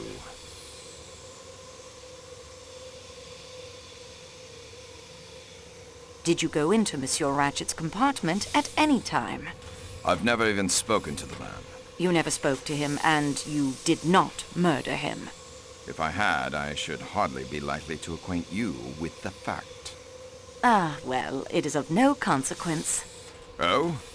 Monsieur Poirot has told me he can think of 11 excellent explanations of its presence. Not now, when it's all over, when it's behind us. Is that a quote? Mademoiselle Debenham said those words to you at Sirkeci station in Istanbul. Tell me to what those words referred. Why don't you ask Miss Debenham? I will. You have nothing whatever against her. I'm sorry, but you're wrong. We know that Mademoiselle Debenham was governess in the Armstrong household at the time Daisy Armstrong was kidnapped. The devil, you say?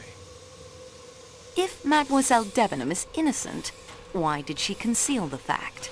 I have no idea, but your suspicions are utter rot. Why did Mademoiselle Debenham tell me she had never been to America? You better ask her. I still think you are wrong. You're making a serious mistake. I think it is you, Colonel, who have made the mistake.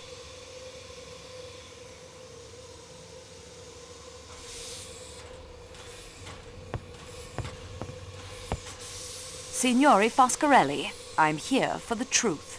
I think that everyone has underestimated this Signore Poirot, and you too, Signorina. You too. I found a chauffeur's license in your suitcase. Yes, but it is a fact I have loved motor cars my whole life. Selling them, though, is much finer than driving other people's cars. The license is issued by the state of New York. You said you lived in Chicago. Chicago is not in that state, is it? No. Chicago is in the state of Illinois. It will be a point in your favor if you tell me the truth. You talk like the American police. Come clean. That is what they say. Come clean. You were arrested by the American police. Was that in New York? Arrested? No, never. They could not prove anything against me. Don't you think you should come clean, monsieur? It is true. I have not been frank with you. The word frank, it is odd, no? It is a man's name, but I think it is correct here. I am not frank. Sometimes, you know, a motor car may not be perfect, but you must make a sale. So you are not frank. You were the Armstrong chauffeur, were you not? Since you know, why ask me? Why did you lie to me? Lie? Lie? I did not lie. I was not frank. Why? I do not trust the Yugoslavian police. They do not like Italians. They would not have given me justice. Tell me about Daisy Armstrong. That little one. Ah, she was the delight of the house. Tonio, she called me. They all did. She would sit in the car and pretend to hold the wheel. Ah, such a beautiful little one.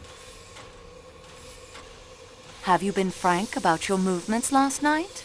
I had nothing to do with that business. It was not I who killed that pig Ratchett. You cannot prove anything against me. Good day, monsieur.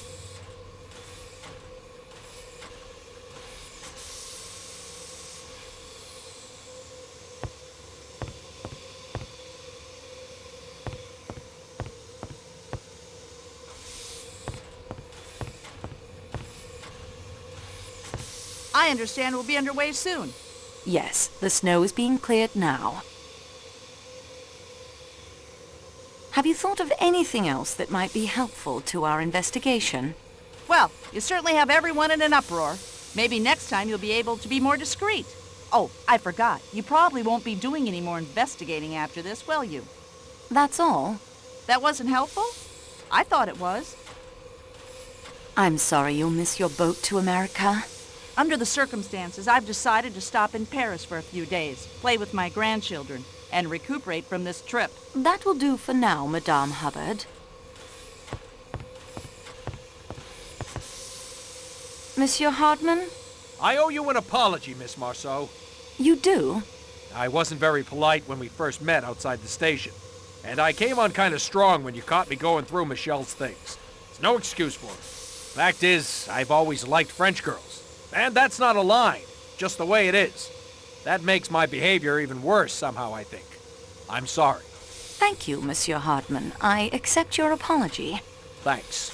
So exactly what's up on this train? Seems bughouse to me. To me, too, sometimes. Fire away if you want to grill me some more. Have you done any more investigating of your own? Nope, after you caught me, I figured it wasn't worth it. Snooping around might make me look guilty. I've been sitting tight. It seems obvious the murder is tied to the Armstrong kidnapping. How did you and Poirot get wise to that? That's what I'd like to know. We guessed. Okay, I'll pretend I believe that. You were not the gardener at the Armstrong house, were you? They didn't have a garden. I'm beginning to believe I'm about the only one on this train who had no connection to that case. Have you any ideas of your own about the crime? I admit it's got me beat.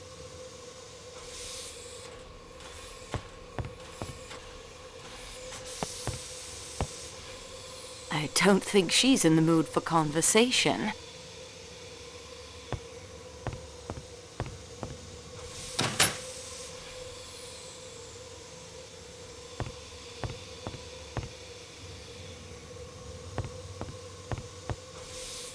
Monsieur Masterman, you were once in military service? Yes, miss, but I can't think how you could know. Love's Captive by Mrs. Arabella Richardson. Ah, yes. One of the privileges a soldier retains after he's mustered out. Access to the Royal Military Library.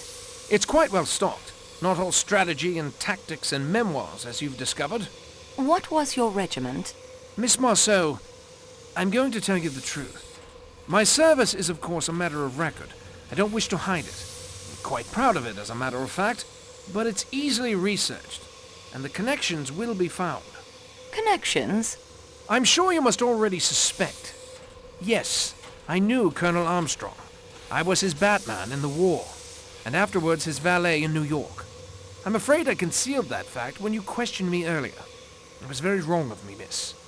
I feel better now that I've made a clean breast of it. Would you like to change your story about last night? Why, no. It is as I told you. Do you have anything more to tell me of the Italian gentleman? No, miss, and I hope you're not suspecting Tonio in any way. Tonio wouldn't hurt a fly, and I can state positively that he never left our compartment all last night. Tonio may be a foreigner, miss, but he's a very gentle creature, really. Not like those nasty, murdering mafiosi one reads about. You seem to know Tonio better than you led me to believe. Well, yes, we work together. He hasn't told you yet. I thought he had. That's why I... Oh, dear. I think I have nothing more to say. That will be all, thank you.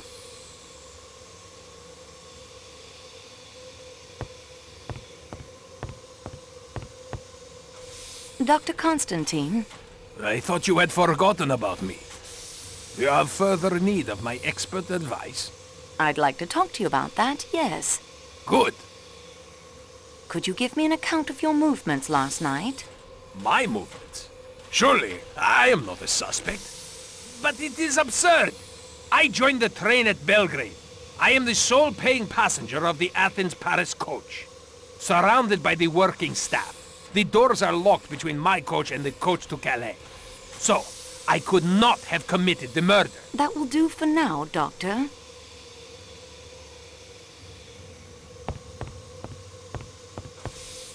Pardon me, Count. I still have one or two matters I would like to discuss. Then please, do so. Did you notice the grease spot on your passport? See it just at the beginning of your wife's first name? These things happen when traveling. Have you remembered anything about last night that might help us? Nothing. Good day, Monsieur le Comte. Countess, I'm sorry to bother you again, but I wonder if I might have another word with you. Certainly. Do you remember when I showed you this handkerchief? Handmade, embroidered in Paris, and of course, the letter H. 3 ladies aboard have the letter H in their names. But Madame Hubbard considers such a handkerchief useless. Mademoiselle Debenham's middle name is Hermione, but her handkerchiefs are dainty linen, not expensive. Hildegard Schmidt is a lady's maid, not a lady. Why are you telling me this? It leaves only you and Princess Dragomirov, but her first name is Natalia. It isn't my handkerchief. There is a wet luggage label on your suitcase. Oh? Pulling it back, I found the initials HMK. Well, that is fascinating, isn't it? You told me you have never been to America. I've never been to America. When you say you've never been to America, you say it with an American accent. These questions are pointless. These are observations, Monsieur le Comte, not questions. You take too much upon yourself, mademoiselle. You are not a detective. You are a clerk in a train office, and your employer will hear her a representative of this railway, treated a diplomat and his wife. Why was the grease spot added to your passport and the label to your case? My wife has told you the handkerchief is not hers. There are no H's in her name. Let that be an end to it. Why did you hide your true identity? Surely you can guess the reason. This man who called himself Ratchett murdered my baby niece, killed my sister, and broke my brother-in-law's heart. 3 of the people I loved best and who made up my home, my world. Of all the people on this train, I alone had the strongest motive for killing him. I give you my word of honor. Helena never left her compartment last night. Then the handkerchief is yours. No, it is not. I know I can't hope to make you believe me, but I assure you that is the truth. When we learned who the man was, and that the handkerchief had been found with the letter H near his body, I pointed out to Helena it would be better to remove any connection to her. A luggage label, a grease spot to cover the alteration. What could be simpler? I have read quite a bit about crime, Monsieur le Comte. I hope you will take it as a compliment if I say you have the makings of a very fine criminal. I think I will not take that as a compliment, no. Madame la Comtesse, the motive for the murder lies in the past, in the tragedy that broke up your home. Help me. Take me back into the past. Tell me about your sister's household. What can I tell you? They're all dead! All dead! All dead! Sonia! Robert! Darling, darling Daisy! That curly hair impossible to comb, that sweet, smile.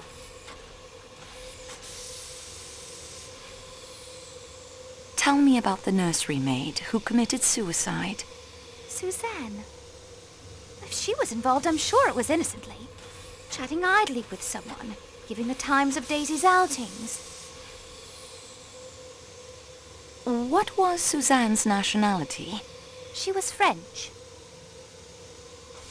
What was Suzanne's last name? I was only a child myself at the time. All we called her was Suzanne. Was there a nurse? Yes, a trained hospital nurse. New Daughter was her name. Did you have a tutor or governess, perhaps? Yes, she was a dragon. English. Oh, rather Scots.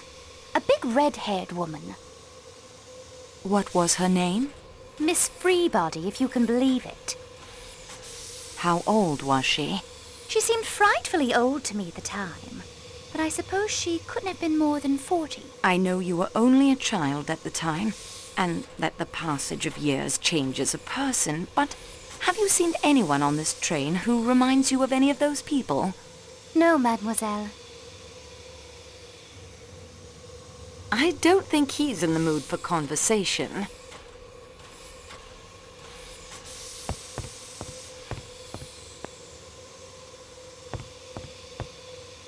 I have a few more questions, Frau Schmidt, if I may. Yeah, of course. How long have you been with Madame la Princesse? 10 years. 15 years, Schmidt. Yeah, that is right. 15, mademoiselle. I am sorry. This murder, this waiting, it distracts me. I understand you are an excellent cook. Yeah, indeed. All of my ladies have said so. Your Excellency.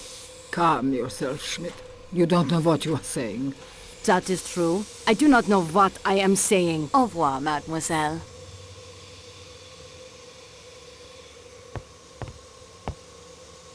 I have returned to you, Your Highness. I thought you might. I'm having some difficulty locating the owner of this handkerchief. I am sorry to hear that. If you had asked me, I could have told you it is mine. Yours? But, Your Highness, your first name is Natalia. I'm perfectly aware of my first name, mademoiselle. My handkerchiefs are always embroidered with Russian characters. In the Cyrillic alphabet, H is written as A. How did your handkerchief come to be lying by the murdered man's body? I have no idea.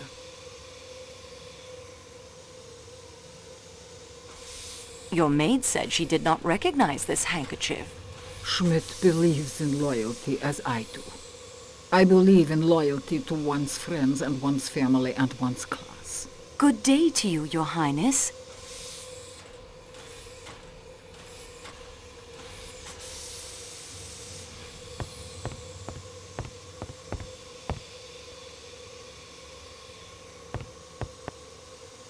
Ah, dear young miss, I would like to say that despite all the calamity, I have enjoyed sharing my compartment. Thank you, Greta, but I'm afraid I must ask you some more questions. Yeah, I am thinking you must. Our gracious Father, who art in heaven, guides your hand, I think. So, I am content. I found a postcard in your suitcase. My one keepsake from that time. It is a silly thing, but I hold it dear. Coney Island is in America. Yeah, of course. It is on the Long Island of New York, in the country of America. I lied to you when I said I had never been there. May God forgive me. On the back of the postcard, you write that Helena rode on the roller coaster. Helena Gilbert, Mrs. Armstrong's young sister, only 10 years of age, but so brave. I am not so brave. It is true. It is true. She was an angel, a sweet, trusting angel.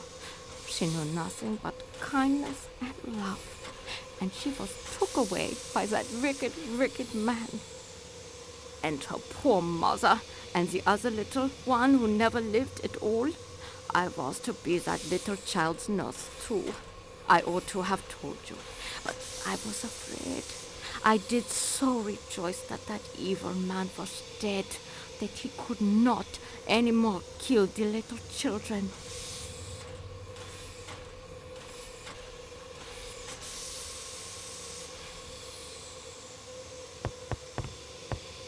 I beg your pardon, mademoiselle, but could we talk at another time?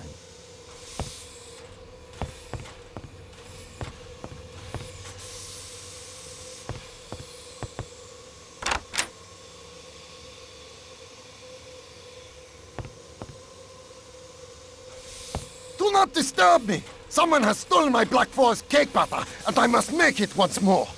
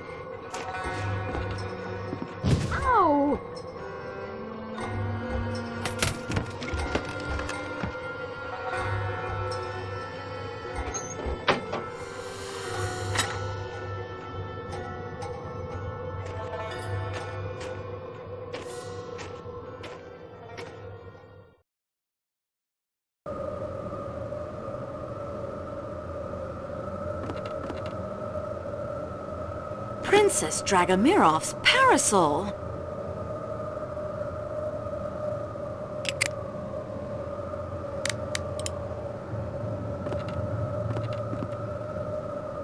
An antique stove. I haven't seen one of these in years.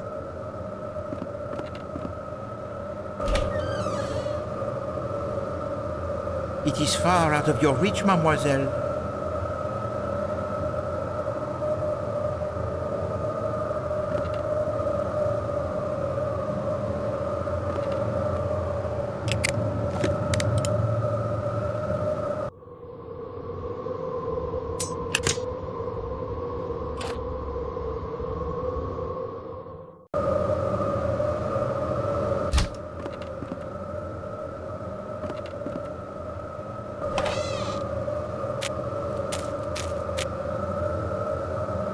The most generous of kidnappers. Are all your belongings restored to you? Nothing to see.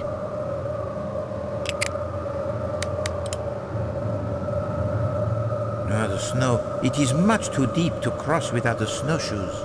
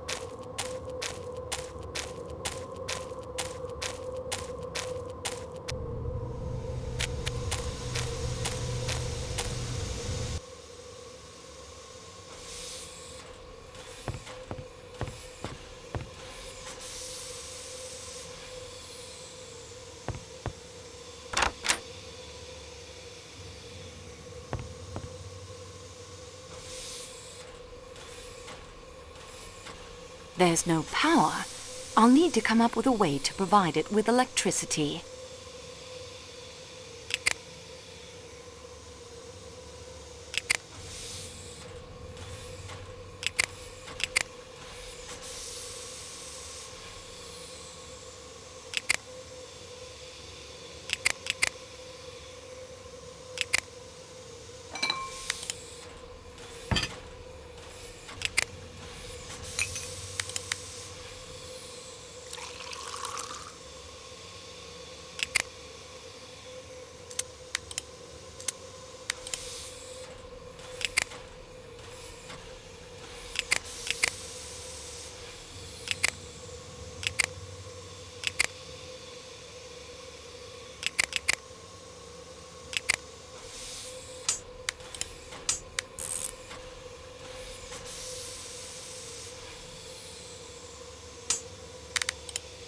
There's nothing to attach them to yet.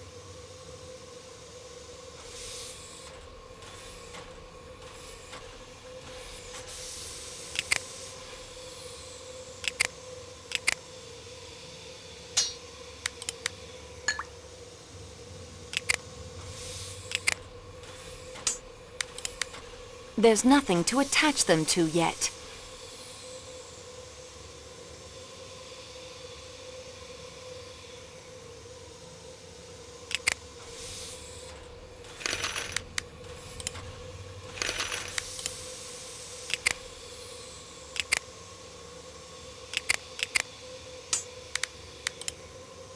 This doesn't seem to work.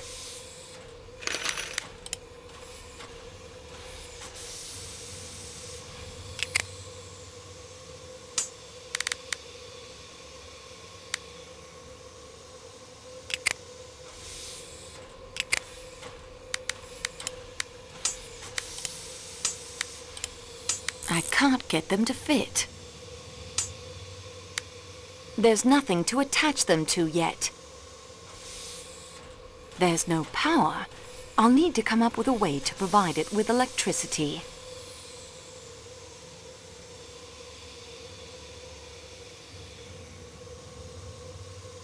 There's no power.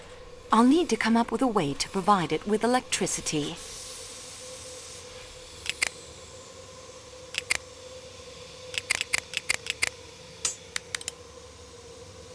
There's nothing to attach them to yet.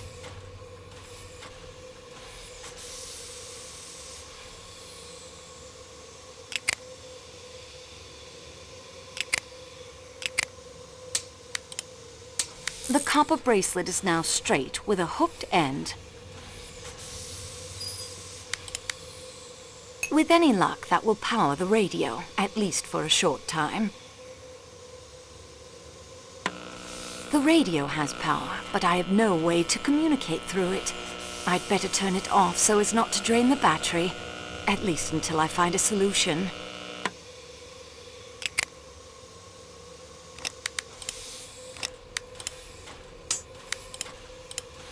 I bent the blade of the butter knife back on itself.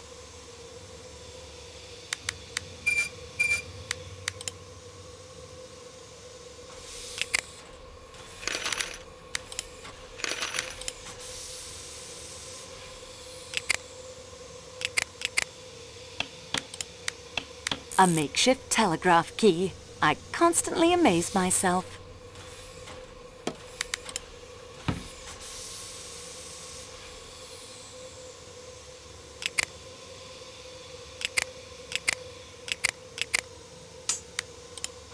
I suppose that will do as a telegraph key. There's no power. There, the radio is ready to be used. I don't know who to contact. I cannot just send random messages out into the ether. Mademoiselle, the battery, it would not last forever. Turn off the radio to conserve the power. That will save the cell from draining while I'm not using it.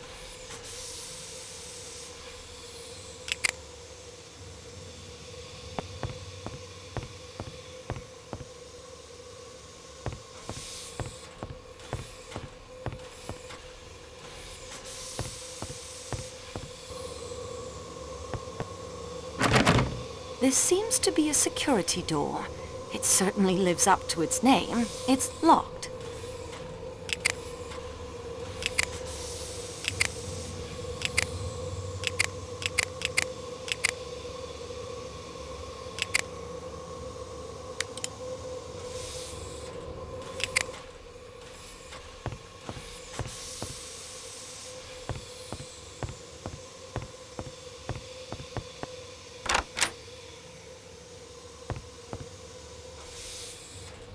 Nothing else to see in there.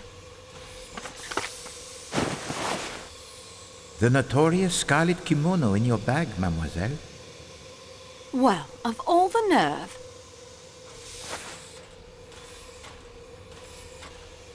I don't need anything else from my suitcase at the moment.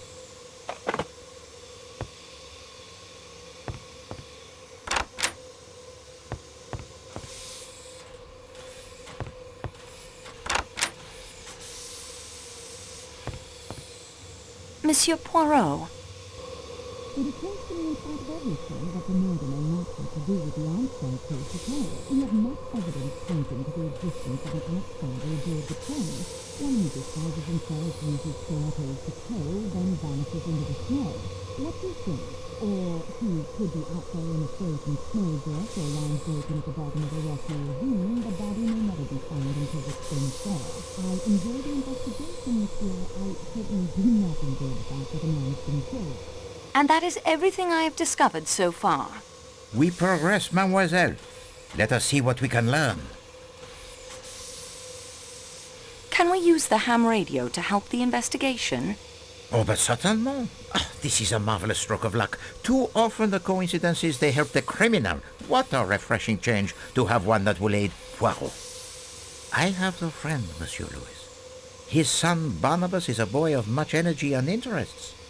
One of these is the radio of Ham, as his proud father reports in the recent correspondence.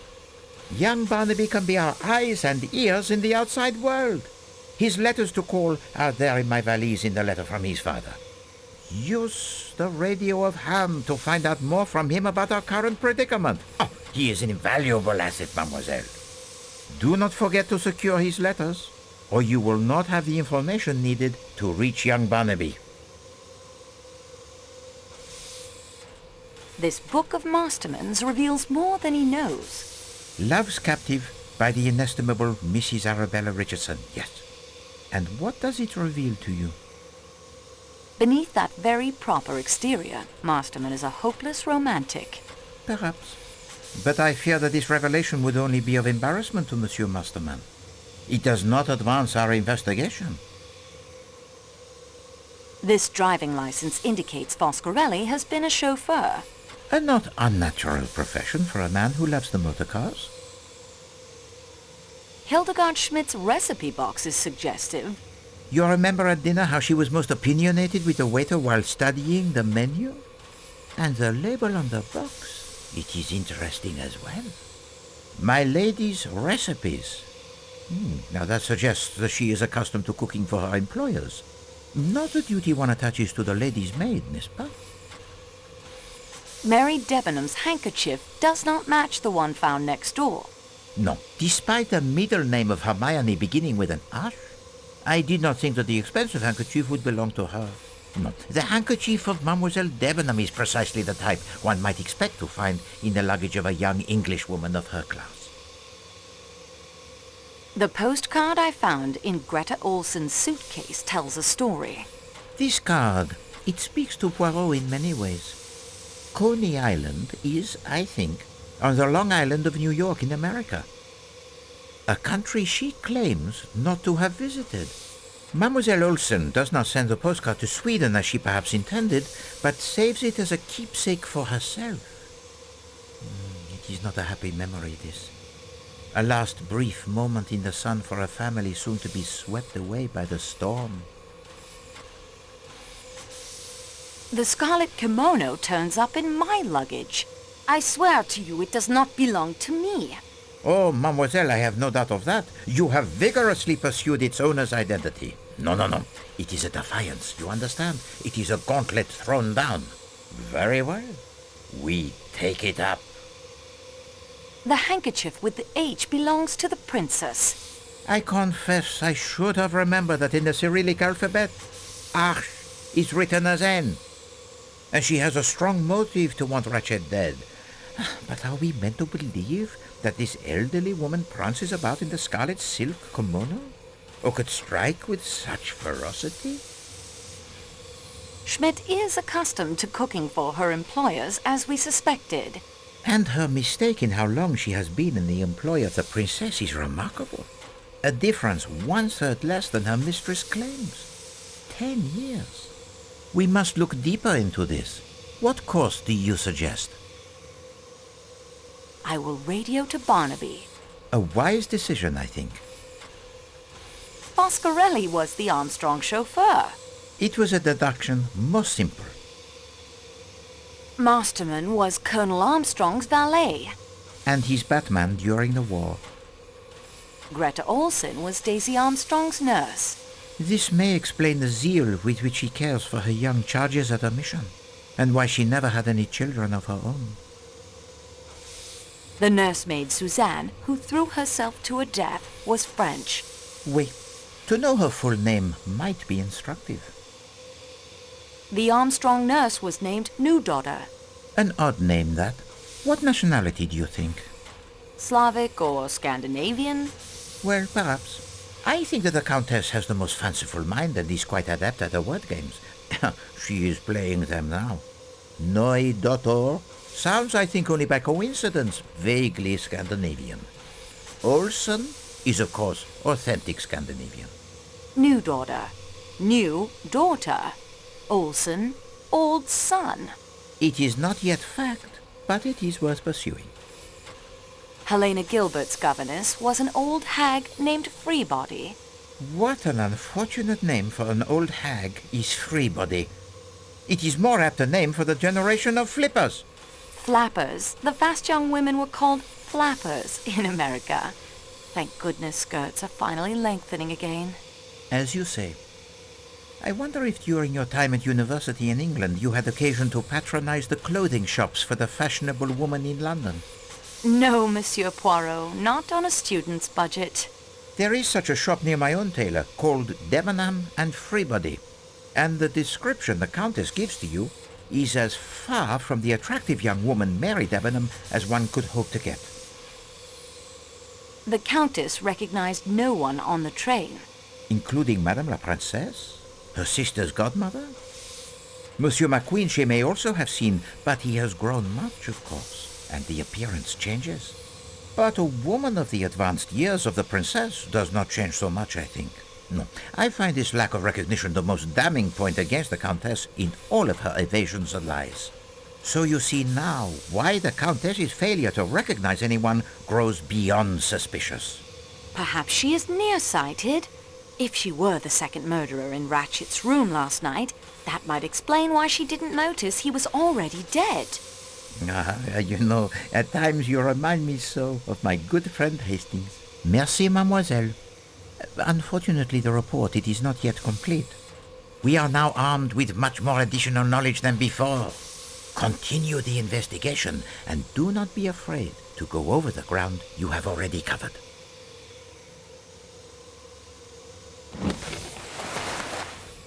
The letter. Now I'd better put Monsieur Poirot's clothes back exactly as I found them.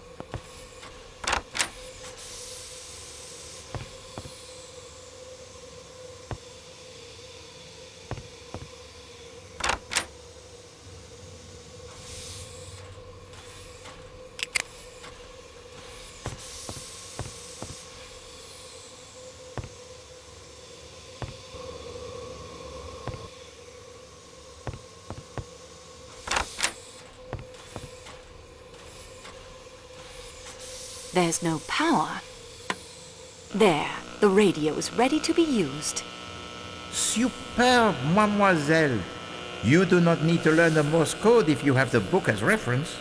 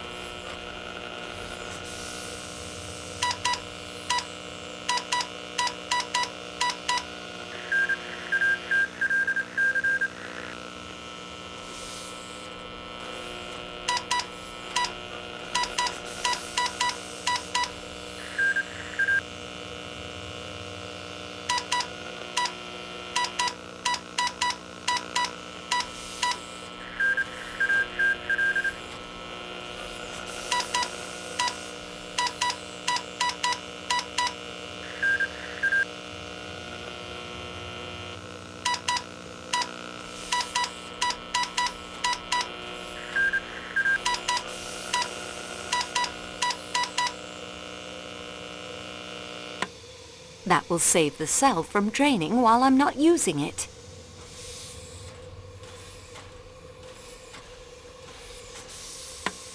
There, the radio is ready to be used.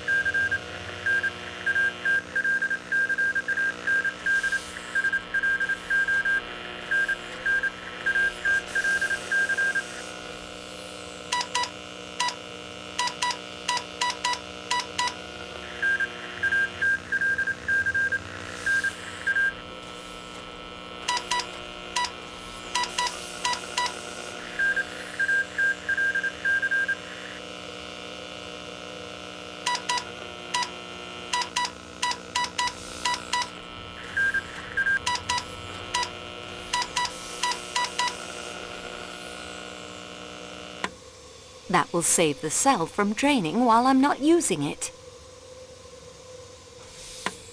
There, the radio is ready to be used.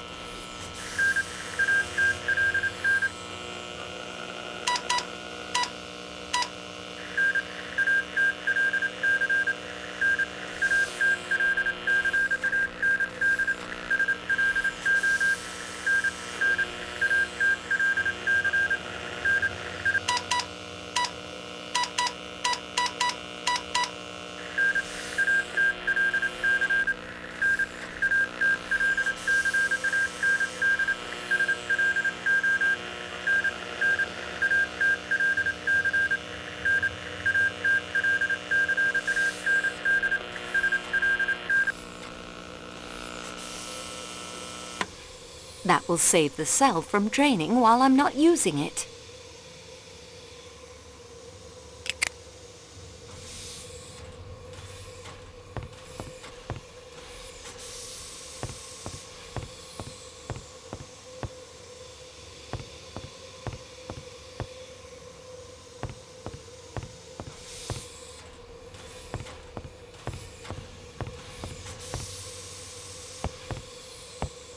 Mademoiselle Debenham, I must ask you why you lied to me earlier. Lied to you? I don't know what you mean. You told me you had never been in America. What makes you think I have? Information received, as the English police say. You concealed the fact that you lived in the Armstrong household. And what, may I ask, was I supposed to have been doing there? You were governess to Helena Gilbert, Mrs. Armstrong's young sister, and you would have no doubt been governess to little Daisy when she was old enough. You appear to have found me out. And the reason for these evasions? I have my living to get. You must know how hard it is for a girl to get and keep decent employment. I had been detained and questioned in connection with a murder case. Do you think that any nice, ordinary, middle-class Englishwoman would want to engage a girl with those references as governess to her daughters? Even if no blame attached to you, there would be the publicity. Yes, we have it hard enough getting on, don't we? Without all of that additional baggage. You could have helped the investigation. How? Is it possible, Mademoiselle Debenham? Call me Mary, please. Mary, is it possible you did not recognize Countess Andrenyi? Recognize her? From the society pages, you mean? She is Helena Gilbert, the young sister whom you taught in New York. Helena. It is true she reminded me of someone. It puzzled me. But she looks so different now, so elegant. How could I connect her with a little American schoolgirl? I admit I looked more closely at her clothes than her face, and I had my own preoccupations. Not now, when it's all over, when it's behind us. Antoinette, those words refer to a private matter of my own. I can't tell you. I can't. I understand very well. I thought you would know what it is like. I am the hardest working employee in the office, yet I remain at the lowest wages. And I've worried more than once how my employer, Monsieur Booth, will react when he learns of the avalanche, Monsieur Poirot's accident, the murder. I'm not to blame, but somehow you will be blamed.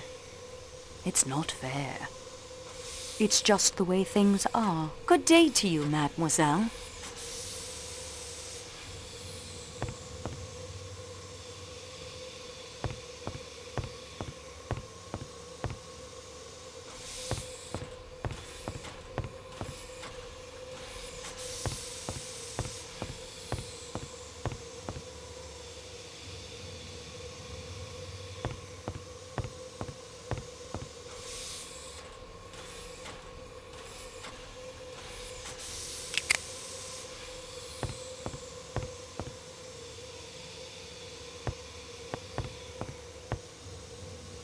I've remembered something else I wanted to say.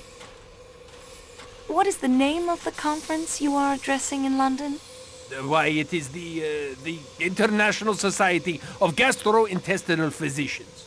Why would such a group be interested in a speech about a disease found in newborn calves? Why, there are many similarities between... What I mean is anatomy. Constantine, what have you done? You lied to us about your qualifications, Doctor. You are a veterinarian, yes? Yes, a very good veterinarian. Monsieur Poirot and I relied on your qualified opinions. Mademoiselle Marceau. All the inconsistencies, the time of death, the difference in the force of the stab wounds. The murderer is strong, but no, look here, the murderer is weak. He is right-handed. No, he is left-handed. Have you considered he may have held a knife in each hand? Doctor, enough. All of it can be explained away with the simple fact that you did not know what you were doing. Mademoiselle, all of my training was to become a medical doctor, to treat human disease and to save human lives. Then, I come from a poor family. I had not the money to finish my studies. The best I could accomplish was doctor of animals. When Monsieur Poirot was told there was doctor on the train, I saw an opportunity to prove myself. Not to you, you understand. To me. But your evidence...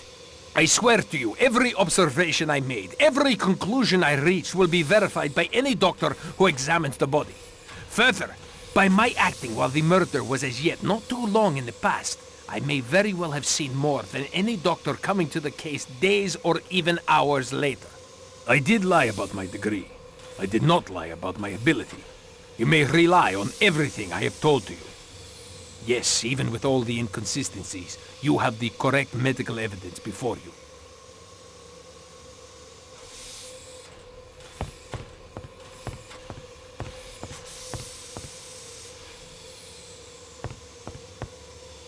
When your investigation is complete, I would like my handkerchief back. And my copper bracelet.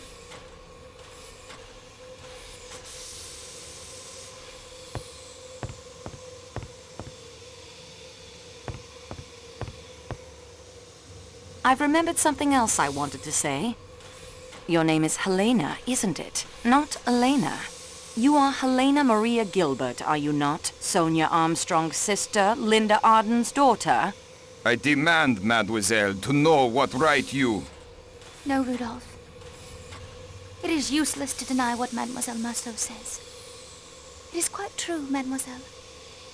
I am Helena Gilbert, the youngest sister of Sonia Armstrong. Au revoir, Monsieur le Comte.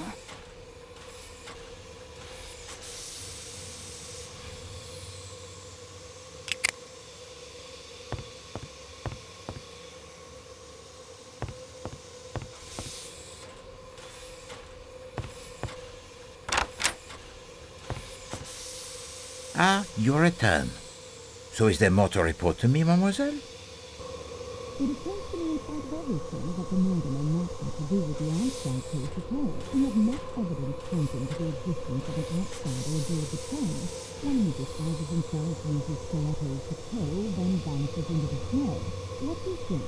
Or he could be out there in a frozen snowdrift or lying broken at the bottom of a rocky ravine. The body may never be found until the spring thaw. I enjoy the investigation, monsieur. I certainly do not enjoy the fact that a man has been killed. And that is everything I have discovered so far. We progress, mademoiselle. Let us see what we can learn. Countess Adrenyi's maiden name is Gilbert. Not a very Hungarian name, that. Her accent is more American than Hungarian. Countess Andrenyi is Helena Gilbert, Sonia Armstrong's sister. Ah, oui. It is easy to see why her devoted husband would try to hide that fact. Her account of the Armstrong household is of the greatest interest. Please to go over the points of her testimony that struck you. Barnaby confirms Colonel Arbuthnot served with Colonel Armstrong. Oui, the Royal Northumberland Fusiliers, a regiment most distinguished. Barnaby has discovered that the last name of the Armstrong cook was Schmidt. All of her ladies have said that she was a wonderful cook. Dr. Constantine is a veterinarian. The only man on the train who answers the description of Ratchett's unknown enemy, and that is his only secret? Bah! Pierre Michel has no family. Never married, parents dead, his sister, her husband, and a niece dead in the car crash? This is enough to explain the sadness that haunts him, and yet he carries the happy family photograph with him, a wife and a child. The nursemaid's full name was Suzanne Ferrier. French. Yet no apparent connection to any of the others involved in that case. Ah, well, not every clue will lead somewhere. Cyrus Hardman has worked for McNeil's for almost 15 years. I wonder. The father of Linda Arden's children was named Gilbert. No marriage, just children. The smart set is often not so smart, I think. I have all the pieces. All that remains is for me to assemble them properly. Très bien, mademoiselle. You have done well. Mademoiselle Marceau, you will recall my observation to you of the many classes and nationalities one meets when traveling? Yes, of course. Try to imagine whether such an assembly would ever likely to be collected under any other conditions.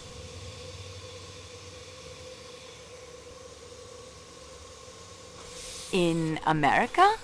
Oui, the great melting pan of America. Melting pot. This is the answer I made to myself as well. Only in America you might find a household composed of such varied nationalities. And what do we discover here? Such a household has recreated itself aboard this train. A household damaged almost beyond recovery 10 years ago by the man Ratchett. And so we near the end of at least one journey. Please to assemble our fellow passengers in the salon car. Oh, and please also to send for Michel and Dr. Constantine. I will need their assistance to convey me to the salon car. You will present your solution? I will offer 3 solutions. You, mademoiselle, will decide which of them will best serve justice. Eh bien, messieurs, we have before us a most delicate operation. Transferring the person of Poirot to the salon car, where the suspects, they are all assembled. Poirot is ready for the ordeal.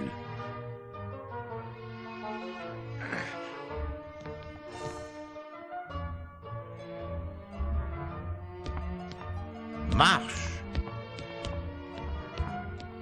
Mon Dieu, take care!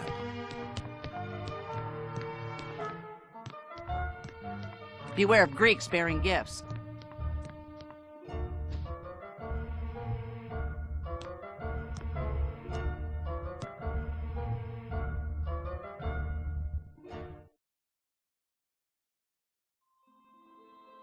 Mesdames et messieurs, there are 3 possible solutions of this case. There is the solution concocted for the benefit of the Yugoslavian police, who were expected to take up the investigation.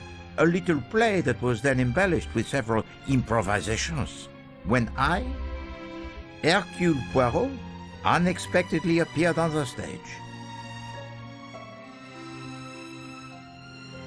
And then there is a solution that reveals the most careful plotting of a truly brilliant mastermind.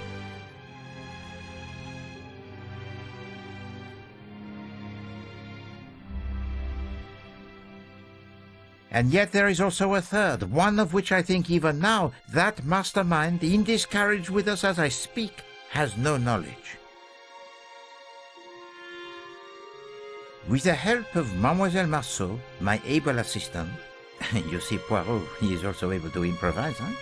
I shall put all 3 solutions before you, and I shall ask Mademoiselle Marceau and the eminent Dr. Constantine here to judge which solution is the right one. Mademoiselle, are you ready to proceed?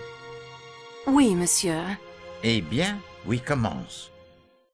Monsieur Ratchett had received the threats from an unknown enemy. Mademoiselle Marceau?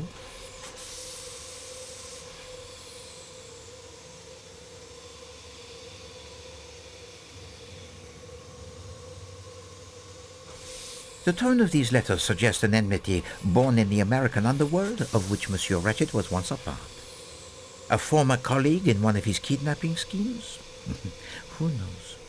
We have the evidence of a detective, Monsieur Ratchett hired to protect him.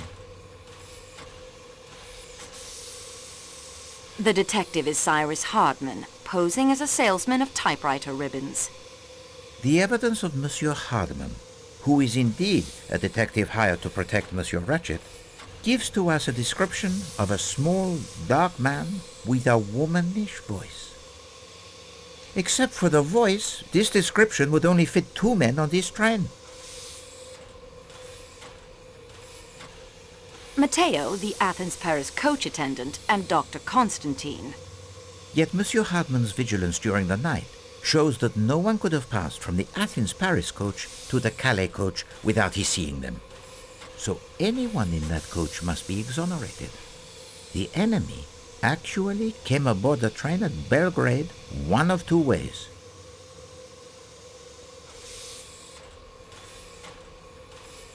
Through the door left unbolted by Monsieur McQueen. This enemy was disguised, leaving behind a button in Madame Hubbard's room when he used her connecting door. Mademoiselle, the disguise?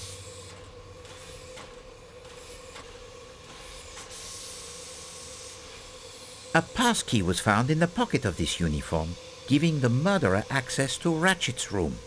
Ratchett was under the influence of a dose of his sleeping draught, light enough to wake him, but strong enough to prevent him from struggling as the killer left through the connecting door. Masterman confirmed the dosage of the sleeping draught. Oui, he did. Well, the murder weapon is obvious. Mademoiselle? It is a stiletto, the type of knife carried by the criminal type in America called the mafiosi. The killer planned to leave the train at the next station after committing his crime. Show to them the evidence supporting this, mademoiselle.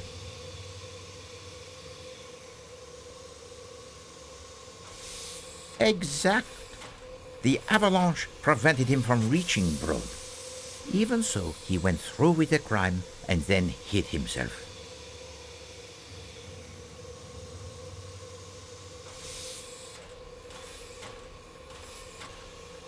The killer hid in an empty room in the Athens-Paris coach. At first, in the Athens-Paris coach. Then later, it is in the hut. Mademoiselle found the uniform and the stiletto. But the killer had fled. He may have escaped down the mountain, or he may have come to his just reward somewhere out there in the snow. I think you will agree that we had followed the trail as easily as if we were tracking the footprints in the snow. Well, it is plausible. It certainly fits the most obvious set of facts. I applaud the mastermind who hides behind such an innocent face. The second solution asked more of the little Gressels. Not only of Poirot, but those of Mademoiselle Marceau and Dr. Constantine as well. It was hidden most carefully. The unlikely accident of a means of communicating with the outside world, a part filled most ably by my dear friend Barnaby, made the truth, or at least part of it, easier to uncover. But I flatter myself that enough clues were found right here on this train that such communications were almost always but collaborations of conclusions that I had already reached. So, mademoiselle, we will begin again. First, I will speak to you of time. When did Monsieur Ratchett meet his end? I suspect Mademoiselle Marceau has the theory. 1:15 a.m. The watch was broken during the attack, and Madame Hubbard heard the killer in her compartment only moments later. Let us examine each possibility in turn. 10:40 p.m.? Or earlier? No, I think not. Mademoiselle Olsen spoke to Ratchett from the doorway at 10:40 p.m., but she never went inside. It conjures the image most bizarre of her throwing a knife at him 12 times from the doorway. And how does she retrieve it? Is there string attached to the handle? No. No, that is a solution of a most lurid sort. 12:37 a.m.? A more interesting possibility. Monsieur McQueen states that Ratchett spoke no languages other than English, and yet the voice answered Michel in French. Still, I think this was simply a performance for the benefit of Poirot. One of the little improvisations. I was meant to see through it and say, no, no, no, no, no. Monsieur Ratchett, he was already dead by 12:37. He could not have cried out. The broken watch said 1:15. Oui, it did. And it fits with the time of Madame Hubbard's visitor. Now I digress for the reminiscence. I observed to Mademoiselle Marceau that one meets many classes and nationalities when traveling aboard the Express. I asked her to imagine whether such an assembly would ever likely to be collected under any other conditions. And Mademoiselle, what was your reply? In America. C'est ça. Only in America will you find a household composed of so many nationalities. Look about you. As our investigation progressed, it became clear that 9 passengers on this train are connected in some way to the Armstrong kidnapping. Who have we connected to that case, mademoiselle?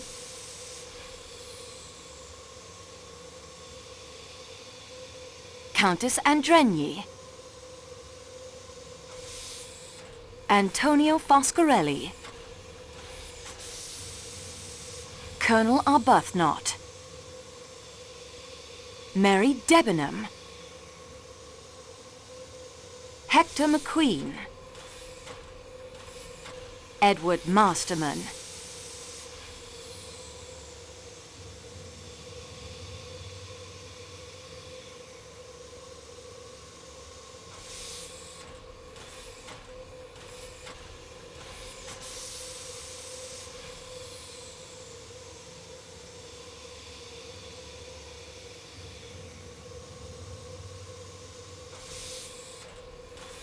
Princess Dragomirov.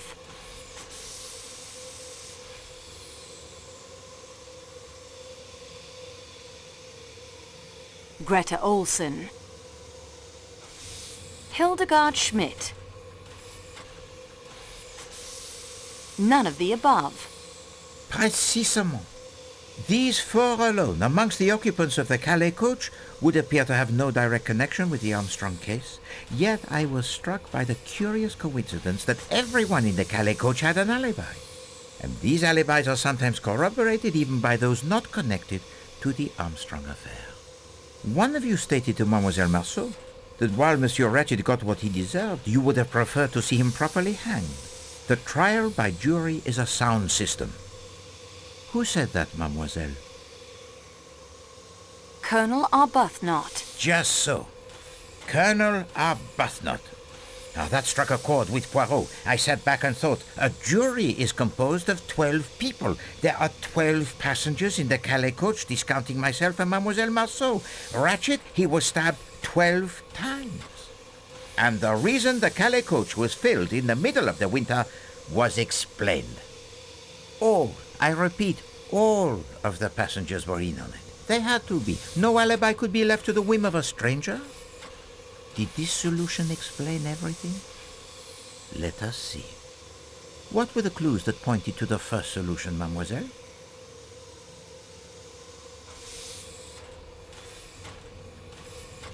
All of these clues agree with the first solution. Oui. And now, of course, my attention focused on Monsieur Hartmann, for he, the apparent outsider, had provided a key element in this artificial solution of an unknown enemy. How to explain his complicity? And then I remembered that Mademoiselle Marceau had told to me 2 suggestive moments during 2 different interviews with Monsieur Hartmann.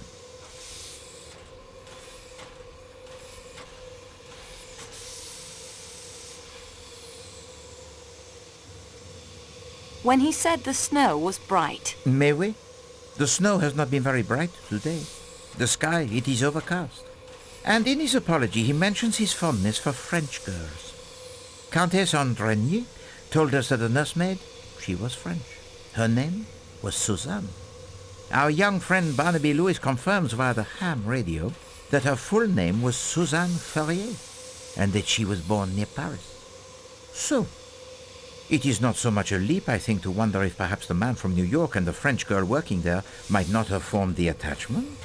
I've been a detective for almost 20 years, Monsieur Poirot, but I'm in admiration of you.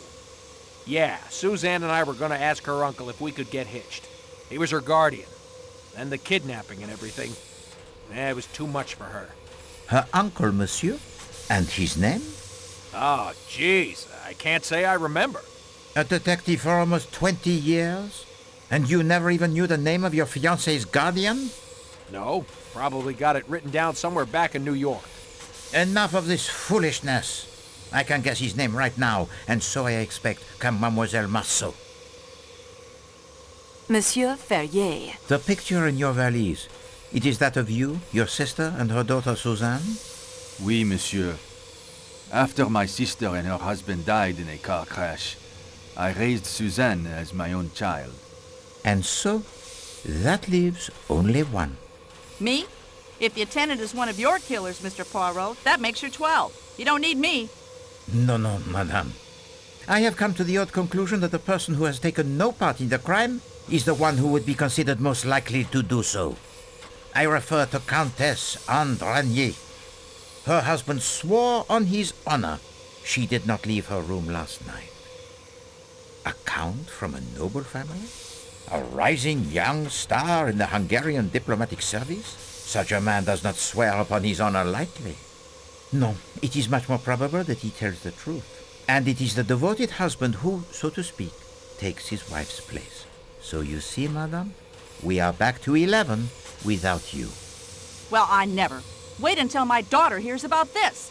Why not tell her now? She is sitting there right beside you, Madame Arden. You are the instigator, or the director, I should say, of this entire performance. You, who Mademoiselle Debenham so rightly called the strongest character among us. And there you have it. Does this second solution explain everything? Let us see. Mademoiselle Marceau, what was the real murder weapon?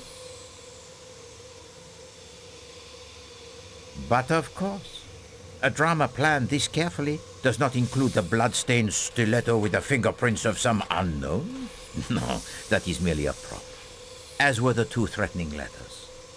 The burned note, of course, was a real threat. The conspirators most assuredly did not want this murder tied to the Armstrong kidnapping, and the true weapon, with no incriminating mark upon it, might never have been found if it had been thrown inches further. Bloody steak knives aren't balanced properly for throwing. My hat's off to you, though, Miss Marceau.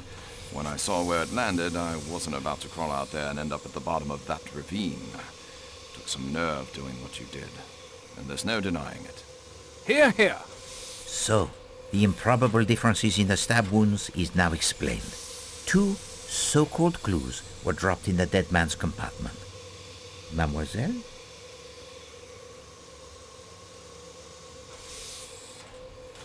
The pipe cleaner, incriminating Colonel Arbuthnot, who had one of the strongest alibis and whose connection to the Armstrong family was probably the hardest to prove.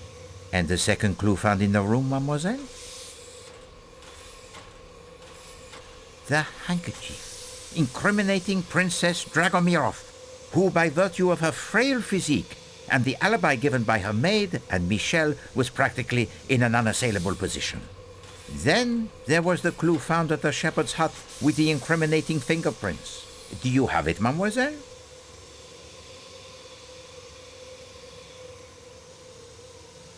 With Matteo's incriminating fingerprints on it. Not precisely cricket, you know, Tonio, to incriminate an innocent man. Cyrus could swear Matteo had not entered the Calais coach.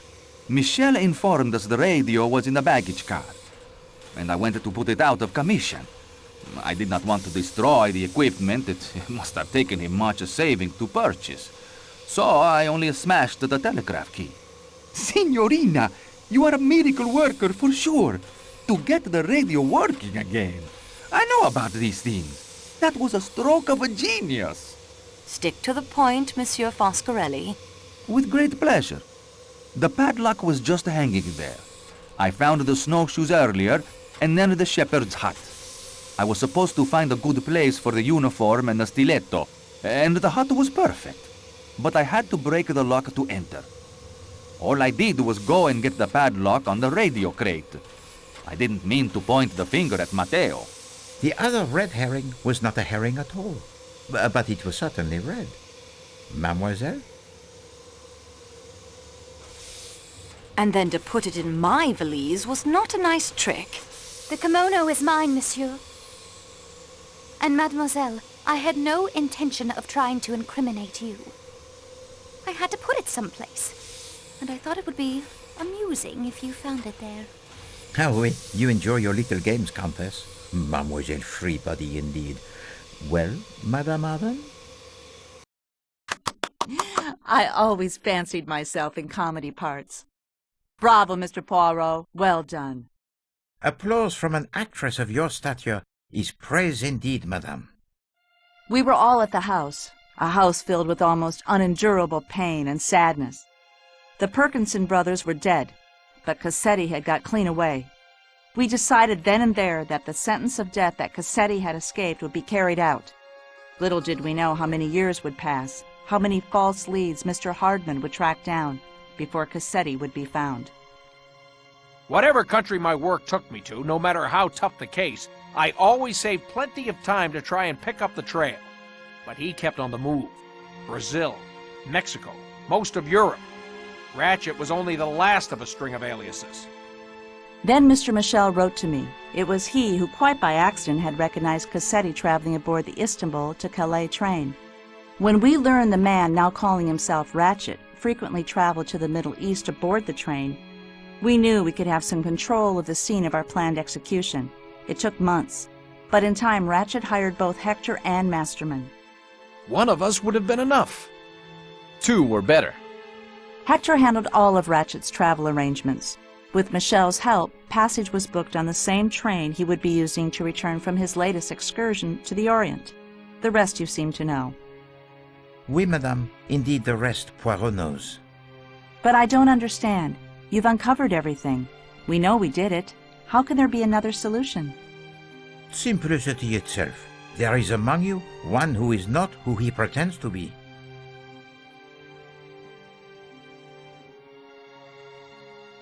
With the help of Mademoiselle Marceau, I will now present you with those clues which fit neither solution so far proposed, and present you with a truth that will surprise even you.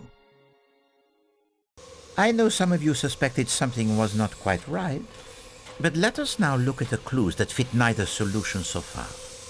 Madame Schmidt says she saw the phantom attendant, but we know now it was sheer invention. Yet we have the testimony of an independent witness who says he saw the non-existent small dark attendant actually getting on the train. Mademoiselle?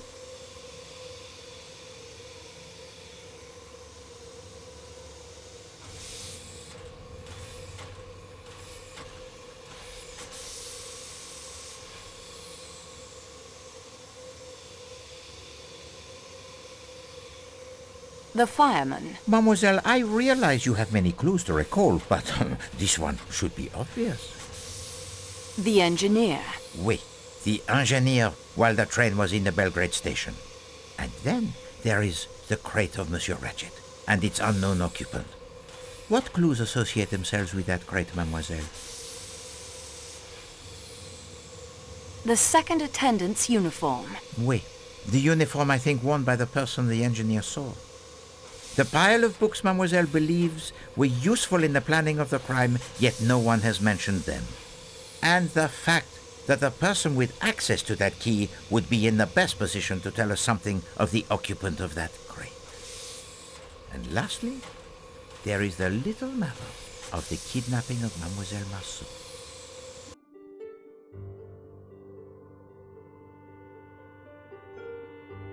The what? Monsieur Foscarelli. I would not harm the signorina. It is why we are all here, to punish the kidnapper. She's right, Poirot. How can you think any of us would resort to kidnapping after all we've been through? As you can see, Monsieur Perkison, we have pieced together much of your story. Only the reasons remain, and I leave those to you. What did you call him? He called him Perkinson. That is my name. Robert Perkinson. Silence! At once! You will obey me in this and listen to what Monsieur Perkinson has to say. You owe to Poirot that, I think. Please understand. I know how you must hate me. It was my dear wife Isabella. the unidentified woman the papers mentioned, who pleaded with Paul and me as the police closed in to let her take Daisy away. She was sick with grief. Take Daisy away? Cassetti killed the wrong little girl. He crept up while Teresa was alone outside and shot her in cold blood. He was gone again before we knew what had happened. We'd refused his orders to kill Daisy, you see, so he took matters into his own hands and killed my little girl by mistake. If any group of people could know exactly how my wife felt, you are here before me. And we were afraid. Some accident when the police came. It was unthinkable the little girl should come to harm after we had just buried our own daughter. Some time after I escaped, after Paul had died in the electric chair, and Isabella had identified some John Doe found floating in the harbor as me, I joined Isabella and Daisy in France, where they now lived as mother and daughter. I knew we should return the child, but my wife would have died the day she was gone.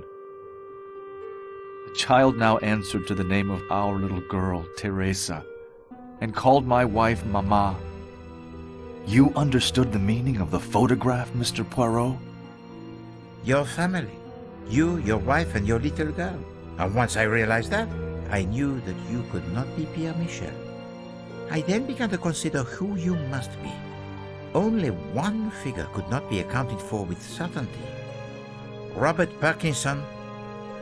Last year, only days after my Isabella succumbed to a cancer that I think grew inside of her since the day of the kidnapping, I sought out Michel. He informed me of the plan to punish Cassetti, a plan that he, despite the death of his niece, never thought he could see through.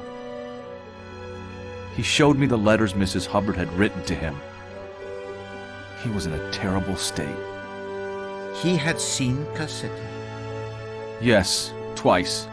On this very train. I could see he was not a strong man and would not be able to face Ratchett. I looked at those letters and asked him one question. Had Mrs. Hubbard or any of the others ever met him in person? His answer was no. I wanted Cassetti dead as much as any of you. He killed my child, and just as surely my wife. So here I am. But, my granddaughter? She has been staying with my wife's sister in Belgrade for the past few days. She came aboard the train there last night, dressed in an attendant's uniform. She changed into her regular clothes and has been camping out, as she calls it. The nuns at her school have kept up her studies, in English as well as French. She is a good student indeed, to have brought all her school books with her on the camp out. I told her to study. She has been staying in the baggage car in Ratchett's crate. Last night I took some food from Klaus's kitchen when he had gone off for a moment. And the statue worth $4,000? I dumped it on a trash heap near Sirkeci station, I'm afraid. This cargo is far more precious. At last, the riddle it is solved, n'est-ce pas, mademoiselle? And with a most satisfactory solution indeed.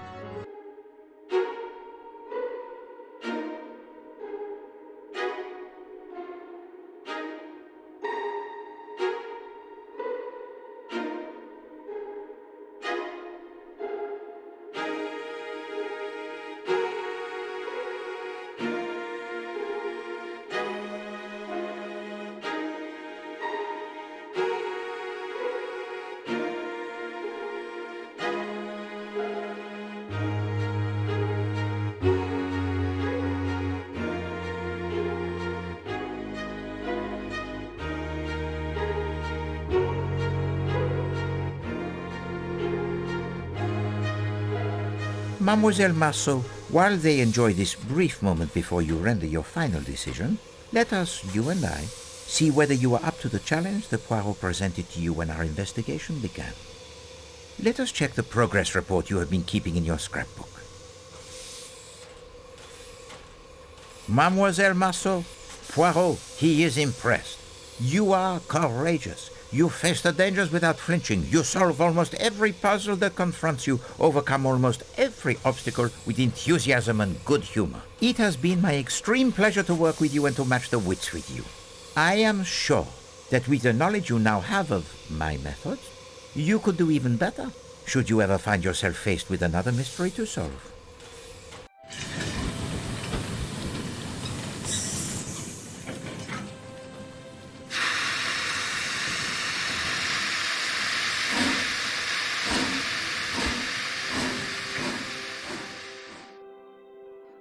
You are the representative of the train company, Mademoiselle Marceau. You have been instrumental in assembling the evidence that pointed to the solutions I have now shared.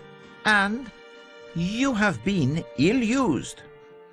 I am truly sorry, mademoiselle.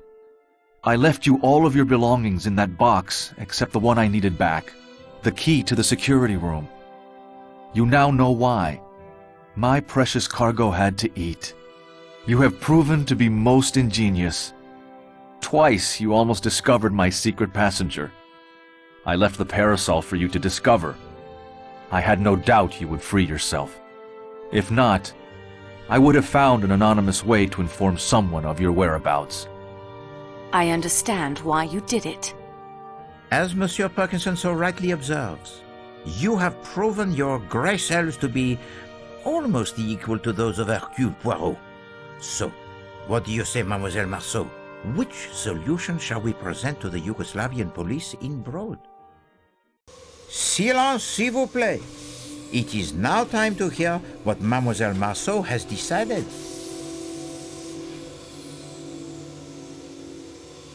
Here are my thoughts on the first solution. It is not the truth, but fits the facts, at least one set of facts, and it will be the simplest by far to explain. My opinion of the second solution is this. It is at least most of the truth, as much as 12 people in this car knew. They are self-confessed murderers, and yet, no, that word is wrong. Justice was done here. Of a kind, perhaps not the justice I would have preferred. In that, I agree with Colonel Arbuthnot, but still, can there be anyone, knowing Ratchett and knowing these people as well as I now do after only a few hours, who can't see the rightness of their cause? These are my feelings about the third solution. It is the whole truth. More heartache than even these 12 people knew. And it must stop somewhere, mustn't it? There are lives to build and rebuild here. I think of Greta's words on her postcard, and of the family that had one last day in the sun at Coney Island before the storm engulfed them. I think they all, including Monsieur Parkinson, deserve a chance in the sun again. Therefore, it is my belief, Monsieur Poirot, the first theory you put forward was the correct one. An unknown enemy of Monsieur Ratchett, whom the murdered man feared, sneaked aboard the train disguised as an attendant and is responsible for the murder. Unfortunately, he is still at large, or lies frozen in a snowbank somewhere awaiting the spring thaw. I suggest that is the solution we offer to the Yugoslavian police when we arrive in Broad. Dr. Constantine? Even if I did not owe you and Mademoiselle Marceau so much, I have learned to leave such matters to those best qualified to decide. I, of course, accept Mademoiselle Marceau's decision. Why? Exactly. Yeah, that's my view. What did I tell you? Yes, thank you. Monsieur Poirot, your ankle. It feels much better. And Poirot? He has been cooped up in his room far too long. He has the need of some fresh air.